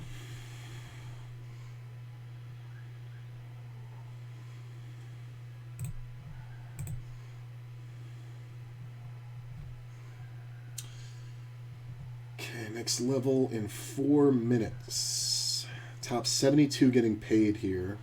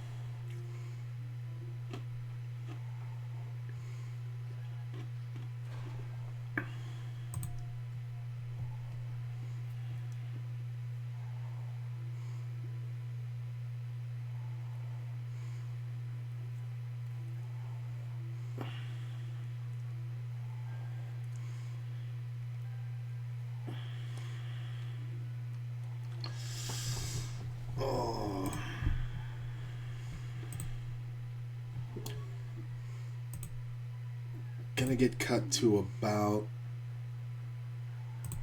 38 blinds in a minute here. Oh, it's brutal.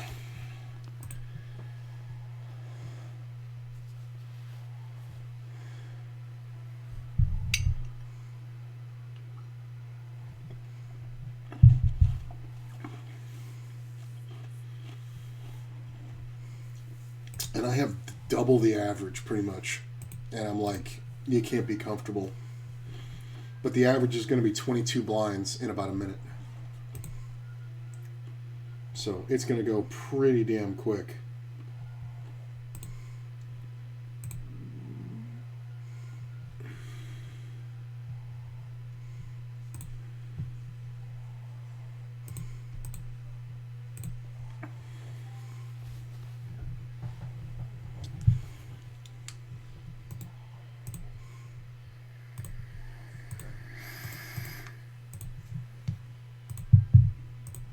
People still entering. This is a starting stack, 25,000 chips.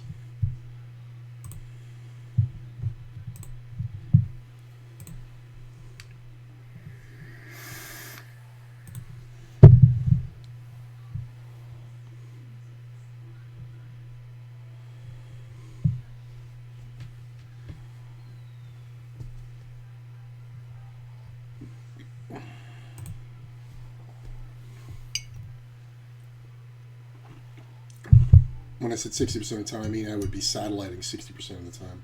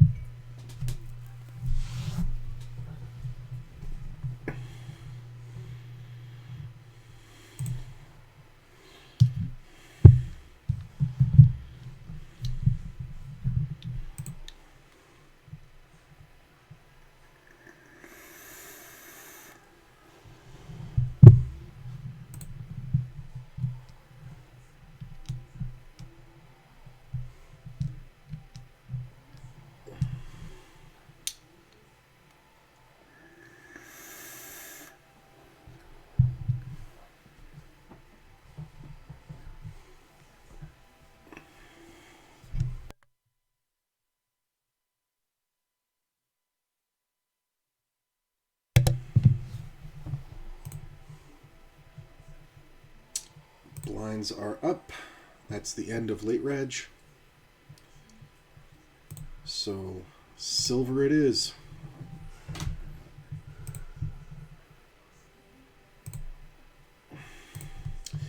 $155 to win the money. Top 72 paid. It got, oh wow, that's hilarious. It got 499 entrants. It needs 500 to get the guarantee. That is funny. Huh. Which kind of sucks because it's the top end of this. Like, it would be better if it was 505. Because then it would pay down to, what is that, like 81st? Yeah. So top prize $18.75. That'll make a pretty good day. And it was bigger buy-ins today, so I believe 9th place gets me even for the day. Sitting 31 out of 155. This player doesn't realize that we're already past late reg. I mean, I got almost double the average, and I've got 36 blinds. It's not great. And it's going to go up to 3K the next hand, or the next level. This dude needs to hurry the fuck up. This is garbage.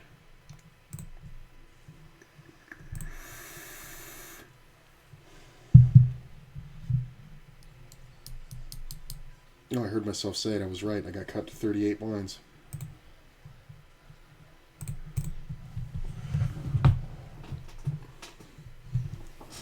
So, in the cash, we need about 3 times. So 150K is going to be the cash.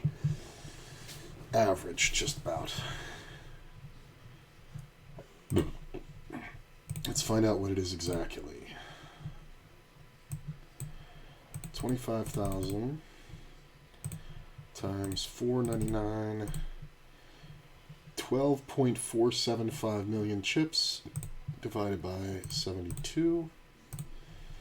Average is 173.20 or 173.263. That's the in the cash average that we're looking for right here.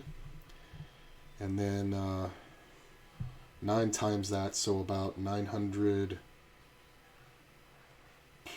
1.54 million for the final table average. Well, for the top 9. Final table average will be an extra 10% of that, so about 1.78 million. Yeah. I mean, bankroll thinking about work. Yeah. Lucky me playing good, and I can double my bankroll win would be about 10x. Nice. This is where situations come in because I'm not supposed to fold to this player. I don't think I'm supposed to fold to this player, but it is a lot of chips at this point. Although if he jams for 15, so that'd be 19, it would cost me 13 to win 30. Yeah, I'd have to call. But there's going to be a lot of opens and folds, so we just got to stay on it. Back over 100,000. Just got to kind of lean on these middle stacks so they can't get comfortable. Losing about 10 to 15 players per hand, it looks like. So it's going to go quick. I mean, the guy in 72nd place, which is where the min cash is, has 63,000. Which is 21 blinds. So, you know, you kind of have to get really tight now.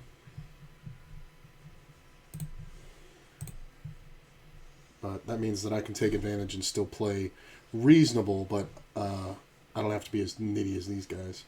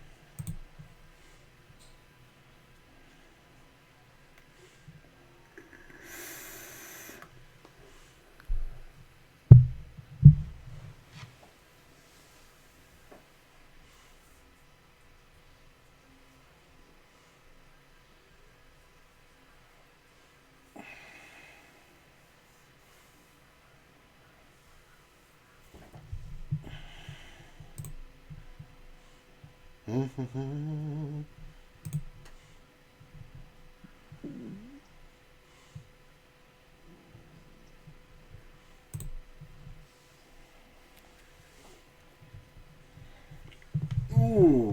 this is the fun spots.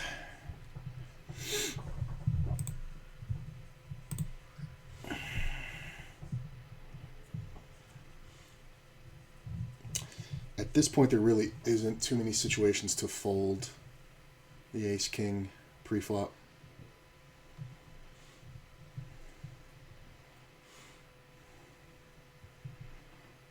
Just really hoping to get 3-bet or jammed.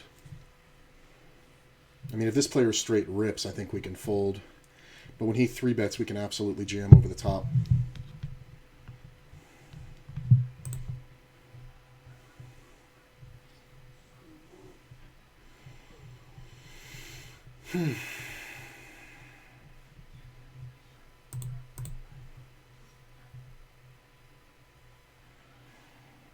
Just because he's going to be putting that pressure on.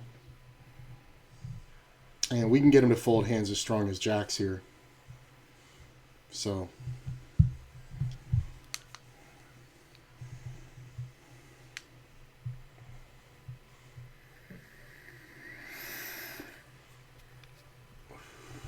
Some players will actually fold queens. You're definitely not supposed to. But I'm willing to risk a monster stack. Just because it's what you're supposed to do. There's no other move there. We could have even pushed him off ace-king. New high, 121k. It'll also back off this player from taking a advantageous steal spot against me. So I do like the jam for it all. When I raise out of an early position and the button's going to raise me because he has a big stack and he can squeeze, like, what do you do with jacks there? That's the question. Honestly, the first time he does it, I'm jamming, but if my opening ranges are out of line, he can do this to me over and over and over again.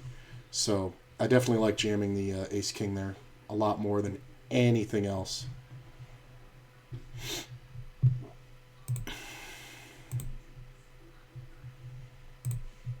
So I don't hate it. It's definitely a situation that it's hard to pull that trigger, but you got to know. If it's the right move, just do it.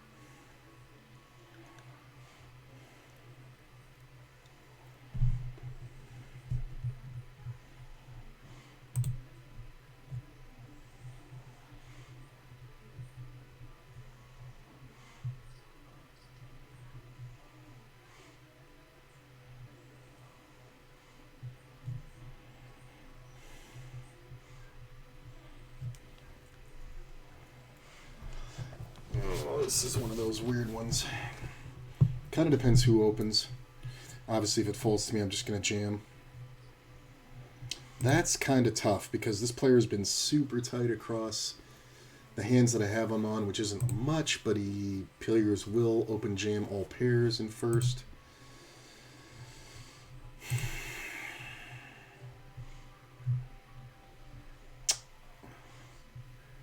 Once we see this call, this has got to be so fucking strong. So we're just going to fold. This should be just jacks plus. This should not be anything else. If this is ever king queen, then I lose all fear of this player. Because it's just a wishy-washy play, but it should be just a monster. Queens plus probably.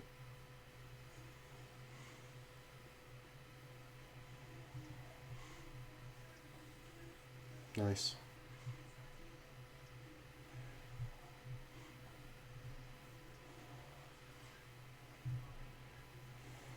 Yeah, look at that. Would have made the nut.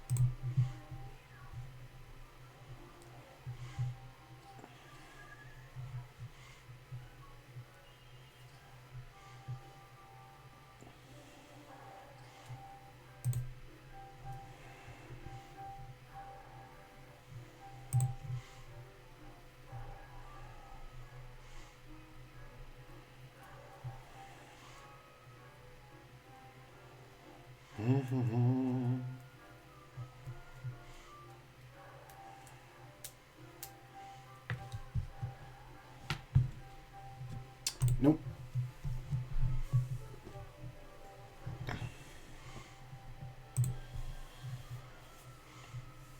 Next blind level 3,500. 102 to the cash.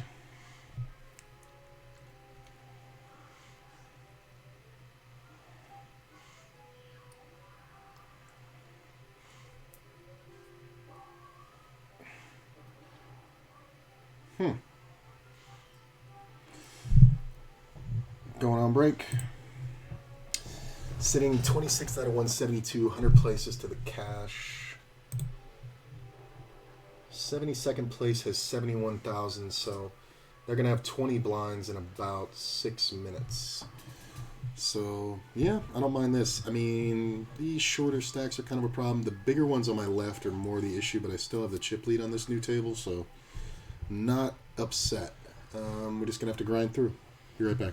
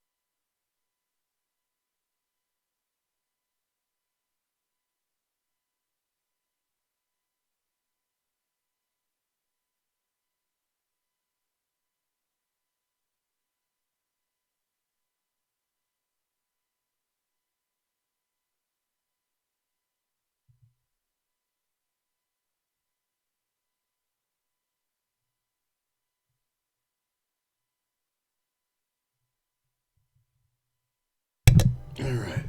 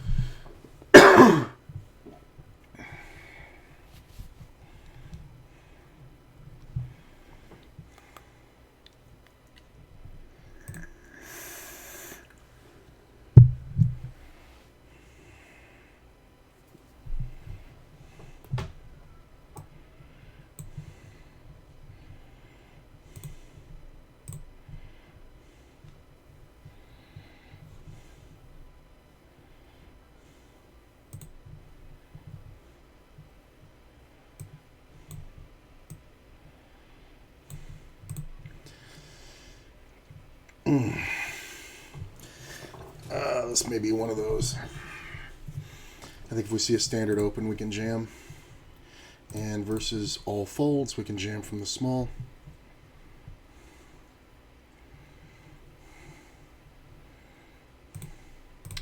$119. 99 to the cash.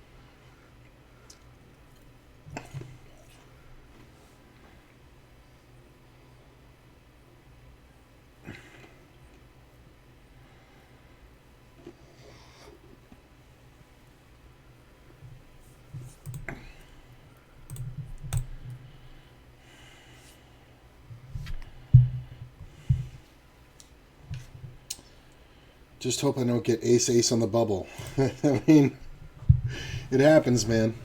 I don't know if I ever told the story of the one World Series of Poker event I played, but this is all true. It's 2006. I'm working at the Venetian, and I got the day off to play the dealer event. And I get there, and it's packed, man. It's the Rio. It's the first event, which is the dealer event, right? So the registration line isn't packed, but the whole place is packed. Just so many players there. And I'm sitting there, and we're in line, and I got there about an hour and a half before the tournament started. And then somewhere about an hour later, I hear, we're closing the doors, guys. You know, if you're not inside the doors, you're not going to be able to register for the tournament. It was all the way out in the hallway. Some guy in front of me screams, all right, love your neighbor, nuts to butts, get it in here. And everybody just crowd crushes, right? And we're single file in these ropes. And we made it in, and there's me, and then there's like three guys behind me that made it in. And we're all shoulder to shoulder, right?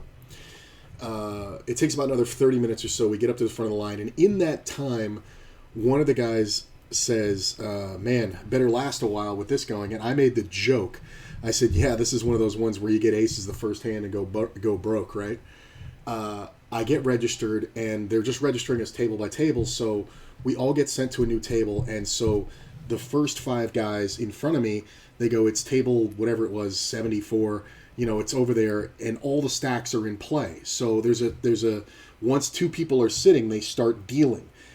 So they're going run. So everybody gets registered. They let the first five guys go, and they run. I get up there, I register, and they said, okay, it's over there, run. I run. I get there. Before the hand gets dealt, I throw my backpack under the 4 seat, and I go, that's me. And I put down my ticket. The dealer kind of goes, whoa, what the fuck? Looks at it and goes, yeah, that's you. Picks up the deck. The guy who was behind me comes in next to me. He's in seat 5. And he goes, I'm here. And I go, oh, yeah. He's here. They check his seat, all like that. We get dealt in. I'm under the gun. As God is my witness, red aces. This is kind of...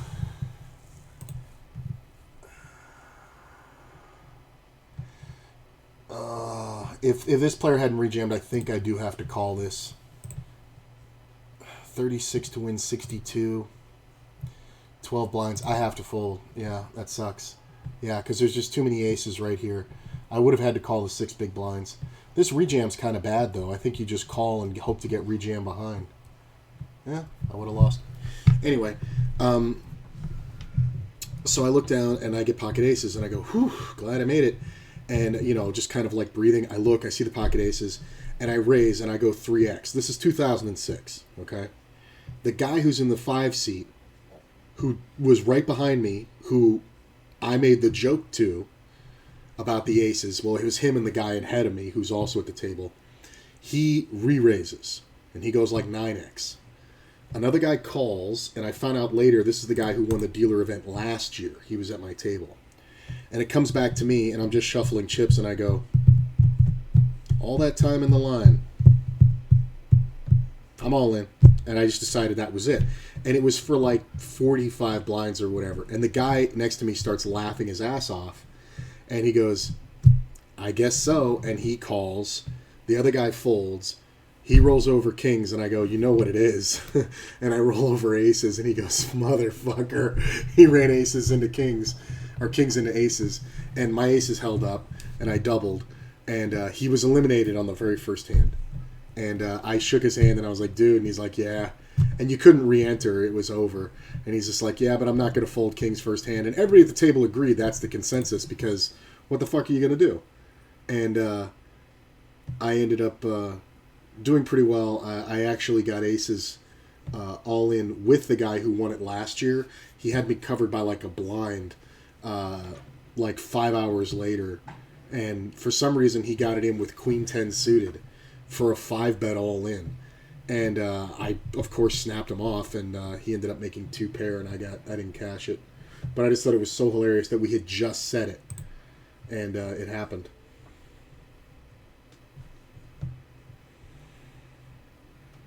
But glad I was on that end of it. Look at that 9. The 2 outer. 70 players from the cash. This looks like a good spot, but it's really not. Because if anybody can put pressure on me, it's these guys. So I'm just going to let it go. I'm actually glad this guy opened. I'm sitting on 110,000, average is 88. Yeah, I don't mind that at all.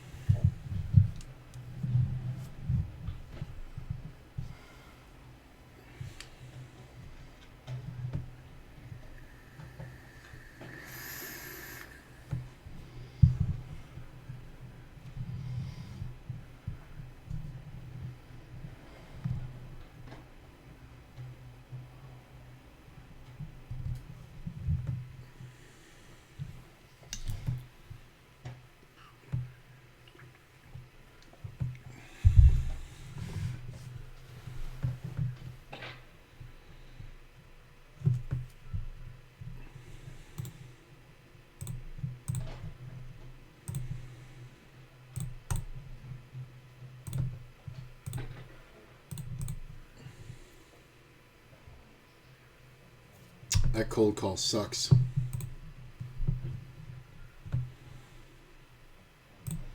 Like, it's not even a good play with aces.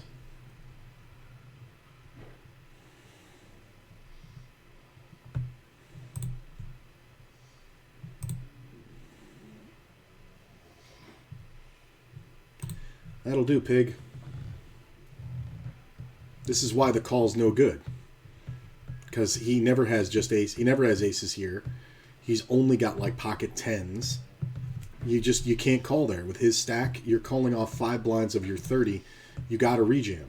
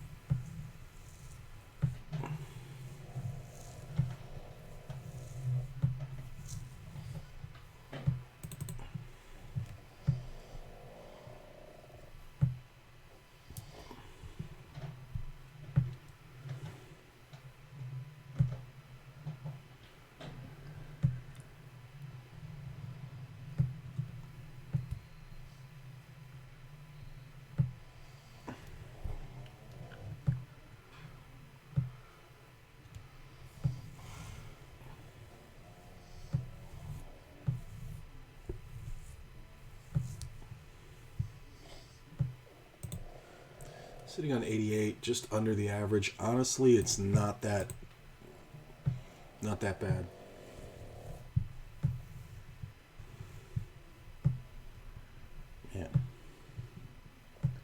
Your fastest out is 6th hand?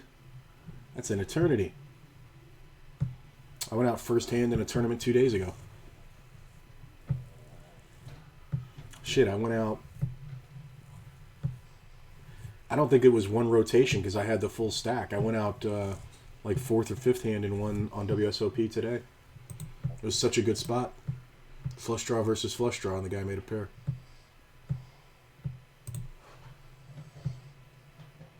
This is annoying. 59 till the cash. I'm keeping an eye on 72nd place. It's slowly getting bigger.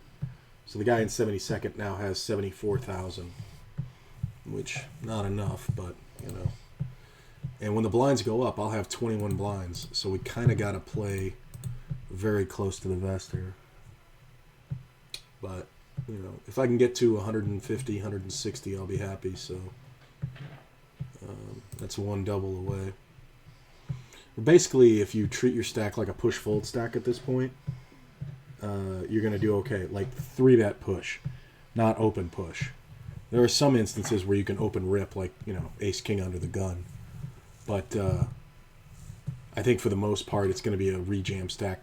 This player is way too aggro. He's trying to make use of this stack, but he's opening way too many hands. He's going to get throttled because he's not even... He should be opening bigger if he's going to take this tactic. He should be going 2.2 or 2.5.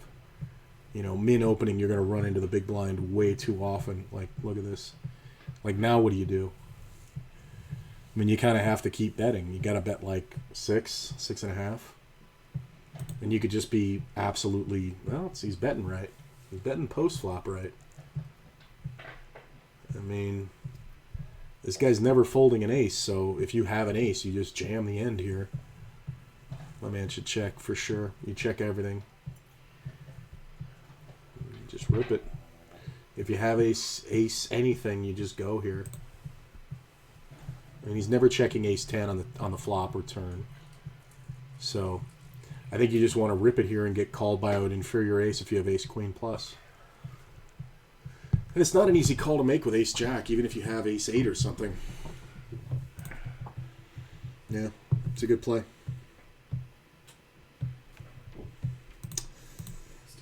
He's got a lot of chips.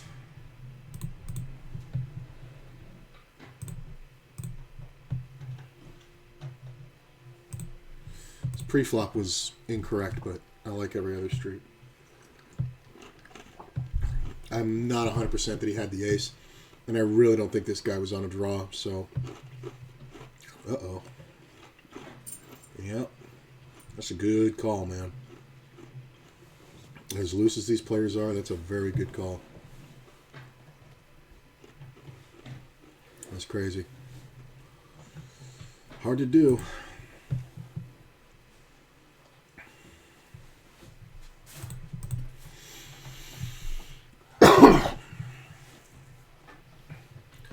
Got 20 blinds. And we are 54 off the money.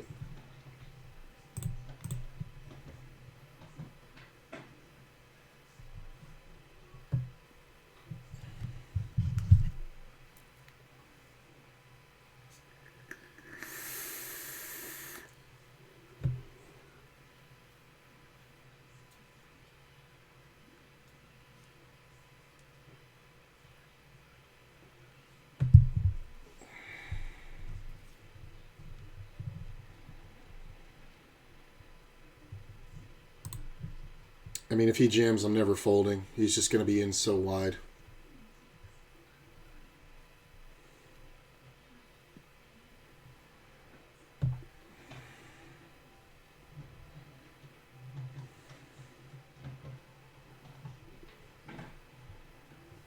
I mean, he took a long time, which makes me not feel great about it. But, well, when that happens, I can fold. You were going to lose the 2-pair either way, sir. Unless you hit that. That's why he took so long. I mean, he's trying to give his jam weight. All right. 72K.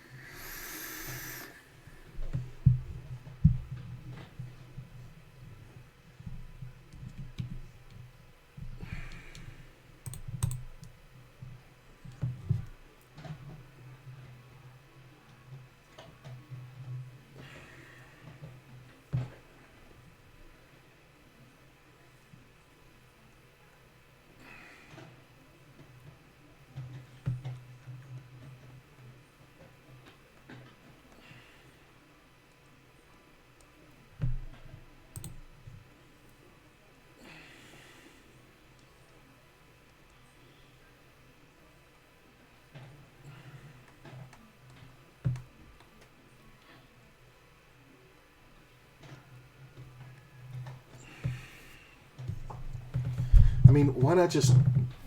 I mean, you should just open rip here.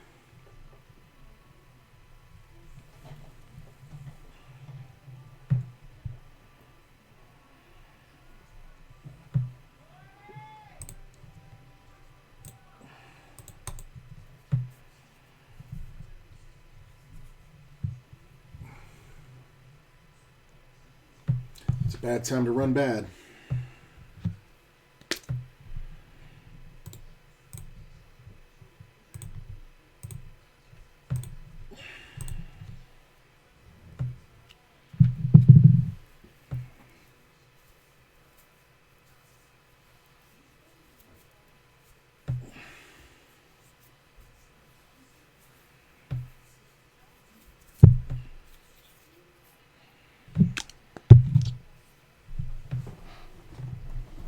I mean, how do you fold?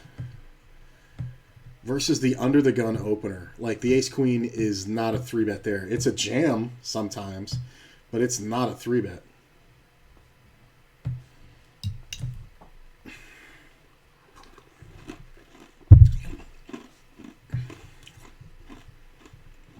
Ugh.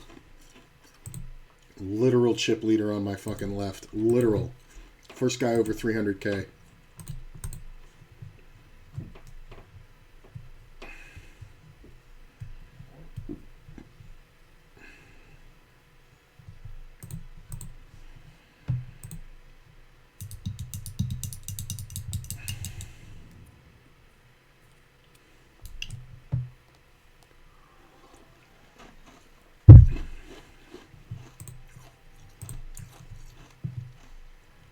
Come on, Daddy needs a double.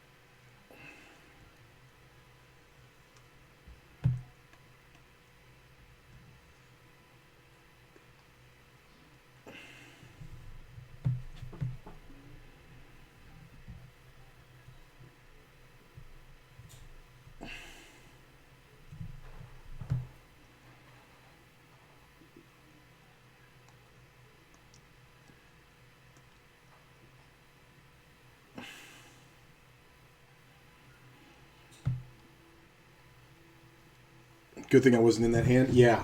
Well, that's the thing. It was kind of that way. Well, definitely don't want to get 3-bet and have to make a decision, so I think under the gun, the rip is fine, especially versus the short stack and the big blind who's going to call wider, yada, yada, yada. You know all this shit, 40 off the money, but whatever. And we went 71K. Ooh. Ooh, right before the blind hit me, I get moved. Nice. Nice.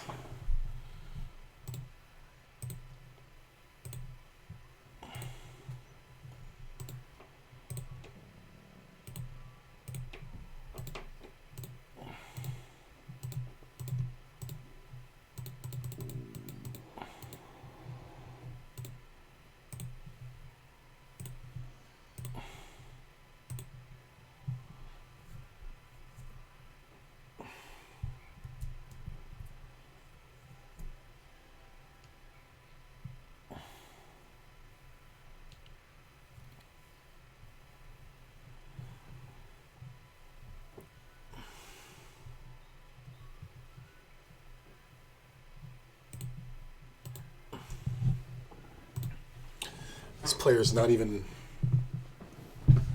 I can't even mark him.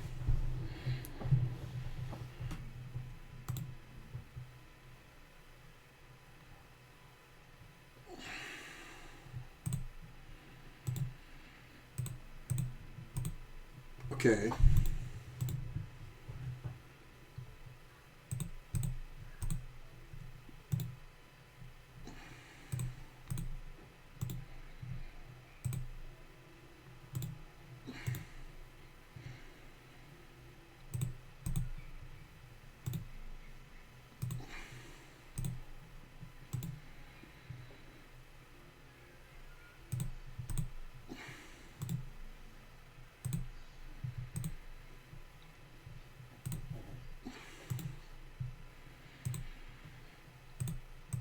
Okay, something's wrong with this.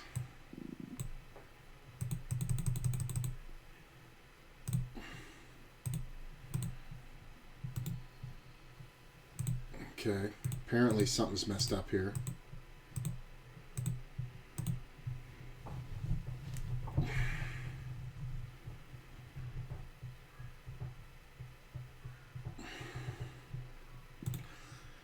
Next blind level apparently does not want to show up. There it goes.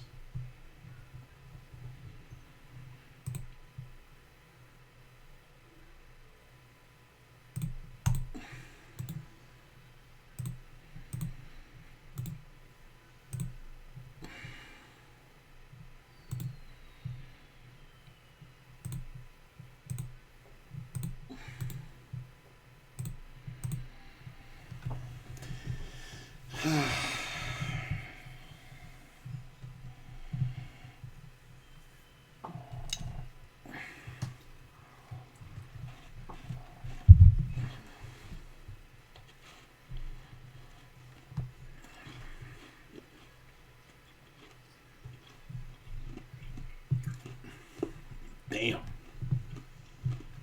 96 blinds? Holy shit.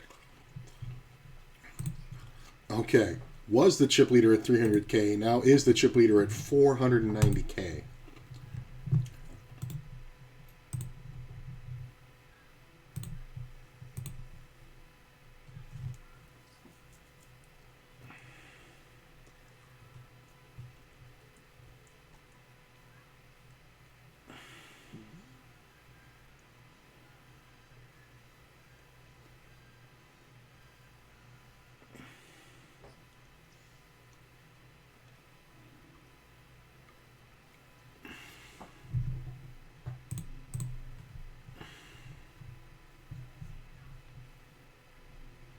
$33 off the cash.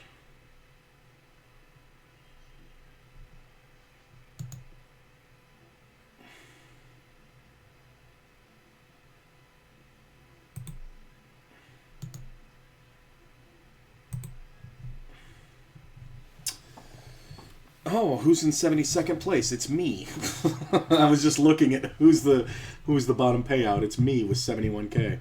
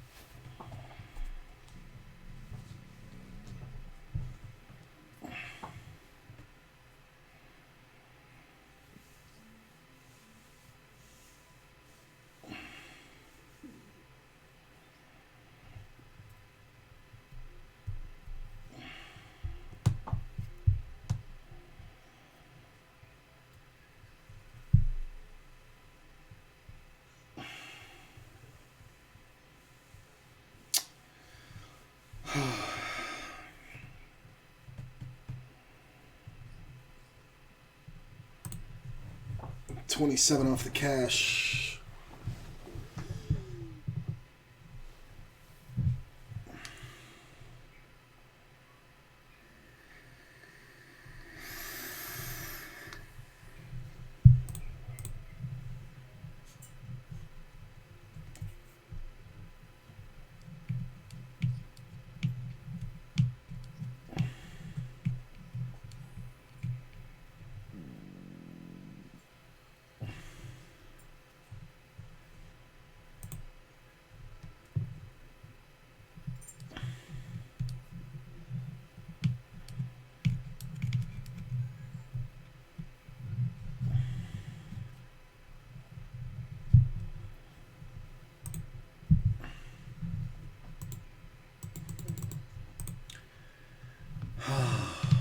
$22 to the cash. That's going quick. We might just have to start slow playing.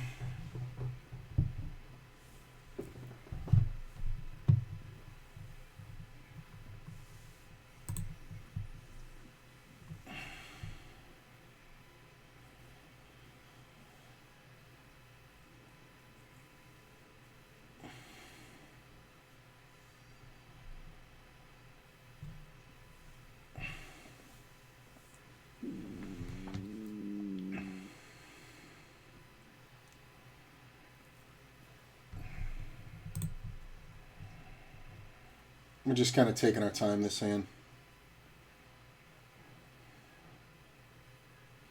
I don't think there's too many bluffs here, honestly. This is one of those ones where I'd have to fire twice, and I really don't feel comfortable doing it. So, especially with this time factor. So I might lose to Jack High here, which would suck, but I should definitely be beat.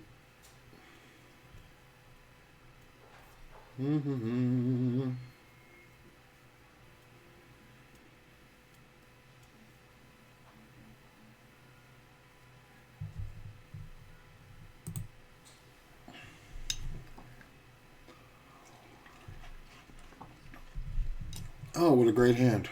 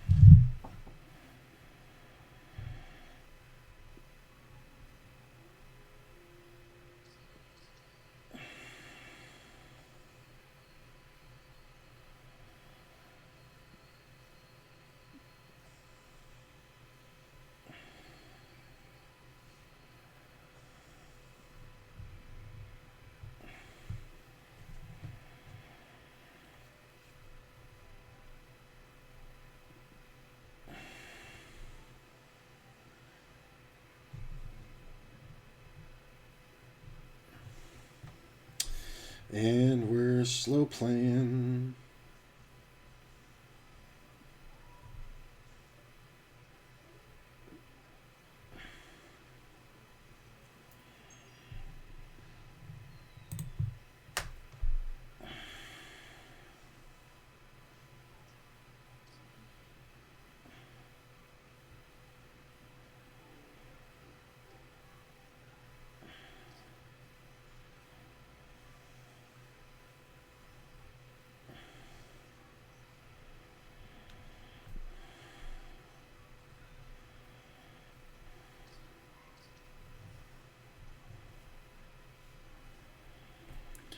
Well, so we are 79th out of 88.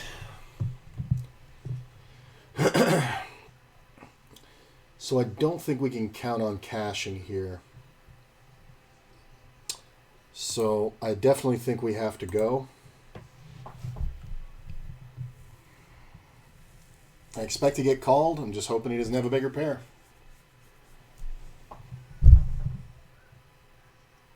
Ugh. 7. Heart. Yeah, 79th out of 88. There's no way I'm cashing at 72, so we kind of just have to go. That sucks. Whatever. So we bricked it all. Standard Sunday. I like the way I played, though, for the most part. Kind of went card dead there in the middle. Was doing really well for a while. Made a lot of great steals. I don't think I missed too many spots. I absolutely think I played very well. I don't think I'm done for the day. I'm going to go ahead and take a break, and then I'm going to play some cash. Stick around. I'll send you guys off to a host, somebody fun, and I'll see you in a few hours, and we're just going to clean up the night playing cash games on a Sunday. That'll be fun.